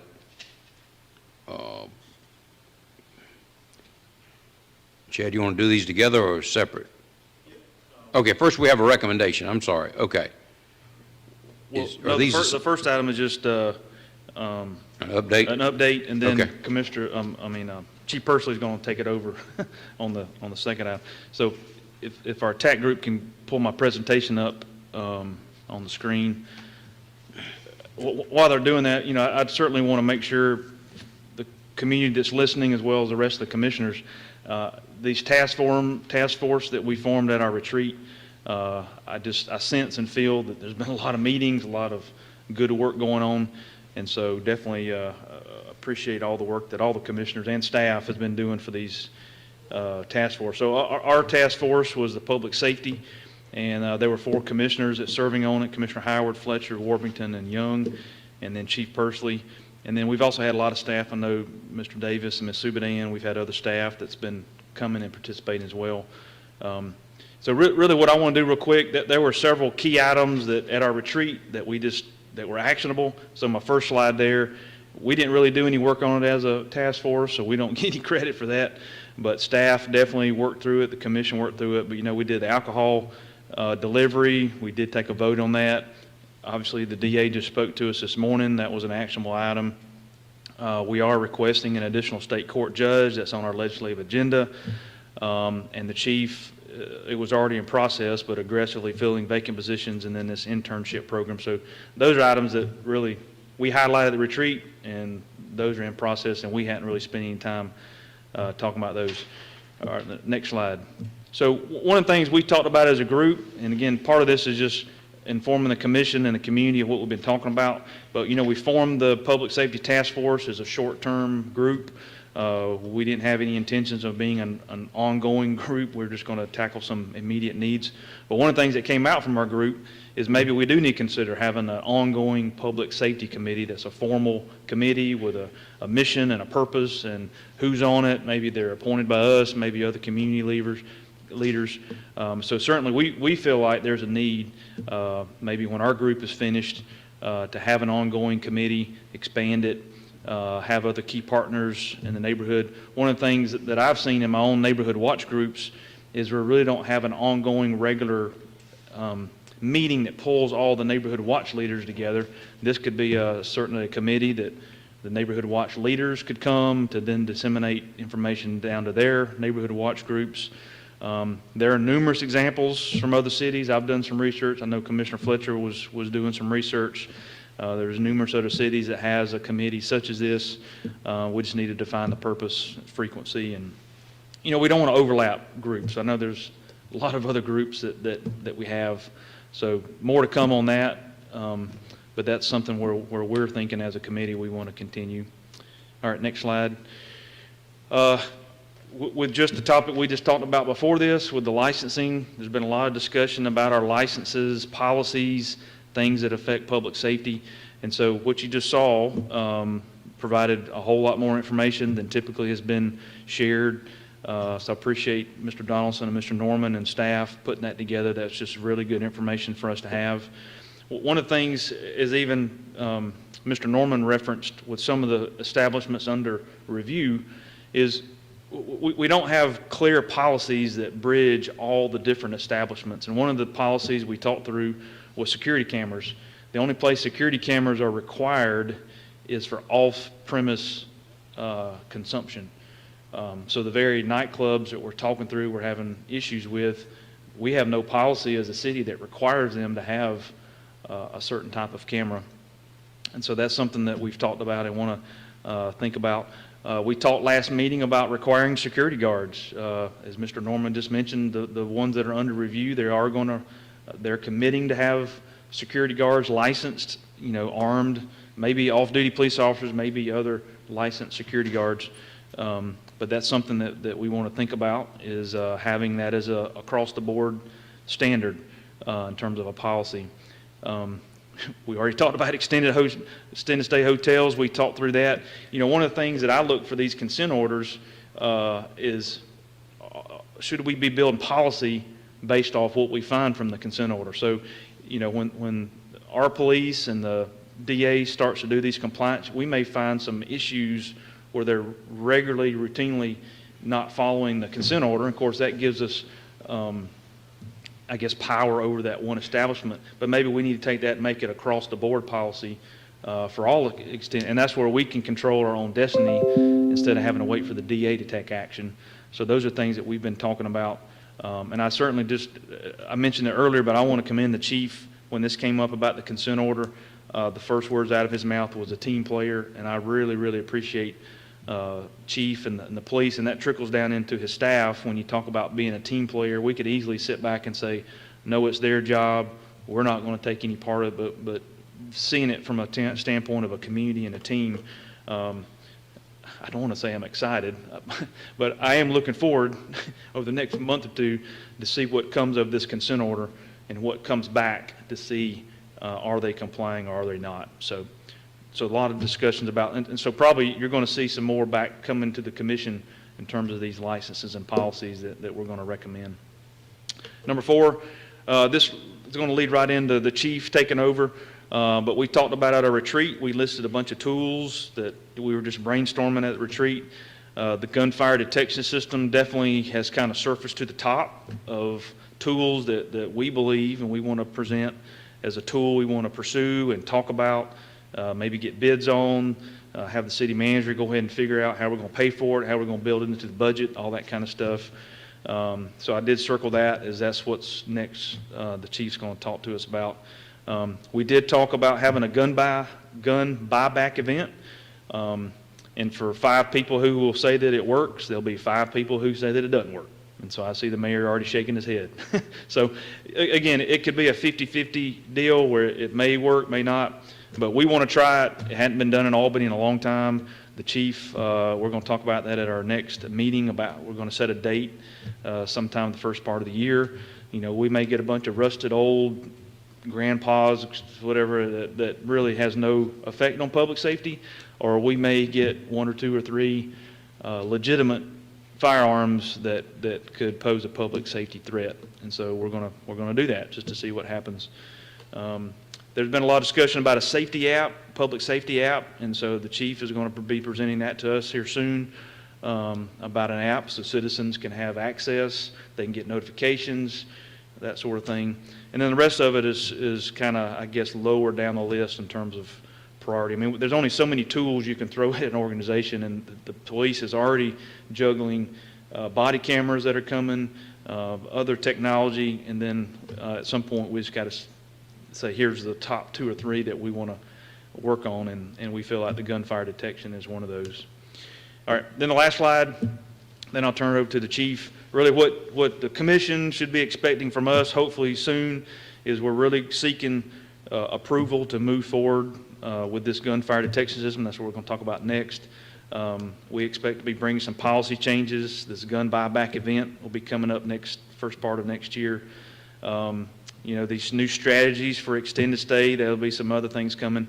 And then just what we plan on come January, February, if we want to have an ongoing public safety committee, we'll kind of bring the skeleton of what we believe would be a good ongoing public safety committee format. So that's what we've been spending our time on. I know some of our items have been in the news. One of the complexities of our group is we did have 4 commissioners. So every time we met, it was put out there.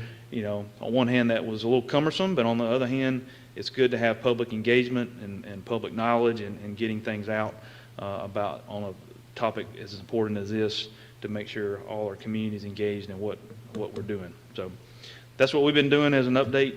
So Chief, I'll turn it over to you, and we can transition into our proposal of moving forward with gunshot detection technology. Can I interrupt, Commissioner Warrington? Yes. All right, before we go to the next item, I want to kind of delineate these two items. That was the recommendation from the committee, and so does anybody have any questions for Commissioner Warrington or anybody else on the committee, including members of the committee? Mayor Pro Tem. No question at the time. Commissioner Fuller. No, sir, no questions. Commissioner Fletcher. No questions. Commissioner Warrington. Nothing further. Commissioner Langstaff. No question. Commissioner Young. No question. I just want to commend members of the committee. This is very impressive and making progress, and this is an issue we're going to be dealing with for our entire terms in this office, and our successors are going to be dealing with it. And it's a problem. We identified it, and I just want to again commend the members of the committee for their hard work. And the next item on the agenda, as Commissioner Warrington has explained, is the proposal for gunshot detection technology. And Chief Persley, are you with us? Yes, sir. Good afternoon, Mayor, Commissioner.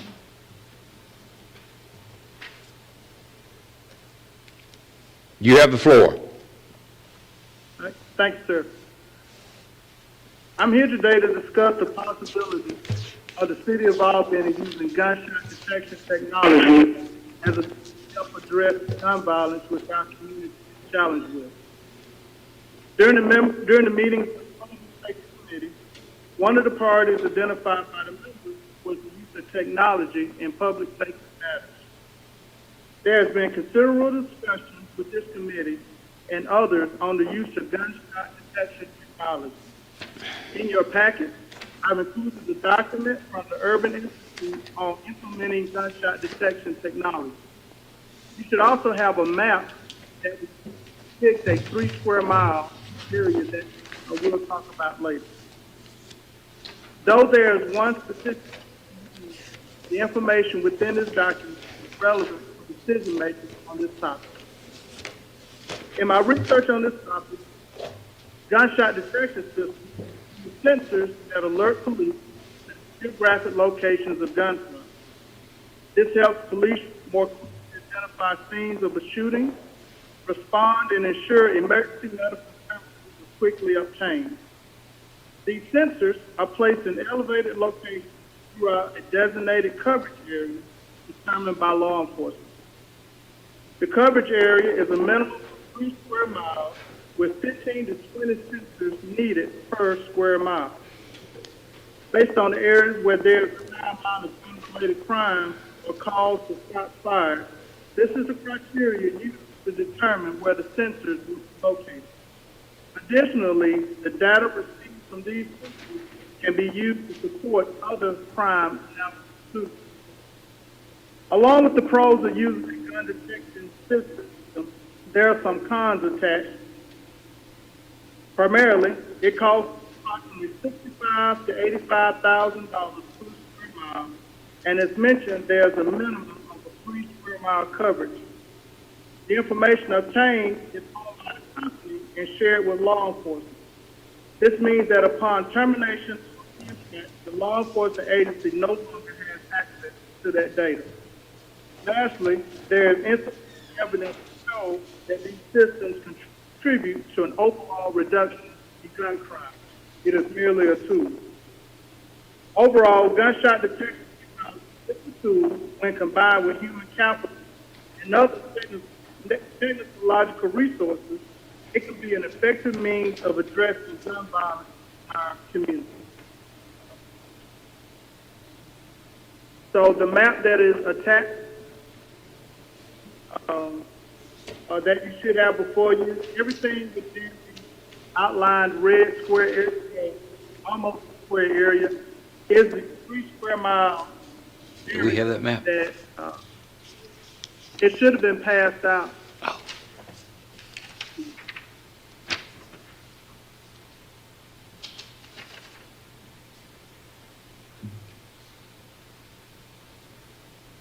You have it, sir? Yes, sir. Okay. Based on the information that we gathered, this would be the first area that would put a 3 square mile boundary for the gunshot detection system.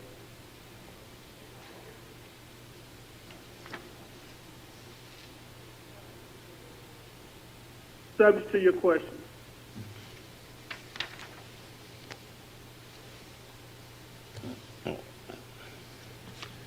Mayor Pro Tem, any questions for the chief?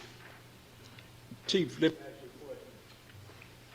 in our meeting last week on this gunshot detected technology, did you mention any cities that said that it has deterred crimes, or it's about the same? It depends. The further you look into it, some cities have said that, well, the overall research says it doesn't necessarily reduce it. Now, it can deter it. For example, if people know that any time a gunshot is fired in this particular area, that the police will always respond, essentially that activity can move to another.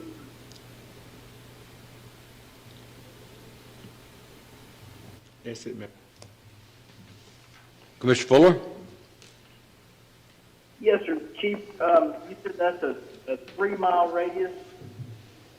3 square mile radius. 3 square miles? And is that where it could be, if, let's say, that area that seems to do the job in that area, how mobile is it to move it to the next location? It's very expensive if you move it.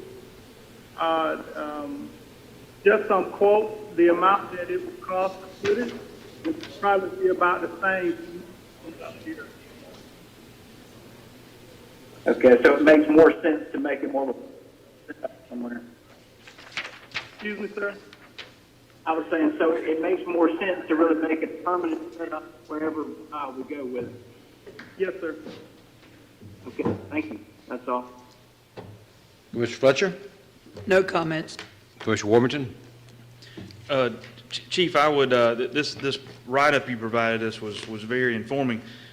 Just in the last conclusion, and this would probably be a statement for all of us, in the conclusion paragraph, it talks about how these gunfire detections, the accuracy is well documented. Nobody can refute the accuracy and the technology working.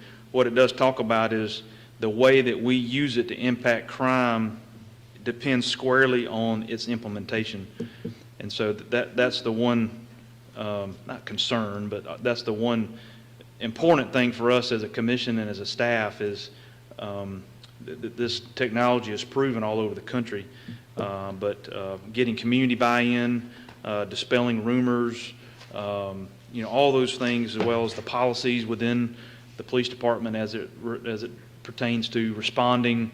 It says one of the statements it talked about was the gunfire detection system is not a substitute for calls, and so we don't want citizens when this comes out to start saying, "Oh, I'm not going to call now." No, we need the calls and we need the detection system. So a lot of moving parts to this, not just to simply write a purchase order and buy this system. I don't know if you would agree with me, Chief, that this is a pretty involved process of implementation that's not just staff, but also our community as well, if we decide to do this. It is, and to piggyback off of what the DA stated earlier, if you complement this tool with cameras, then here's another opportunity for you. So, though gunshot is detected and we can get there and find a shell case, it alone will not tell us who did it, what type of vehicle, or how. That's where we have to, what other technology can we use, such as whether it's city-owned surveillance or even people have their own video surveillance. So you take all of that information together, start piecing it together to get an accurate picture of what that. Okay. That's it, Mayor. Commissioner Langstaff? No question. Commissioner Young? No question. Thank you, Chief. I read the presentation, and as Commissioner Warburton said, it's not just the officers in the street, but it's the prosecutors, the crime team, investigators, dispatchers. Everybody has to understand the technology for it to be efficiently implemented, and I would certainly recommend that we get some proposals on what this GDT would cost us, and move forward from there. Yes, sir. Commissioner Warburton. Yeah, Mayor, so in general, I mean, what this is, and the chief kind of went through the numbers, but this is in the $250,000 a year type of endeavor. So it's an annual, and the chief said it, but he was kind of muffled because of the connection, but there's some one-time cost of, I think it was in the $50,000 range of where you got to buy the equipment. But part of the ongoing annual cost is the company that we choose, and there's multiple companies out there, they will be the ones who monitor it.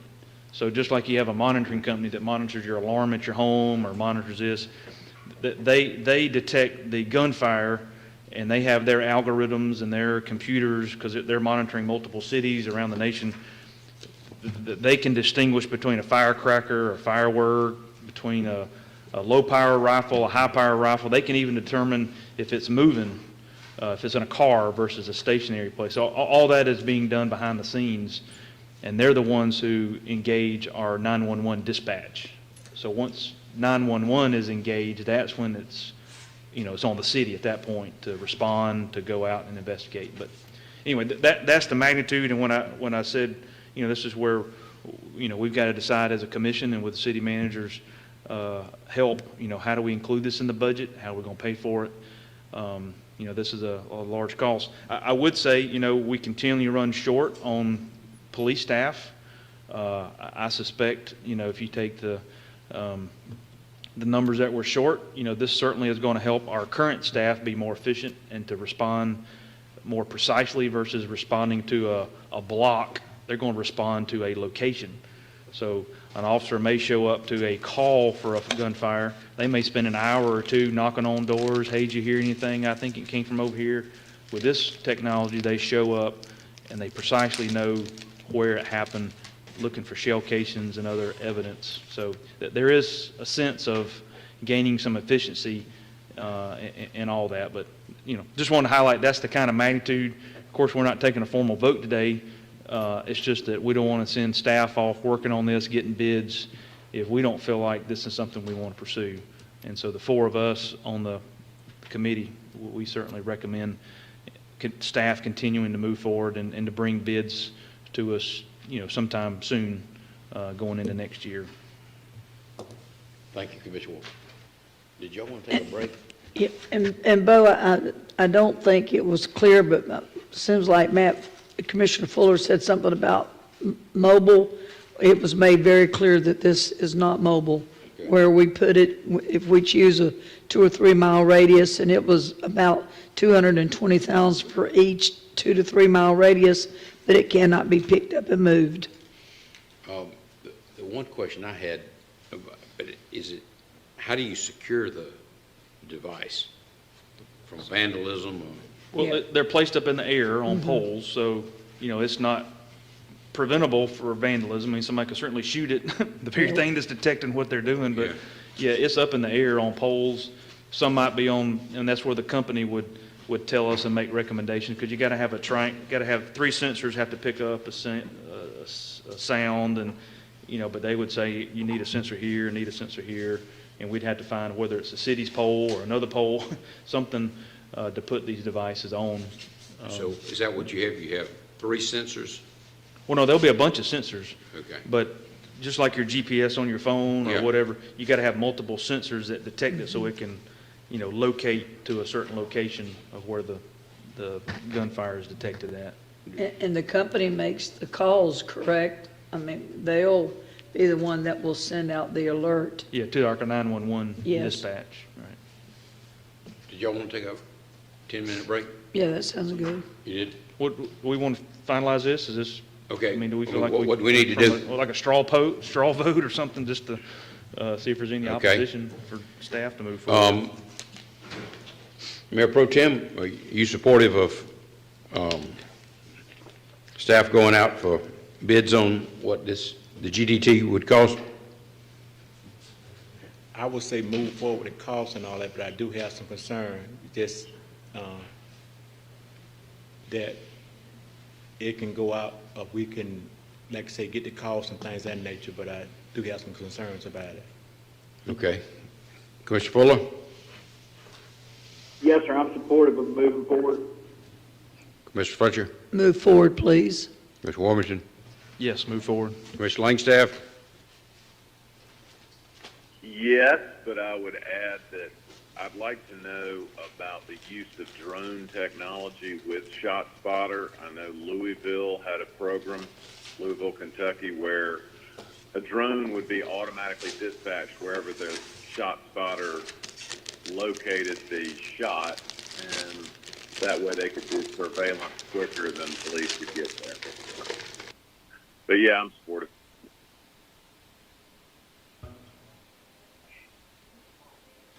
Commissioner Young? Yes, sir.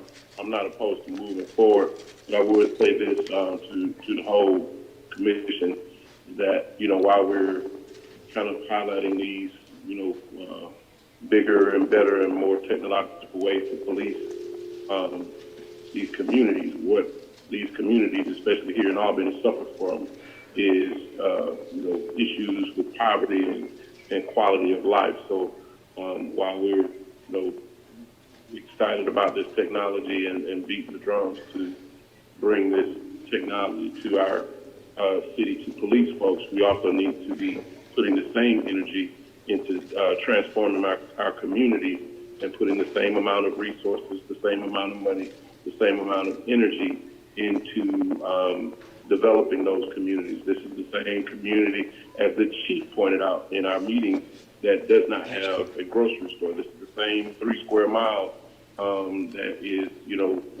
very ravished with poverty and has seen no economic development for, a number of years, no, precise economic development.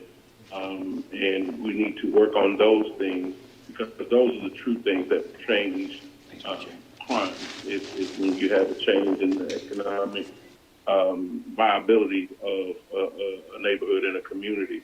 So let's keep that same energy.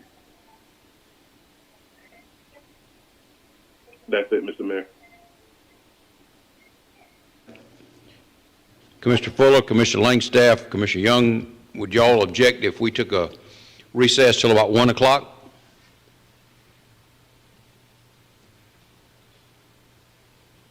I do not object. Okay, we'll reconvene then at 1 o'clock. Okay, sounds good.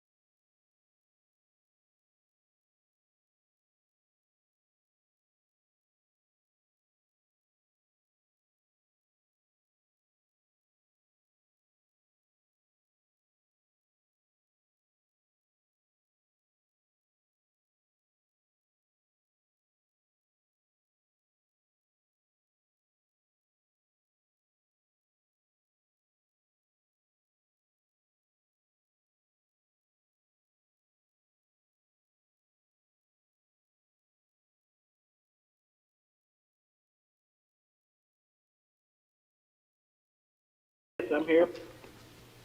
Bob?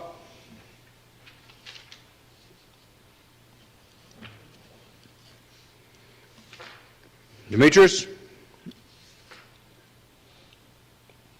Yes, sir, I'm here. Okay, good.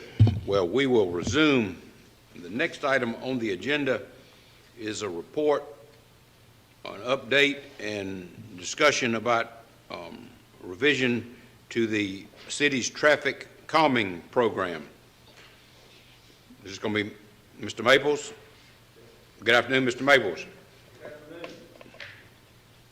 Last commission meeting, we got directed that y'all wanted to see some options about the 2009/2015 traffic calming policy.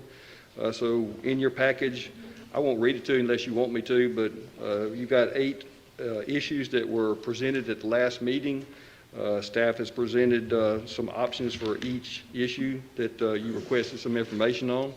We'll be glad to hear any discussions that you have on any of the issues that you have.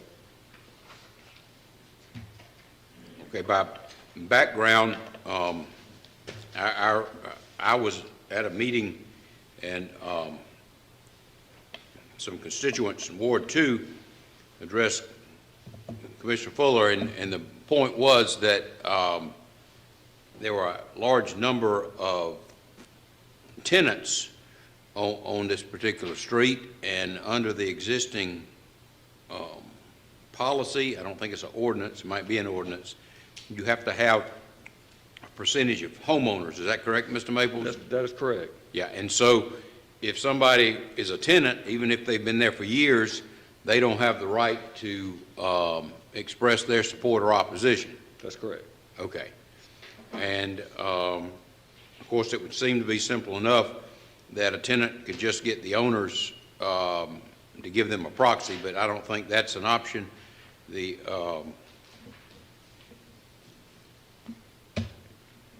Mayor Pro Tem, any questions for Mr. Maples, or any suggestions or recommendations or thoughts on how this policy or ordinance should be revised? Bruce, do you, as we discussed in our last meeting about this 85% percentile? Yes, sir. Is there any way that that could be reduced, or that's a state requirement? Well, what we drafted up and what was accepted and is in the current policy is the Institute of Transportation Engineers guidelines for the established. The 85th percentile is usually the standard that everybody uses for establishing speeds and looking at traffic control issues. So the 85th percentile is our normal means of determining what the speed limit is. Okay. Now, one of the options, excuse me, I didn't mean to interrupt you, but one of the options is that, as was discussed and was brought up by someone last meeting, was that the city of Valdosta, they have it that if it's, they have one set standard, that if it's the traffic study and the speeding study determines that it's 11 miles per hour over the speed limit, then that is what kicks in the determination of taking a recommendation back and getting petitions signed for traffic calming measures. And so you could establish just a simple speed limit, a certain mile per hour over the established speed limit, and saying that's what you want to consider. Currently, we look at 35 to 40. Then the petition requires an 80% signature return, and then anything over that 40 requires a 60% signature return on the petitions. Okay. Now, how can we do it like what the mayor said about like homeowners versus renters? And what we understand from talking to the city of Valdosta, they go to the utility bills, and someone, that's who they have to get signed, and then they have to verify. Right now, we go to the tax office when somebody signs. For property owners, we go to the tax office and go to the deed records, and we determine that it's, because if it's a married couple and they're both on the deed, both have to sign the petition. So we would have to go to the utility building, and then somebody would have to verify that that is actually the tenant, and that's where the utility bill is established in their name. so do you think that we could institute that, and that would expedite it up? Because like a lot of areas in my ward, is going through transition. You may have 20 homes, and you may have at least 10 renters, but they have been residents there for 5 or 6 years, but they just on renting. We'll do whatever the city commission establishes as a policy and implement it to the best of our ability.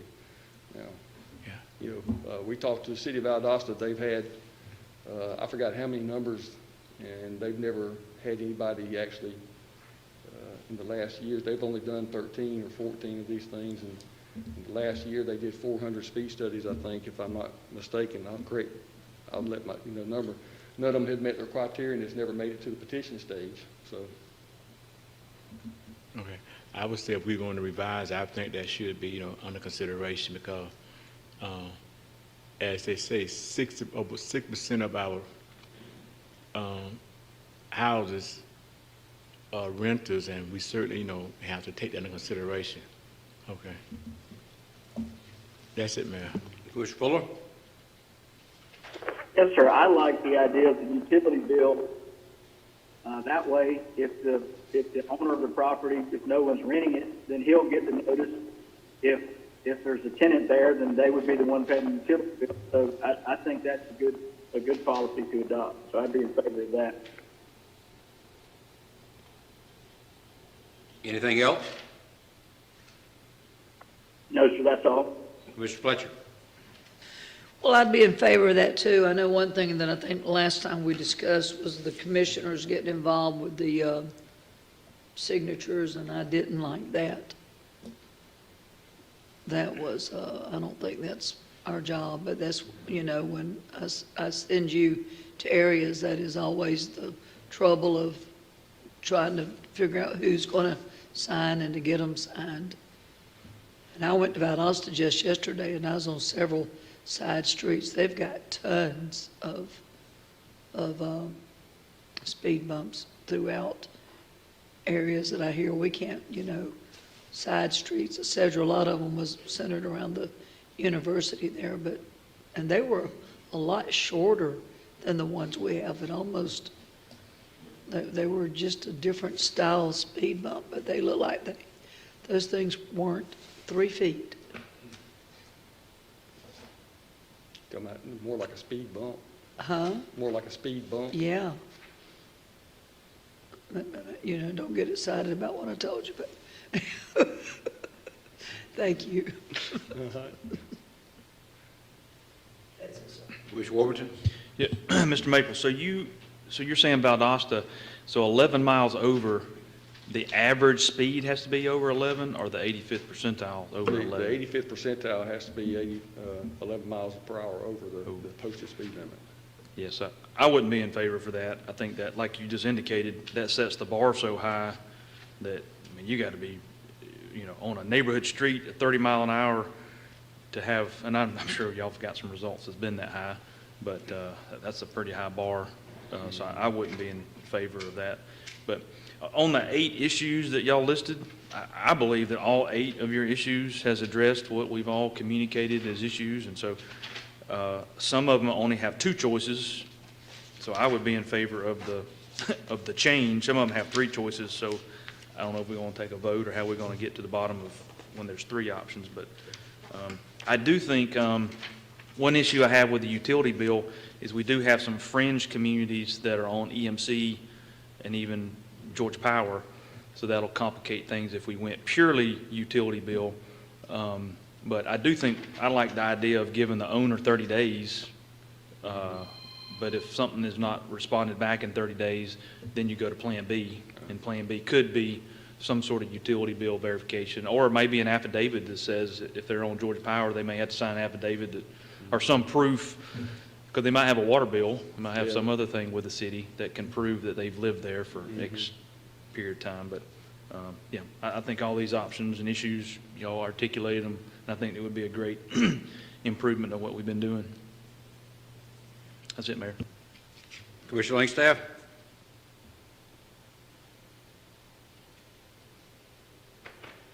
No question. Ms. Young? This is great. Mr. Maples, thank you for your hard work on this. No problem. Thank you.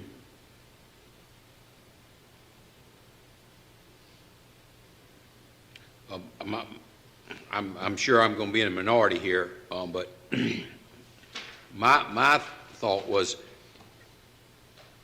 the objective standard, which is what they're doing in Valdosta, right, Mr. Maples? Yes, sir.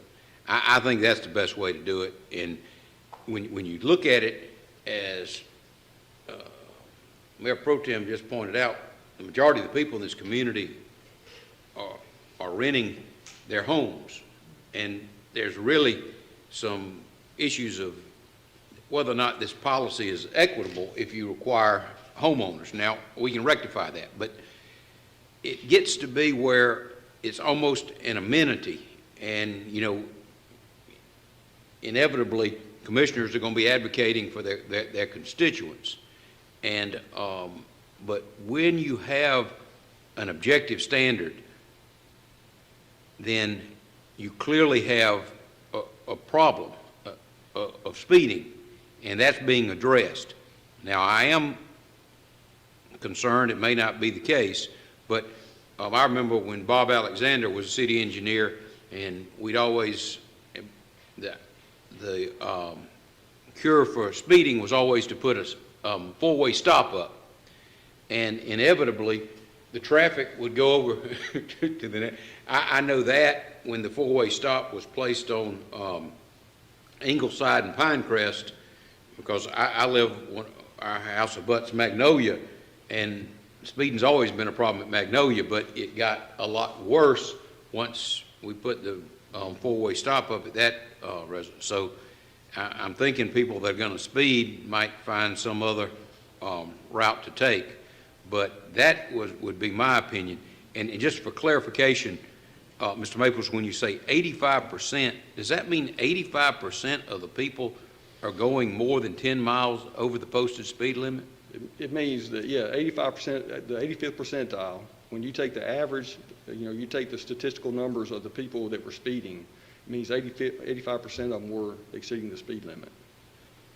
Okay, but that doesn't mean, okay, 85% of the motorists were going, if hypothetically it's a 30 mile an hour then they were going speed limit. They were going over 30 miles. That's right. But not 10 miles over.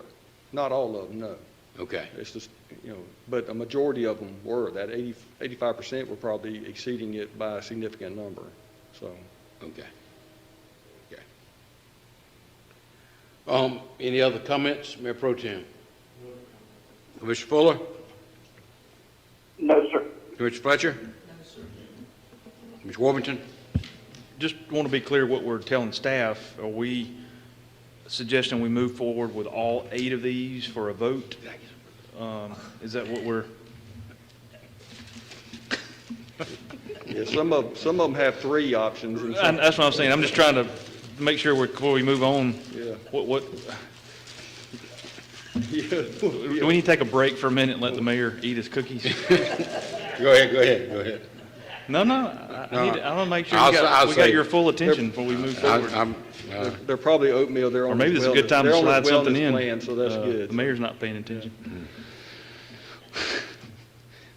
I'm just trying to make sure, I assume this will be on our voting agenda next week or whenever. I guess you got to go work on the policy. If we have a clear direction, yeah. Yeah. Okay. I guess what I'm suggesting is move forward with all 8. There's a couple of them that have 3, so we might have to email or tell them where, you know, maybe they take a majority of the B or the C. But most of them are 2 options. That would be my proposal, is to move forward with all 8. The only risk is if somebody has a problem with 1 or 2, you might take a risk of not doing any of them. So I don't know if we want to do some sort of straw vote or email vote so that we got a policy change that incorporates most, if not all, of our direction. Okay. It's kind of a multifaceted policy change here. Well, what I heard from Mayor Pro Tem, and I think Commissioner Fuller would agree that we need to allow tenants to express their preference, whether in support or opposition. Is that correct? Yes, sir. Commissioner Fuller, is that Yes, sir. any other thoughts you had on it? that, of course, I think is one of the keys that we, that's one of the biggest roadblocks we run into. So that's my main thing, and I'm good with looking over these. There might be one or two that I guess between now and when we vote, I guess there could be a subsequent or amended if somebody did want to remove one or two of one of the recommendations. Okay. Mr. Fletcher, of those options, I mean, what do you have strong feelings on? I favor the tenants. Okay. And Commissioner Warmington? So we're on issue number 2, right? No, I mean, just which of these? I mean, clearly, everybody else has a preference to rectify what's... I guess the 2 issues I'm running across is lowering the percentage. I know we have 60, 65, or 70, but definitely lowering the percentage, and then some way of having a second person sign if you can't find the owner. So that would be the, I guess, option C there, of give the owner an opportunity, and if the owner doesn't respond, you move forward with the resident, whether it be a renter or whatever. But the other ones too, I think, are valid. So I think all 8 of them are needed, in my opinion. Commissioner Langstaff? My primary concern is with issue number 8. I guess I'm leaning towards option B, but if somebody has a heartburn about it, I could go with option C. And I guess my thought would be whether we do it now or we do it at the meeting, go around the table and say which option we're in favor for on each of the issues, or submit it in an email or something.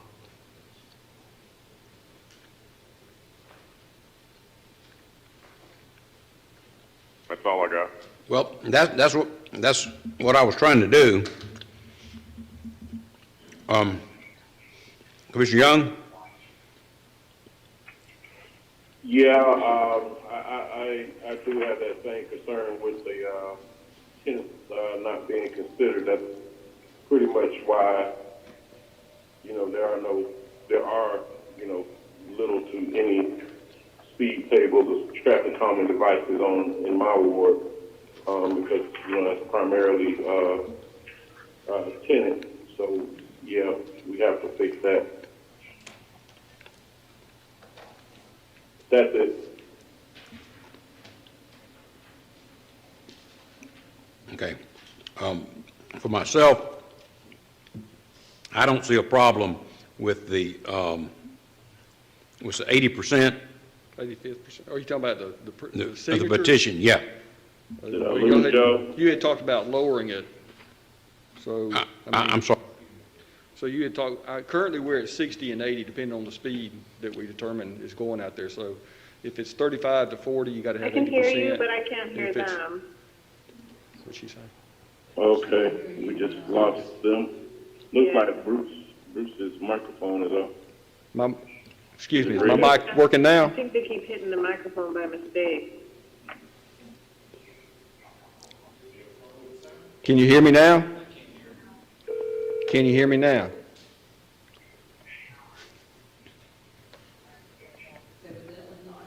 Okay. Hey, what Testing, testing. Hello? Okay.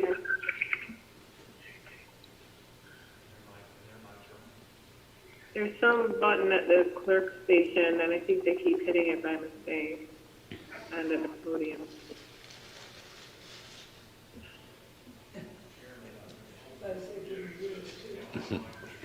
She got a hot mic.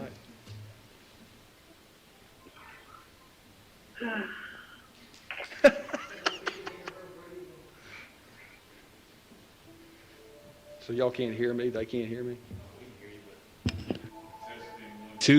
Testing 1, 2. Can you hear me on the call?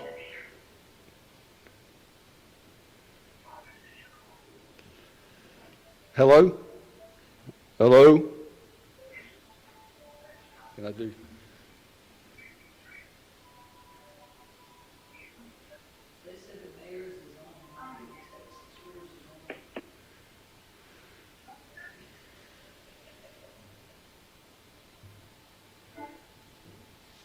Well, mine is lit, but that doesn't mean it's on.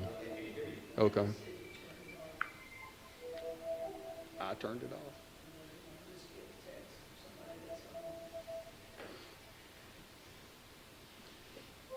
Technology.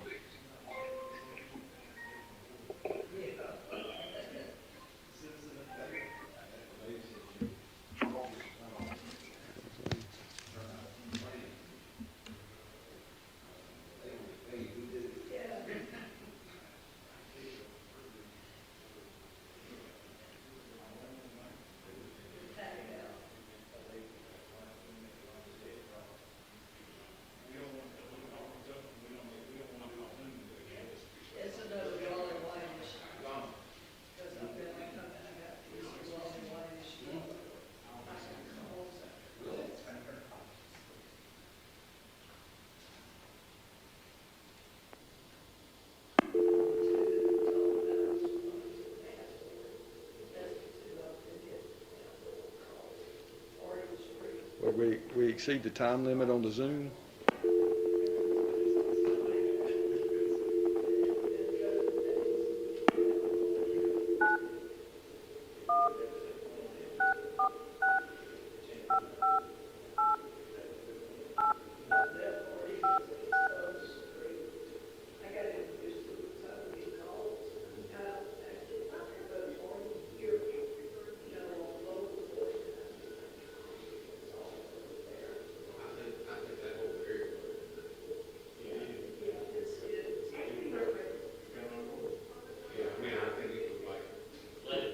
Yeah.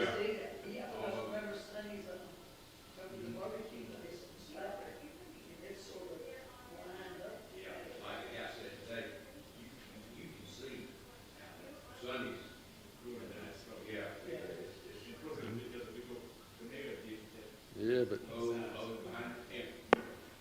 that's Pump Station 31, but then it went over Slappy, so if you can picture how low it is and how it went over Slappy. Testing 1 2, testing 1 2. I can hear. I got you. Okay, we're back. So, can you hear me now? Yes. Okay. They finally said yes, okay. So where were we? So I don't know what. But the mayor was talking about the percentage. Yeah, I just, my thoughts, if we were is that we don't change the percentage required, 60 and 80%. I mean, once you get below 60%, half the people are opposed to it. But I don't want the city to get involved. I don't want staff to be responsible for, because I have, in a few meetings, it's like some of the public feels like, well, the city's not helping us. Well, this ought to be an initiative from the members of the community. And once we remove this obstacle of only homeowners, I think that is sufficient. The other thing I would like to see is this collector streets, because we just got a Lippet Drive. Fella asked me about that, and come to find out, the city manager told me Commissioner Fletcher had asked about it well before, and it is Collector Street. Then the other one is East Doublegate, and I mean, I understand once you get in the state route, you can't start putting the tables in there, but these are some of the areas, I think, where you got speed is a bigger problem than some of these residential blocks where we're installing it. So that's why I would feel it ought to be expanded to allow speed tables to be installed on collector streets. But if anybody else, there was a reason, and if you could tell us, Mr. Maples, I mean, I could change my mind why collector streets were excluded. Well, if you look at traffic engineering, collector streets, their sole purpose is to collect. I mean, it's called a collector street because it takes local roads, everything merges to that, and then it funnels from there, and then it goes to, everything's building to a bigger location, a bigger roadway. Like you finally get to a collector street, you finally make it to an arterial, and then you make it to highways and so forth. So collector streets are mainly roads that convey fire safety and public safety equipment into areas. There are also areas where you have the majority of the traffic flows from the subdivisions and the residential neighborhoods into another road to funnel to another major road to get to wherever you're proceeding to. So the thought process is that collector streets are a higher level of roadway system that that should have a higher movement of traffic and possibly could have a higher level of expedited or increased speeding, or not speeding, but speed level. The traffic speed, posted speed limit would actually might be a little bit posted higher because of its primary usage. So that's why local roads in most ordinances that we've seen, as a matter of fact, we have never seen any other ordinance. We haven't done an exhaustive search, but every other ordinance and even the ITE policy guidebook recommends that you only go with local roads. So we followed the guidebook, and that's how we developed the policy. Okay, so what you're telling me is the industry standard or the resource for installation of these type of devices discourages using speed tables on what you've called collector roads. Yes, sir. All right, Magnolia would be a collector, right? Yes, sir. And then, of course, Dawson and Gillionville, they would both be arterial. That's correct. Whispering Pines, Stewart Avenue would be collectors. So, Pine Avenue is a collector. What about Third Avenue? Third Avenue would be a collector. Okay, all right, okay. All right, well, Westgate, excuse me, maybe, Westgate. maybe I'm wrong. If, I do know with the whole thing about having a traffic plan is getting the people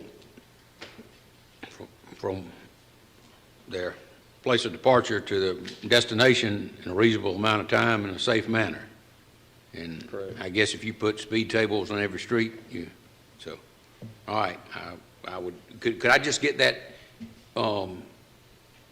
whatever resource you referred to? Yes, sir. Just Glad to. and now,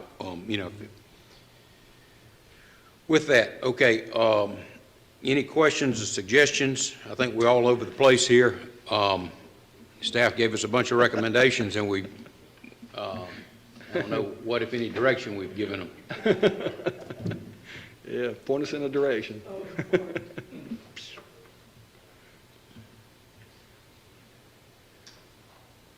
Well, I think there's a consensus at this time to revise the ordinance or the policy as it may be, or is it a policy and an ordinance?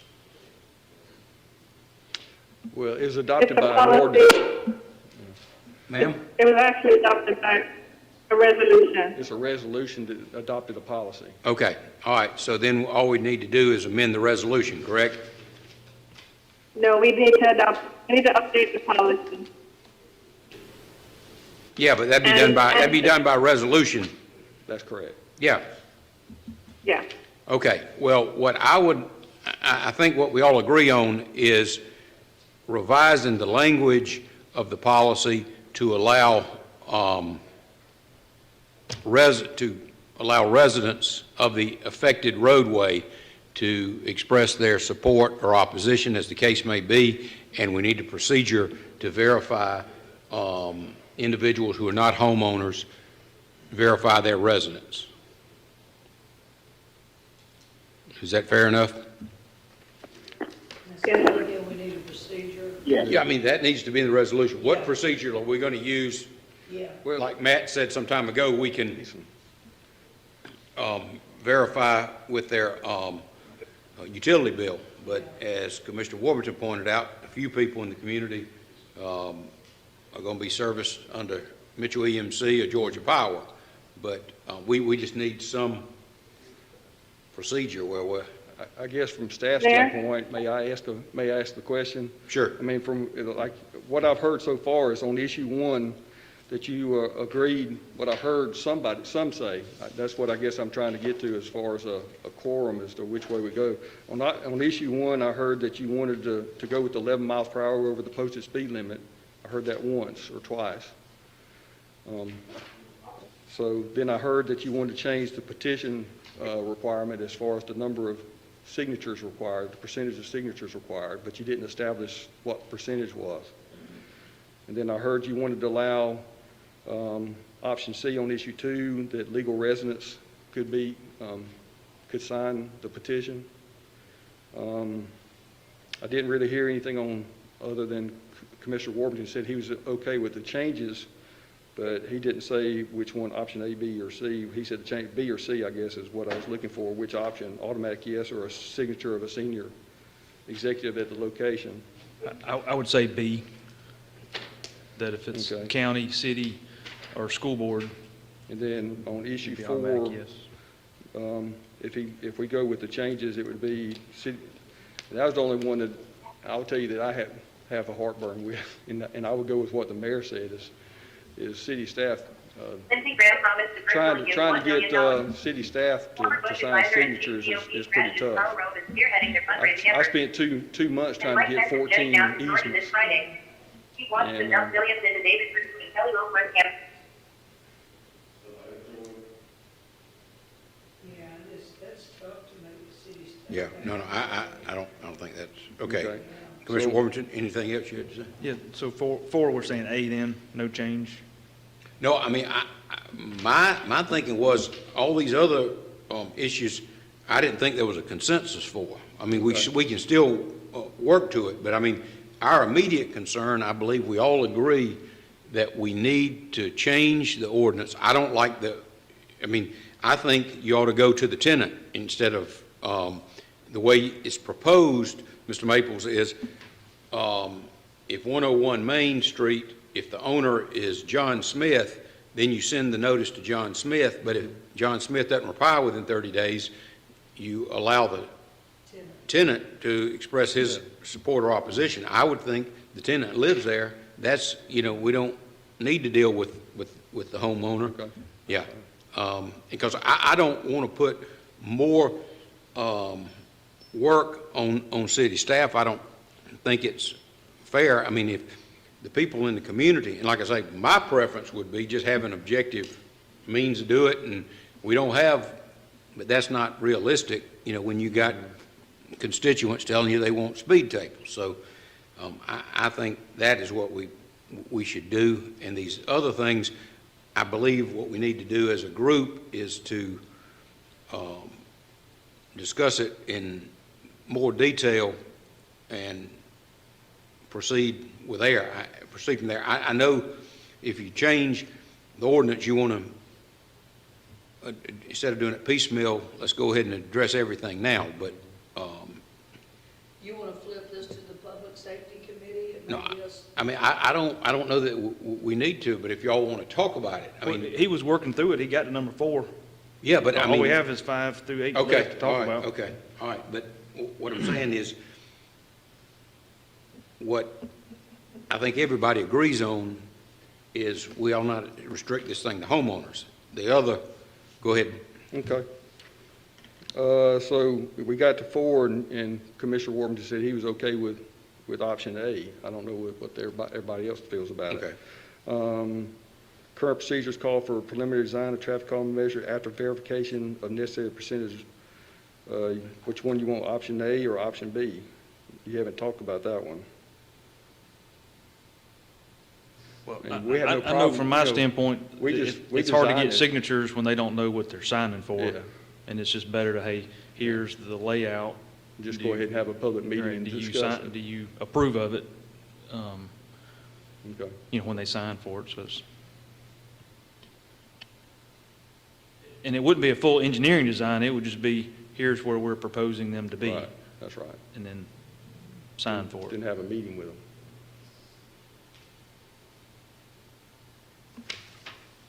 So everybody okay with option B? Okay.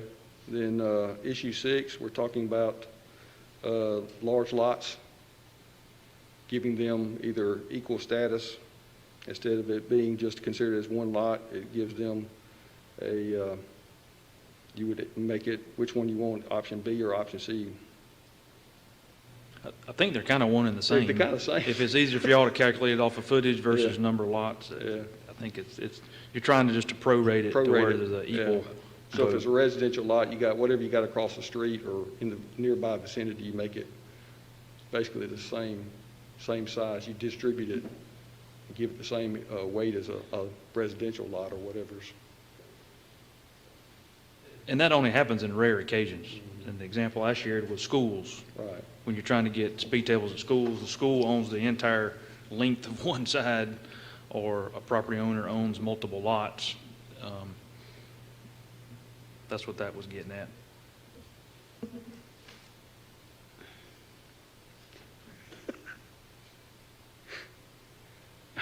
Issue 7, you want option B?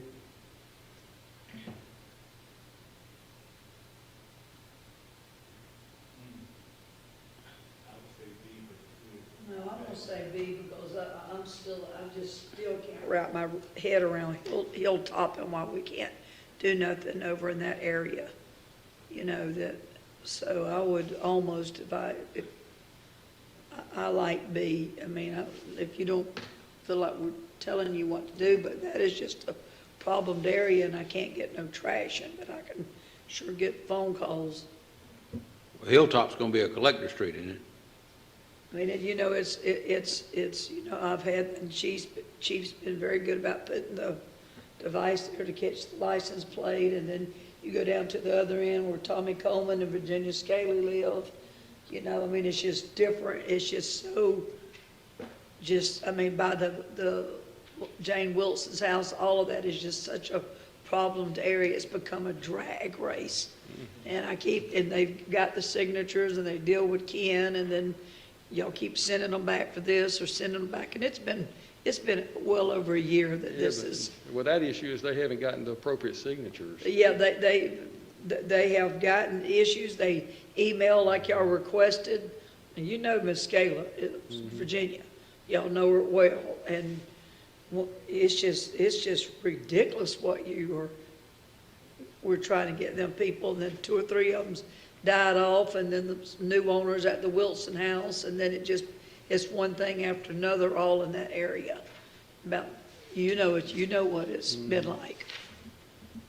We've lost a lot of residents, a lot of people that's just seniors. Yeah. But you go from Valley to, what is that, Valley and Forest Glen and down to Hilltop and 12th, that's crazy somebody's gonna get killed. My only comment to that is that I consider this the nuclear option. And you can't use the nuclear option all the time, or else I guess it's not the nuclear option, but I don't know if there's some way to keep ourselves accountable so that if we use this option, maybe I don't know, once a year, once every, I mean, it's got to be some, otherwise we'll all just kind of be approving them. You know what I'm saying? So I understand there is a need to do that on rare occasions, but I don't know how you could phrase it so that it is rare versus the norm. So that would be my input to that. I'll refer to my legal attorney over here. Okay, so we're looking at coming back with option B. I don't know, Bruce, there's some things that you maybe need to guide us with. We've been doing this far longer than we have. You know what is easier out here and what, I mean, don't, just because we're standing up here, if you know something that you feel would make your staff easier, then tell us what you think. Yeah. I mean, we do consider that every now and then. Yeah.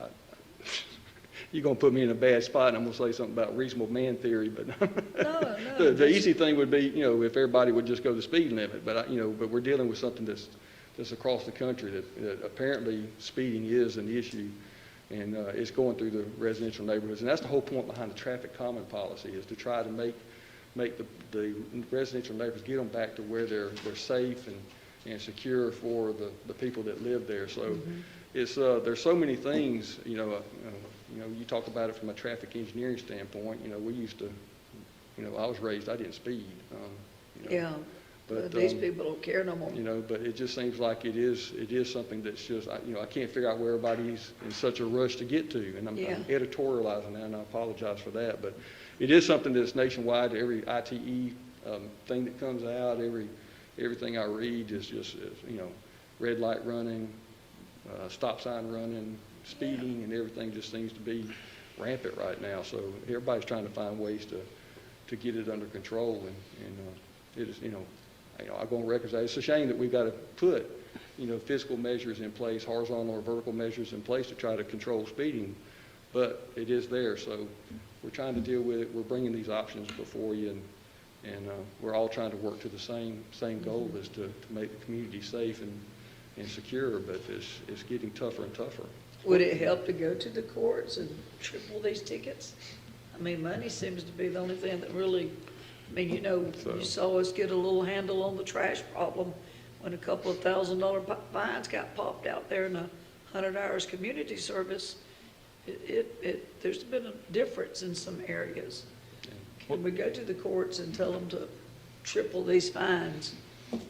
What if we said it had to have unanimous vote?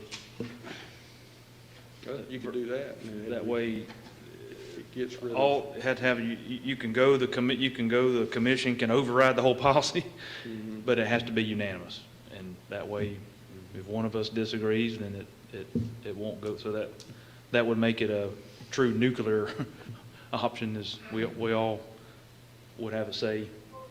It had to be a pretty. How about, I'm sorry to interrupt, but if a certain percentage over the speed limit, maybe that it made that option available. I agree with that.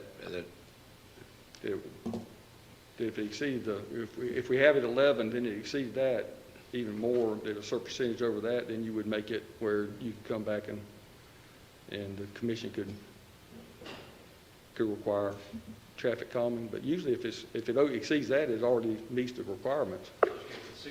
Yeah, you just got to get the signatures in. I guess the scenarios I think about is if we want to put speed tables out in front of the courthouse. Yeah.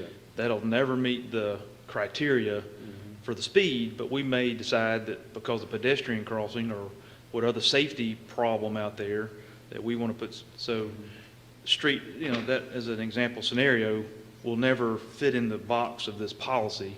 So therefore, we would all have to agree. Yeah, and with staff's recommendation that, yeah, that doesn't fit this box, but we all agree that you need to do that, whatever that is. Might be in front of a college, in front of a school, in front of some high pedestrian area. So that's how I see that option ever playing out, is a street that'll never meet the criteria, but it is a safety concern.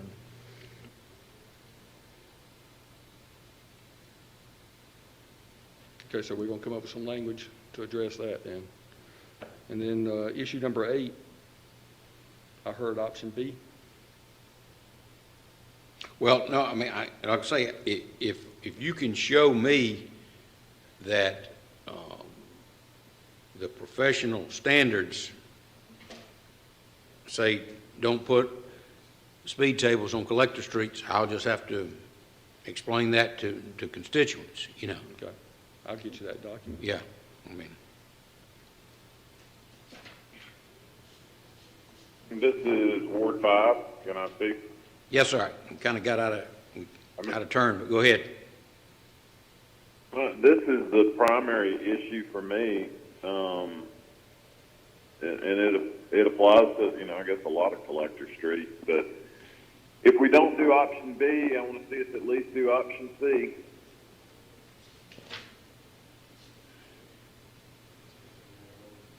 That's all I got to say on it. Okay. Well, option B on issue 7 kind of addresses issue A, option B. Did you hear that, Commissioner Langstaff? I heard it, but I'd still like the policy to make it clear. I mean, as long as if you're going to do option B on 7, you might as well throw on C to make it clear that you can do that. Okay. All right. Does anybody have any objection to that? If not, C.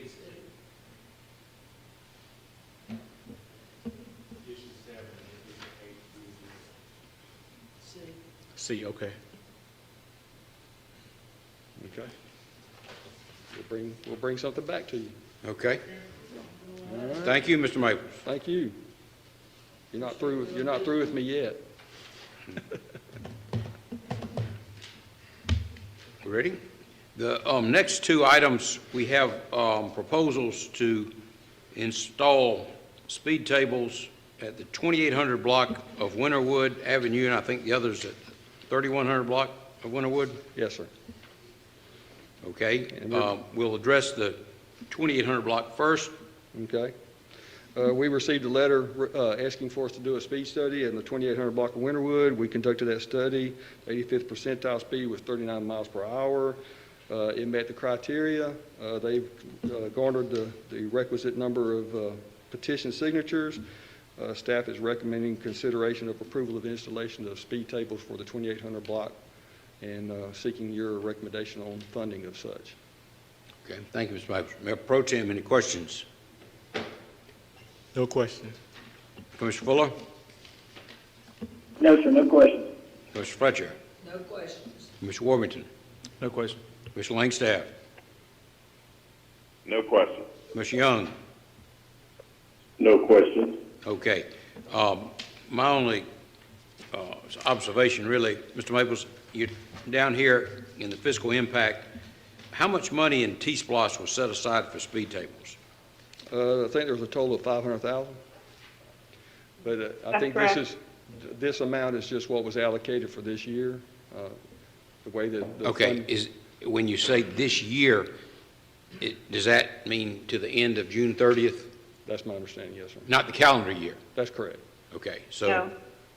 what you're telling us is we only have $32,000 remaining unless the money is reallocated. That's correct. And that would be enough for about 2 streets. That's right. Okay. All right. How much is allocated per annum? I think it's $100,000? I think city manager's on there. I think it's 100,000 is what she allocates per year. Is that correct, Madam City Manager? It varies, but that's just about right. Okay. And you said 500,000 was set aside in T-Splosh? That's my recollection. Okay. Okay. All right. Thank you. And next item, 3100 block of Winterwood. Yes, sir. Same issue at 3100 block. We did the speed study. It met the requirements. They got the correct number of verifiable property owners on the petition. Same thing, we're considering approval of speed tables for that block and the approved funding for it. Thank you, Mr. Maples. Any questions, Mayor Pro Tem? No question. Commissioner Fuller? No questions. Commissioner Fletcher? No questions. Commissioner Warmington? No question. Commissioner Langstaff? No question. Commissioner Young? Yes, Mr. Maples, just as a curiosity, do you have a way of pulling the top speed from those speed studies? The top speed? I can get that for you. I don't have it with me right now, but I can get you the actual speed study so you can see what the range of speeds was during the study. Thank you, sir. Okay. Thank you, Mr. Maples. And you're going to get that from Commissioner Young? Yeah, I'll get that from Commissioner Young. Thank you so much. Thank you. Thank you for your time. The next item is a recommendation to amend the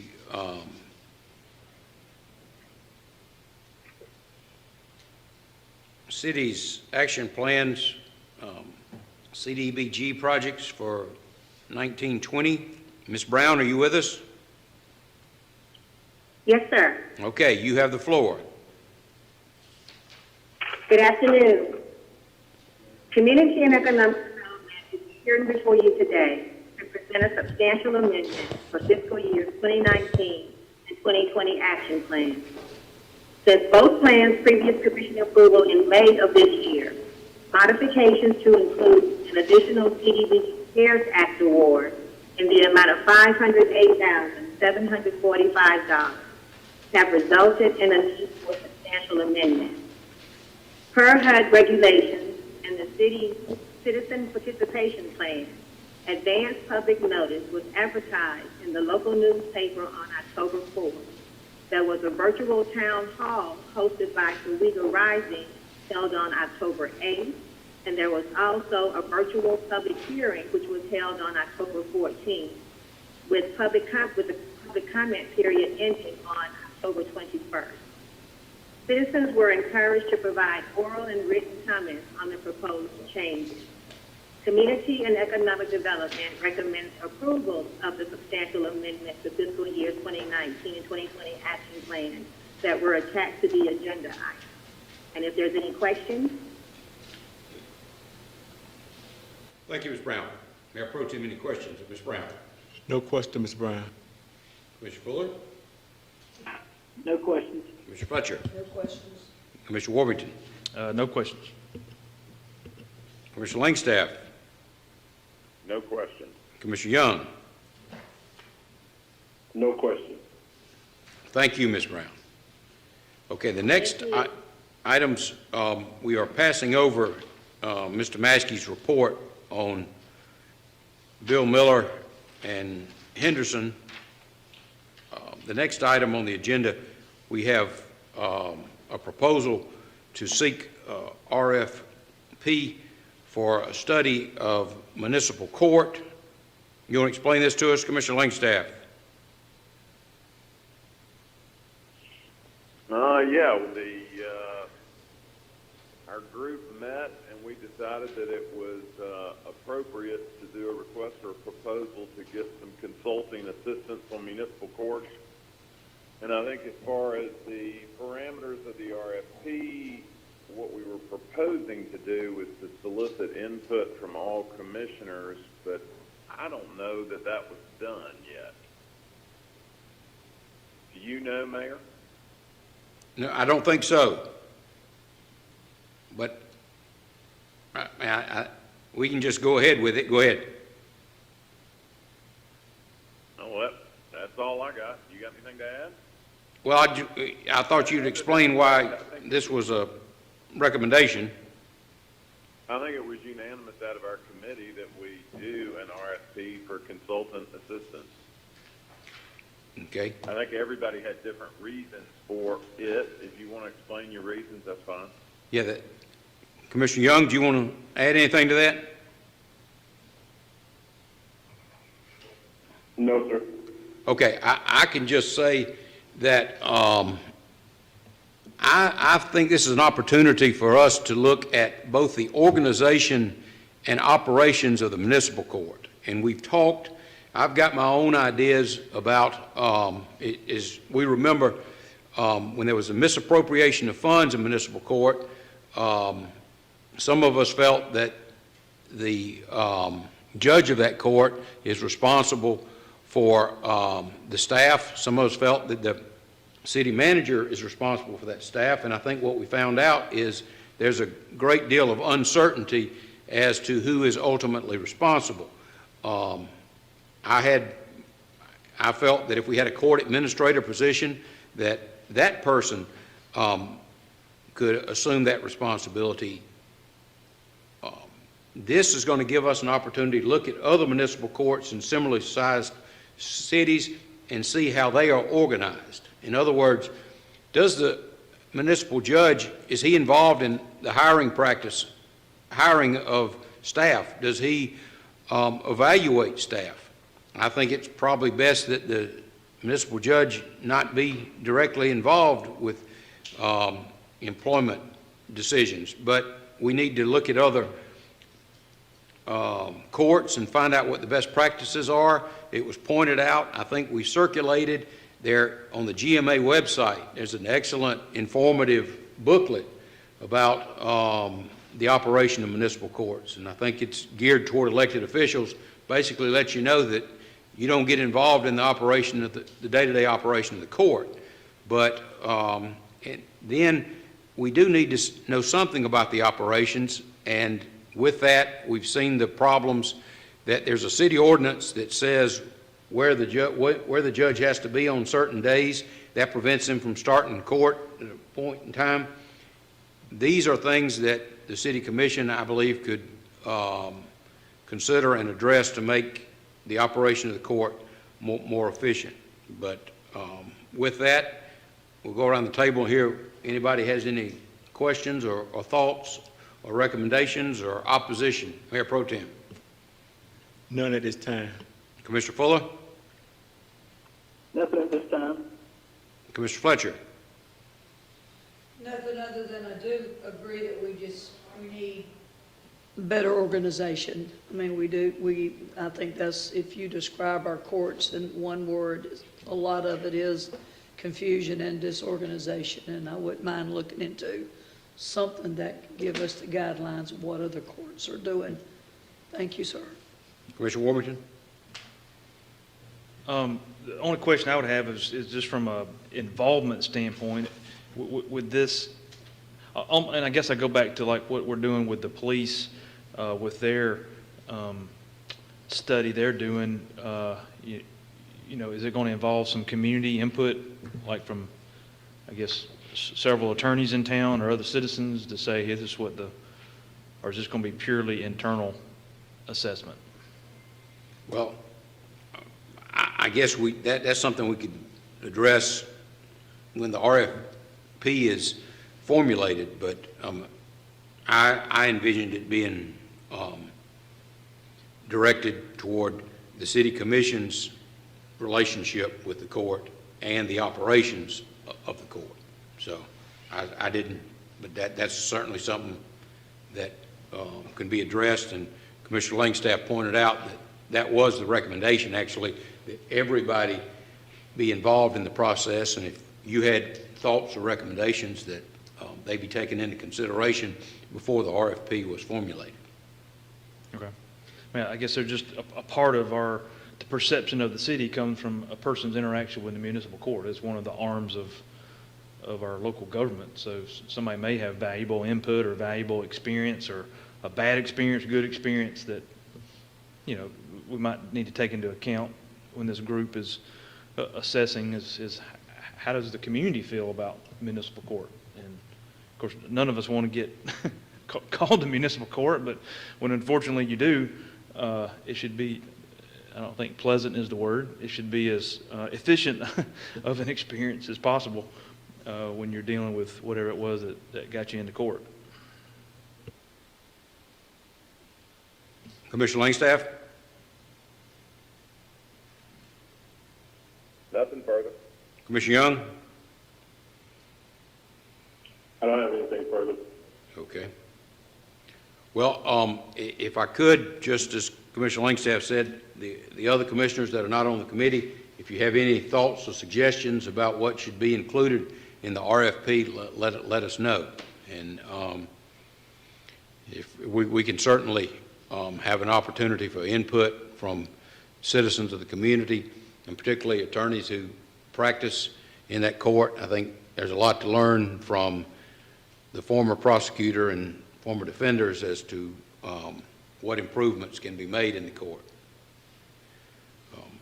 With that, the next item is a recommendation for the purchase of 4 Ford Escape compact SUVs. Ms. Field, you with us? Mayor, this is Mike Trotter. Ms. Field had to step away. I'll speak to that. How you doing, Mr. Trotter? Doing good. How about you? Fine, thank you. You have the floor. Thank you. We'll be using the piggybacking off of Gwinnett County's contract with Wage Ford, Smyrna, Georgia, as for a total expenditure of $90,073.16. The vehicles are in stock for immediate delivery. We also ask that the replacement unit be deemed surplus for disposal. I believe Mr. Bednar is on the line for any questions about the vehicle. Okay. Do you have anything you want to add, Mr. Bednar? No, I think they covered it very well. Okay. Mayor Pro Tem, any questions? No question. Mr. Fuller? No questions. Mr. Fletcher? No questions. Mr. Warrington? Yeah, Mr. Bednar, so it seemed like our last vehicle purchase, we were going the route of hybrids. Are these not the hybrids? Their hybrids are available, but right now, the only hybrids available is in the titanium class, which would make that to be about 32,000. Next year, they're coming out with an Escape Sport. They'll be hybrid, and it'll be about 26,000. So right now, the cost difference, even on the 26,000, would be pretty hard to justify that extra money versus what we would save in fuel. So I guess our previous purchase, what changed, I guess, because the upgrade is so much more on this hybrid option than the last one? That is part of it, the type of use. When you're doing a lot of high idling, putting on lots of miles, then, we do a calculation to see if it would be profitable. Does it make sense to do it that way, to go the hybrid route? And right now, the only option is the titanium, which is a very huge increase in cost. The other one is not available probably for 6-8 months. That'll be a brand new addition to the Escape line. So we can look at it at that point in time. But right now, it just did not pencil out. Okay. I would probably just request in the future if you could always provide that option to us, just so we could see it on paper. Because I guess sometime in the future it might make sense. Sometimes it may not, depend on the cost. Okay, that's it, Mayor. Thanks. Commissioner Langstaff?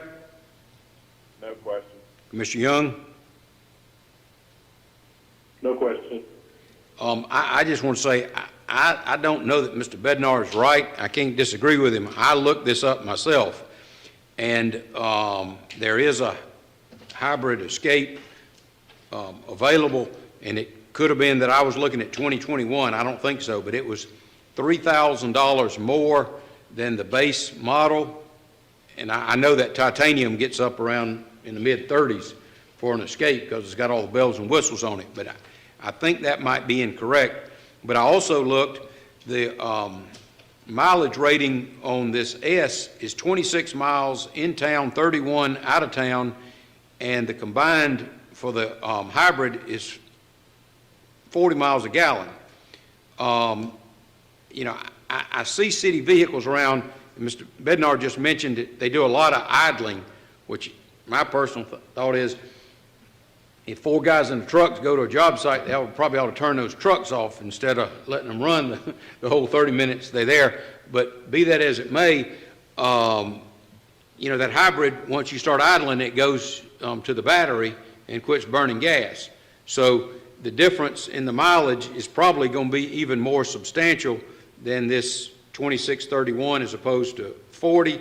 You're going to find that the hybrids have a longer useful life, and of course, you can calculate, we can see we have these 4 vehicles, how long we've had them, divide that, the mileage, we know how many miles a year we travel, and we can sort of calculate how much we'd save on the mileage. So I would ask that we, I'm just going to vote against it because we didn't have the hybrid option in here. And like I say, maybe Mr. Bednar is right. Maybe I was looking at a 2021, but it was $3,000 more than the base. $12,000 difference for the 4. Yes. And it probably wouldn't take long for it to make up in gas if there's a 9-mile-per-hour. Right. So maybe we could just table it so he can look and see what you were looking at. Yeah, and then, if I'm wrong, I apologize, but it is right there on the internet, the mileage figures and also the difference of $3,000. But it is possible that that's a 2021, so. Can I make a motion to table it? I don't think we're making a motion, but that's what I'm going to do. Yeah, okay. Well, it's a work session, so. Yeah. It's whether or not he can get that data by next meeting. Okay. Or if it needs Could to go you, to next could, month. could we do that, Mr. Bednar? Mr. Sure, Trotter? I mean, sure. Okay. Is that sufficient? Yeah. I mean, okay. And, well, it could have been that I was looking at, it might have been a 2021. Next is the city manager's update. Before we have that, I want to address other matters. I sent a letter to the city attorney. I found out that Phoebe had requested the demolition of 7 properties that Phoebe owned. The city attorney filed a lawsuit on behalf of Phoebe. I'm concerned. The city manager has assured me that code enforcement does not exclude Phoebe from its inspection and citation practices. I have some concerns. When you look at the petition, most of these buildings didn't have plumbing, electrical, the roofs had caved in. We cannot allow Phoebe to neglect its own properties, and apparently that's what we're doing. So I just need some assurance from code enforcement that Phoebe is going to be like any other property owner, and the entities will be cited when they're not in compliance. But what I had requested, because I thought we decided this at the first of this year, that the city attorney wouldn't file a lawsuit without without authorization from the commission, but particularly, I don't think it's appropriate for the city to be filing this action if it was at the request of Phoebe, because typically when somebody demolishes their property, they're opposed to it. But with that, I mean, I won't, Mr. Davis has already filed the lawsuit, but I won't the commission, if 4 folks disagree with me, that's fine. But I think these actions need to be dismissed, and Phoebe Putney needs to go through the Historic Preservation Commission just like anybody else would have to. And did you want to speak to that, Mr. Davis? Before we go around the table? I just want to say that these suits are filed on behalf of the city, these abatement cases, and I thought my marching orders were to file those. I didn't understand I had to get prior approval for each abatement case, and so when these came over from RISC, they went on this month's abatement calendar, which is a week from tomorrow, and it will follow, if there's 4 votes to obviously follow your wishes, but again, I apologize. I didn't think that I was to bring and seek prior approval for each abatement case. Okay. Thank you, Mayor. I apologize if I'm off base. My primary concern, is that the Phoebe entities would allow these properties to get in such a deplorable condition. But secondly, the fact that from speaking with Ms. Buchanan, the Phoebe entities did not go through the Historic Preservation Commission, and these residences are clearly within the historic district. And that's why I think these actions should be dismissed, and Phoebe should go to the Historic Preservation Commission and get authorization, or what is it called, Mr. Davis? A certification? Well, I think certificate of appropriateness is a I technical think term. that's the appropriate procedure. But if 4 commissioners don't have a problem with it, we'll go on with it. What are your feelings, Mayor Pro Tem? You said Nathan has filed a lawsuit? Yes, and these are part of what's coming up in abatement, yeah. Case is scheduled for a week from tomorrow. Okay. Commissioner Fuller? Well, let me understand, so Nathan, was the process not followed, just like it's followed? Let's say if I had a property in the historic district and I wanted to demolish it, or I guess if I was cited by code and was the process not followed where HPC was notified?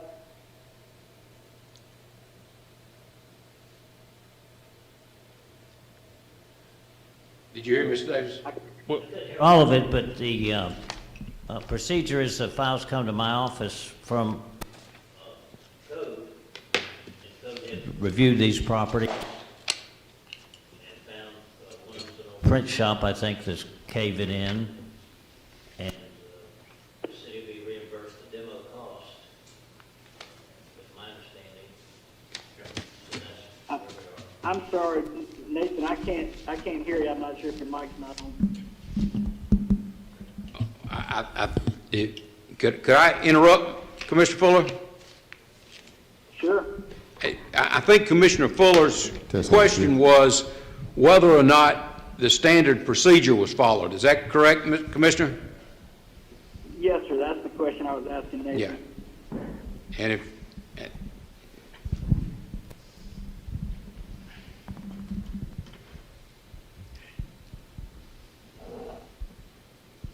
Is Nathan answering? I can't hear anything. not yet. Okay, they gave me another mic. Is this better? Yes, sir. I mean, I can hear you now. Yes, sir. Okay, thank you. I get the files from, after the property's been reviewed, inspected by code enforcement, comes to my office, and we get it on the next court calendar. Abatement cases are the last Wednesday of each month, and I review the materials, and we file the suits, and then on commercial, I'll call this commercial type pieces of property, sometimes we can get reimbursed. There was a old motel on Oglethorpe, right behind Truist Bank, and that one needed demolishing, and the brother of the owner paid back the $30-some-odd thousand demo cost. Sometimes commercial property owners will do that. And so in this case, in discussions with this one will be reimbursed by Phoebe Putnam. Does that answer your question, Mr. Fuller? Well, no, sir. I'm referring to HPC, because from what I understand, and I know we've had some issues in the past where HPC says they weren't properly notified. Was the process followed just like it's been followed or should have been followed for other demolitions as well that have been in the HPC, or that have been in the historic district? Yes, sir. Code enforcement has a standard form letter that they send to HPC when an abatement order has been signed by the municipal court, informing them of that, and that's what I understand happens. Thanks for asking. Okay. Well, I don't think anyone would argue, well, I shouldn't say anyone, but the properties are in very, very poor condition, and the print shop actually is, it's certainly a safety hazard. It's, I don't know, it's fallen in. There's portions of the walls that are fallen in. They're open to where people can get inside. So I don't think anybody would argue that shouldn't be torn down. I guess, Mayor, if you're speaking of maybe of the process, is what I was wondering if that was handled correctly. But the fact of those being demolished, I think they're beyond, certainly the print shop and then even the older buildings, I think they're in pretty rough shape. And then the idea of just making sure the process was done correctly, that's what I wanted to be sure of. Okay. Commissioner Fletcher? Well, and I'm going to read you the statement I got because I wanted to make sure I got this right. I know that the properties that we're talking about are fee-owned, and I know that they're paying taxes on these properties, and I know that they were all donated 3 years or less, and they are in rough shape, and one of them got destroyed by the storm. But this is the statement when I tried to sort of wrap my head around what the issue was. The City of Albany Code Enforcement cited these properties, and we were following the laws of the city. We would like to take these properties down to enhance the appearance of the area, to secure the space for potential development of the area by Phoebe or others, and to eliminate all structures that could potentially be dangerous or harbor vagrants. They're planning on doing this on their dime, 100% of it. And that's my 2 cents about it. Thank you, sir. I guess for me, we need to take the name Phoebe off of it and just say that it's an owner who has means. And when you start talking about an owner of a piece of property, it could be one of us, it could be a business owner, and it could be anybody who has the means to care and take care of the property. And I guess mainly, correct me if I'm wrong, Mr. Davis, normally we're dealing with people who at least claim they don't have the means and their property is dilapidated, they hadn't paid taxes, there's really no wherewithal to make any progress going forward. It's almost like I won't say a lost cause, but the city steps in the middle because we're out of options. That's a very accurate summary, yes, sir. So with this one, we're dealing with an owner who has the means to take care of it, and of course, plenty of criticism that has been sitting there for so long, should have been dealt with years ago, even though it was donated. Here we are 3 years later. But at the point we're at, what I understand, and I guess this is what Commissioner Fletcher was communicating, it's my understanding they're willing to tear them down with no city involvement. I kind of have a problem, and I think I told Mr. Davis this, is I don't believe the city should be in the contracting business in terms of, I'll just let the city go ahead and tear it down and then they'll reimburse the city. I think if the owner has the means, we should put a time frame on it and say you've got X number of days to do it all yourself. The city simply is just putting the pressure on, but for the city to step in, it should be a last-ditch effort. It should be the last option for the city for an owner who has the means to do it themselves. But to answer your first question, though, Mr. Davis, I do appreciate what y'all are doing in the code. Y'all are doing exactly what we asked you to do. I believe these properties were on the list that I provided sometime in the spring when we were considering the 6 times the property. Yes, sir. So these are on that list. I don't know if that's when attention was brought to it or not. But I do appreciate you pursuing, but we're just stuck between a rock and a hard place because the owner knows what they need to do, the owner has the means to do what they need to do, and there's a Historic Preservation Commission that they need to follow that process, and if all that will be followed, then it'll take care of itself. But if the city has to step in, that would be, should be, in my opinion, the last step in the process if all else fails. Commissioner Langstaff? My comment is that I think Nathan needs to proceed with the blight abatement cases. I don't think he needs to slow that up. So, that's my comment. Commissioner Young?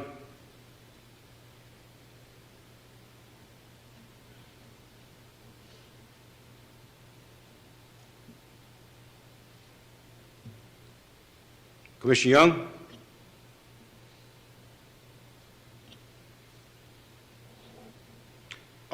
Well, I just want to say this. There's 2 issues here as I see it. First, with code enforcement, how did we let these buildings get in this condition? I mean, if you look at the petition, none of these buildings, I mean, most of the buildings did not have plumbing, didn't have electrical. I mean, who removed the plumbing and electrical? Was it Phoebe? When Phoebe takes the donation, anybody takes the donation of property, they got an obligation to maintain that property. And these properties have been neglected for years, and the city has done absolutely nothing. And like I say, the city manager assures me that nobody in code enforcement has been instructed to ignore any violations of the code from any property owner, including the Phoebe entities. But this is something that needs to be corrected. But the second issue is the process that has been followed here.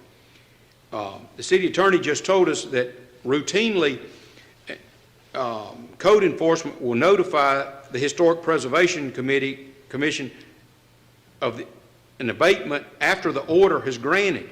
Well, that's after the case has already been decided. The procedure here should have been for the owner of these properties to go to the Historic Preservation Committee. For some reason or another, that process was circumvented.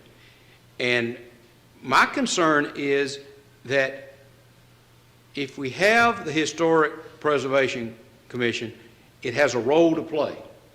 And citizens don't get to select whether or not they have to go before the Historic Preservation Commission. And apparently, that is what happened here. From what Mr. Davis said, code enforcement sent this directly to the city attorney. Well, code enforcement should have directed the owner of these properties to go to the Historic Preservation Commission. Not that the owner of the property didn't know that that's what they were supposed to do. And the situation we're in right now is a lawsuit has been filed seeking an order to authorize demolition of these properties. And what we need to decide, and we'll go through one more time, if the commissioner thinks this case needs to be dismissed and the VB entity is instructed to go through the process, say that. And if the commissioner thinks the city attorney just ought to go ahead with the process and we'll correct it next time, say that. But of course, Mr. Davis has got to have some direction from this board. And the first thing, Mayor Pro Tem, what's your thoughts on it? I would say since let them. Okay. Commissioner Fuller? Well, maybe I misunderstood, but I thought Nathan was saying that the HPC was notified if the process was done correctly. Is that not the case? Is that the case or not the case, Mr. Davis? No, so I understand what you do, or what you repeated, is that the notice to HPC is when the order is signed. Yeah. So, I mean, you just pointed that out. Yes. Yeah, so Commissioner Fuller is incorrect when he said, I thought the city attorney told us that the proper procedure was followed in this instance. Well, it's what you just said it is, yeah. Okay. Maybe I wasn't talking well into the mic, maybe you misunderstood me or I said it wrong. Mr. Mayor, I apologize. Could I make a comment? Okay, so No, we're going to get through this, Mr. Capps. All right, so what are your feelings, Commissioner Fuller? So you're saying, I'm sorry, and I don't want to beat the dead horse, I just want to make sure I understand correctly. So what we're saying is that the same process that is handled by any property owner in the historic district, it was not handled the same way? Is that what Nathan is confirming? Yeah, that's correct. Okay. And Nathan, that's right? Well, non-HPC property does not get an actual notice from code enforcement, but all property owners on any order, it's mailed to them by our office, it being the order. But they don't get a formal notice document from code enforcement, they just get a copy of the court's order from our office. Thank you. Right, what I'm saying, anybody that owned property in the historic district, if this was not handled just like it would have been handled to any other property owner, then I'm okay if we wait and let it go before HPC. But if you're telling me that it was handled just like it would have been handled if it was my property in the historic district, then I'm okay with it moving forward like it is. Well, from the standpoint of handled, in plain speak, when I get the files from code, they have inspection reports. I rely on them that they're accurate, and I proceed with the action. So that is the way any of them are handled, whether it's HPC property or other property. We're dealing with such a volume, I don't, fly spec the whole thing, but the reports show, I think as the mayor just mentioned, the print building is basically collapsed, and the rest of the structures have no operable, which is standard in almost all the ones we get. There's no HVAC, there's no electrical, there's no plumbing, they're not habitable, etc. Right, but I guess, again, we're referring to this as in the historic district, and was HPC notified correctly on this particular instance about the property that CB owns? Well, we don't provide advance notice, I'll call it, like the mayor was suggesting should be done, if that's, okay, so, I can barely hear you, but that's what I think, a point that's different. Thank you. Well, I guess what I'm saying is, if that's the way that we've been doing it, and they weren't treated any differently, then I think I vote to move ahead. But if you're saying that if something was done differently than anybody else that owned property in the historic district, then okay, maybe we need to go back. But if it was done the same way, then I'm okay with moving ahead. Well, that's a good point. The only thing I can think of that's, I'll say different, is that this owner is going to reimburse the cost. And other times, we don't get that information from the property owner. Thank you. Okay, but, I mean, Mr. Davis, we need to tell Mr. Fuller, my understanding, any property owner in the historic district has to go through the HPC. And this property owner, my understanding, did not go through the HPC, and I think that's what Mr. Fuller's direct question is, whether or not the established procedure was followed, and I think the answer is no. But you correct me if I'm wrong. No, sir, you're correct from that standpoint, but if they want a certificate of appropriateness, then the HPC is in charge of issuing those, you're right. But if they don't want to get a certificate of appropriateness, they just wouldn't, I guess they just wouldn't file with HPC. Well, see, if that was the case, the Historic Preservation Commission would just be a discretionary body. I mean, I don't think, does that answer your question, Mr. Fuller? Well, it's still a little muddy, I guess. So what I think we have here, we have maybe the way, I think HPC is not happy with the current system. But from what I think I understand, the city is to issue a citation initially on these properties. Is that correct, Mr. Davis? They were never cited. Were they ever cited, Ms. Davis? I don't think they were ever cited, were they? I'm not aware of any summons being sent or anything. That's another variant That's from the point you were making earlier. Standard procedure. No, I mean, these properties were never cited, which Well, kind of... so I guess that was a misunderstanding then, that I've been told something different, because what I understood was that the properties were cited, and then that's moved along in this path that we're on now.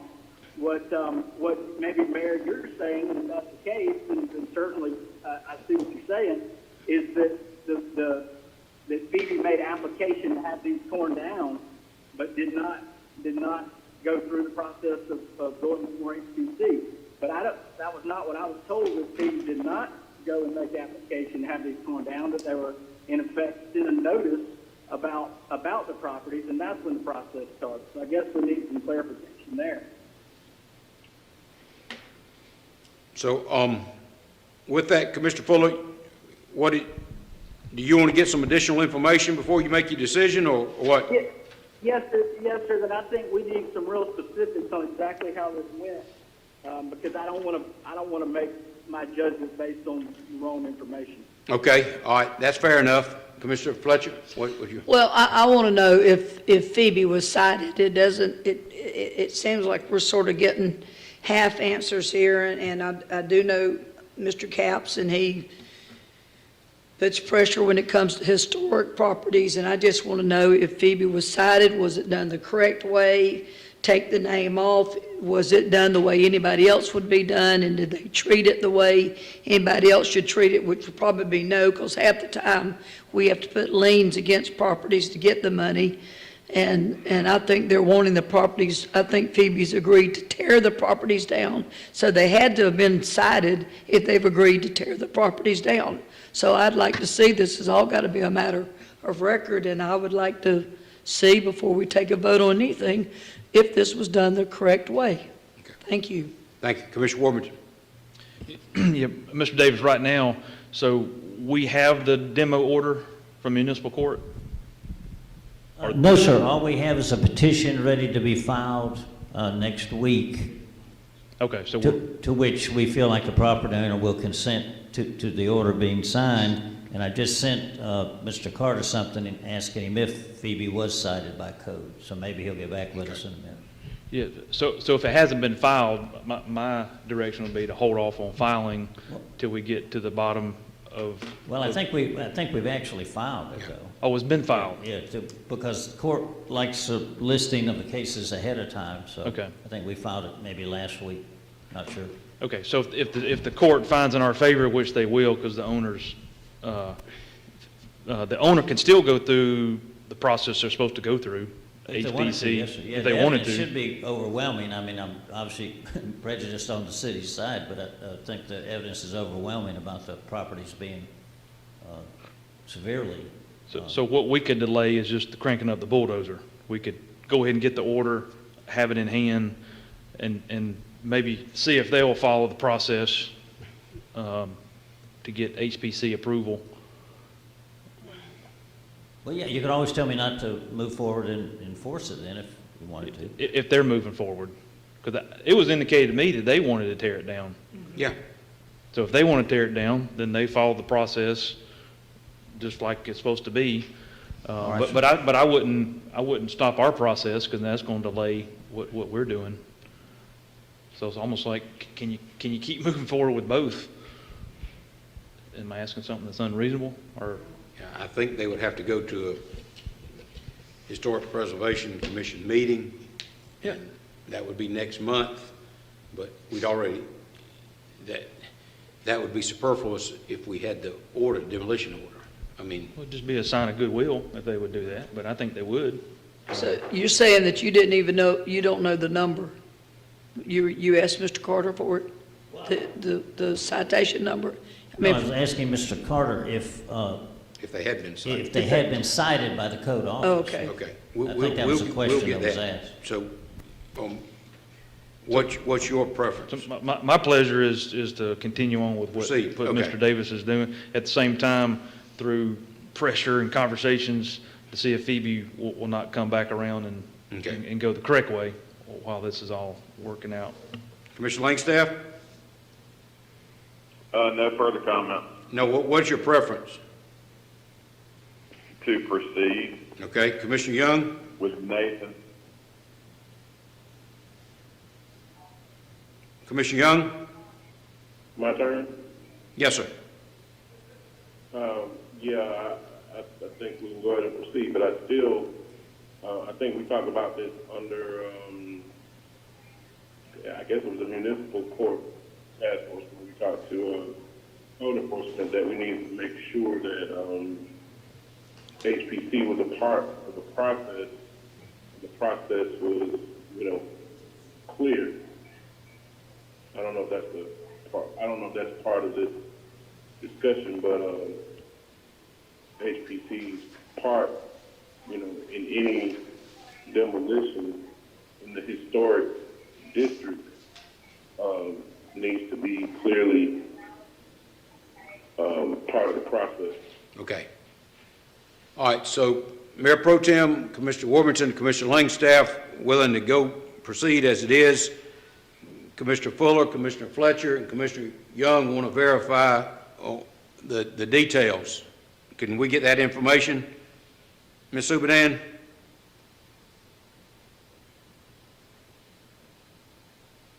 Yes, sir, I'll do my best. I'm very confused by this issue. Nathan really handled it, but I'll certainly get code to provide what their part was in this situation. Well, I mean, also, I would like to know what the people from Phoebe, what letters they sent to us. I think the whole commission needs to see that, but that way we'll make a decision next Tuesday night. That's before the... Yeah, cases Wednesday morning, 25th. Okay, so we'll have that information and make a decision next Tuesday night. Okay, next, city manager's report. At this point, it's been such a long meeting. I'll just email you out a report. I did want to provide you with overview of a cleanup program, Operation Clean Sweep, that we're doing. Starting in South Albany, we're going to concentrate on cutting down trees, focusing on not cutting down trees, trimming trees, especially those that are going to be around street lights and traffic signals. Additional focus on street sweeping and alley repair. But we're just bringing a lot of resources to bear on that South Albany area, the Morningside area, and so you'll see some activity happening And it's our plan to move Operation Clean Sweep around the city, kind of bringing to bear extra resources on specific areas, a couple months at a time. But beyond that, unless you have any questions for me, I'll send everything out on the city manager's update. Any question for the city manager, Mayor Pro Tem? No question. Mr. Fuller? No question. Commissioner Fletcher? No questions. Commissioner Warmington? No question. Commissioner Langstaff? No question. Commissioner Young? What was the date we were starting Clean Sweep? We actually started this week, and we'll be going through probably mid-December. So we kicked it off yesterday. Okay, I'll contact you about this. Okay, all right. Okay, items for future agenda, Mayor Pro Tem? Ms. Superdan, Yes, sir. are you gonna put on your red shoes and join us through the community walk on this coming Thursday at 5:15? No, sir. Appreciate your honesty. Yep. I wouldn't expect that answer, but I can live with it. Commissioner Fuller? Nothing further at this time. Commissioner Fletcher? Nothing further. Commissioner Warmington? Nothing further. Commissioner Langstaff? Nothing further. Commissioner Young? I'm coming for lunch. Y'all got some left? I got one cookie, but that's it. No, that's it. Thanks. Okay, I had two things. First, our December work session is on December 1st, and our nightly meeting is on December 15th. I have to be in court in Tifton on the 1st, and I was wondering if we could reschedule the work session for the 3rd, which would be Wednesday, or the following Tuesday, December 8th. If y'all check y'all's calendars, but if not, I'm going to have to miss the work session unless that court proceeding gets continued. And then the other item, Ms. Subadan, you with us? Yes, sir. It seems that I've been getting about 3 anti-litem notices a month, and we need to have some type of safety training, ongoing safety training. This last letter I got really concerned me about the officer traveling at a very high rate of speed, apparently approached a stop sign, and the allegation is hardly slowed down. We have a responsibility, I mean, the commission has a responsibility to the community, but clearly our employees need to be more conscientious in the performance of their duties, and I would like to see some ongoing safety training, and also I think we need to have some standards in place so that we can minimize traffic accidents and individuals being harmed as a result of the acts of city employees. So could we start working on that, please, ma'am? Yes, sir. We're putting together a report for you to let you know what we have been doing. Evidently, where our outcomes are not satisfactory, so we'll be looking to see how we can enhance our programs. But we will be putting together a report to let you know what we have been doing. Okay. With that, we'll stand adjourned.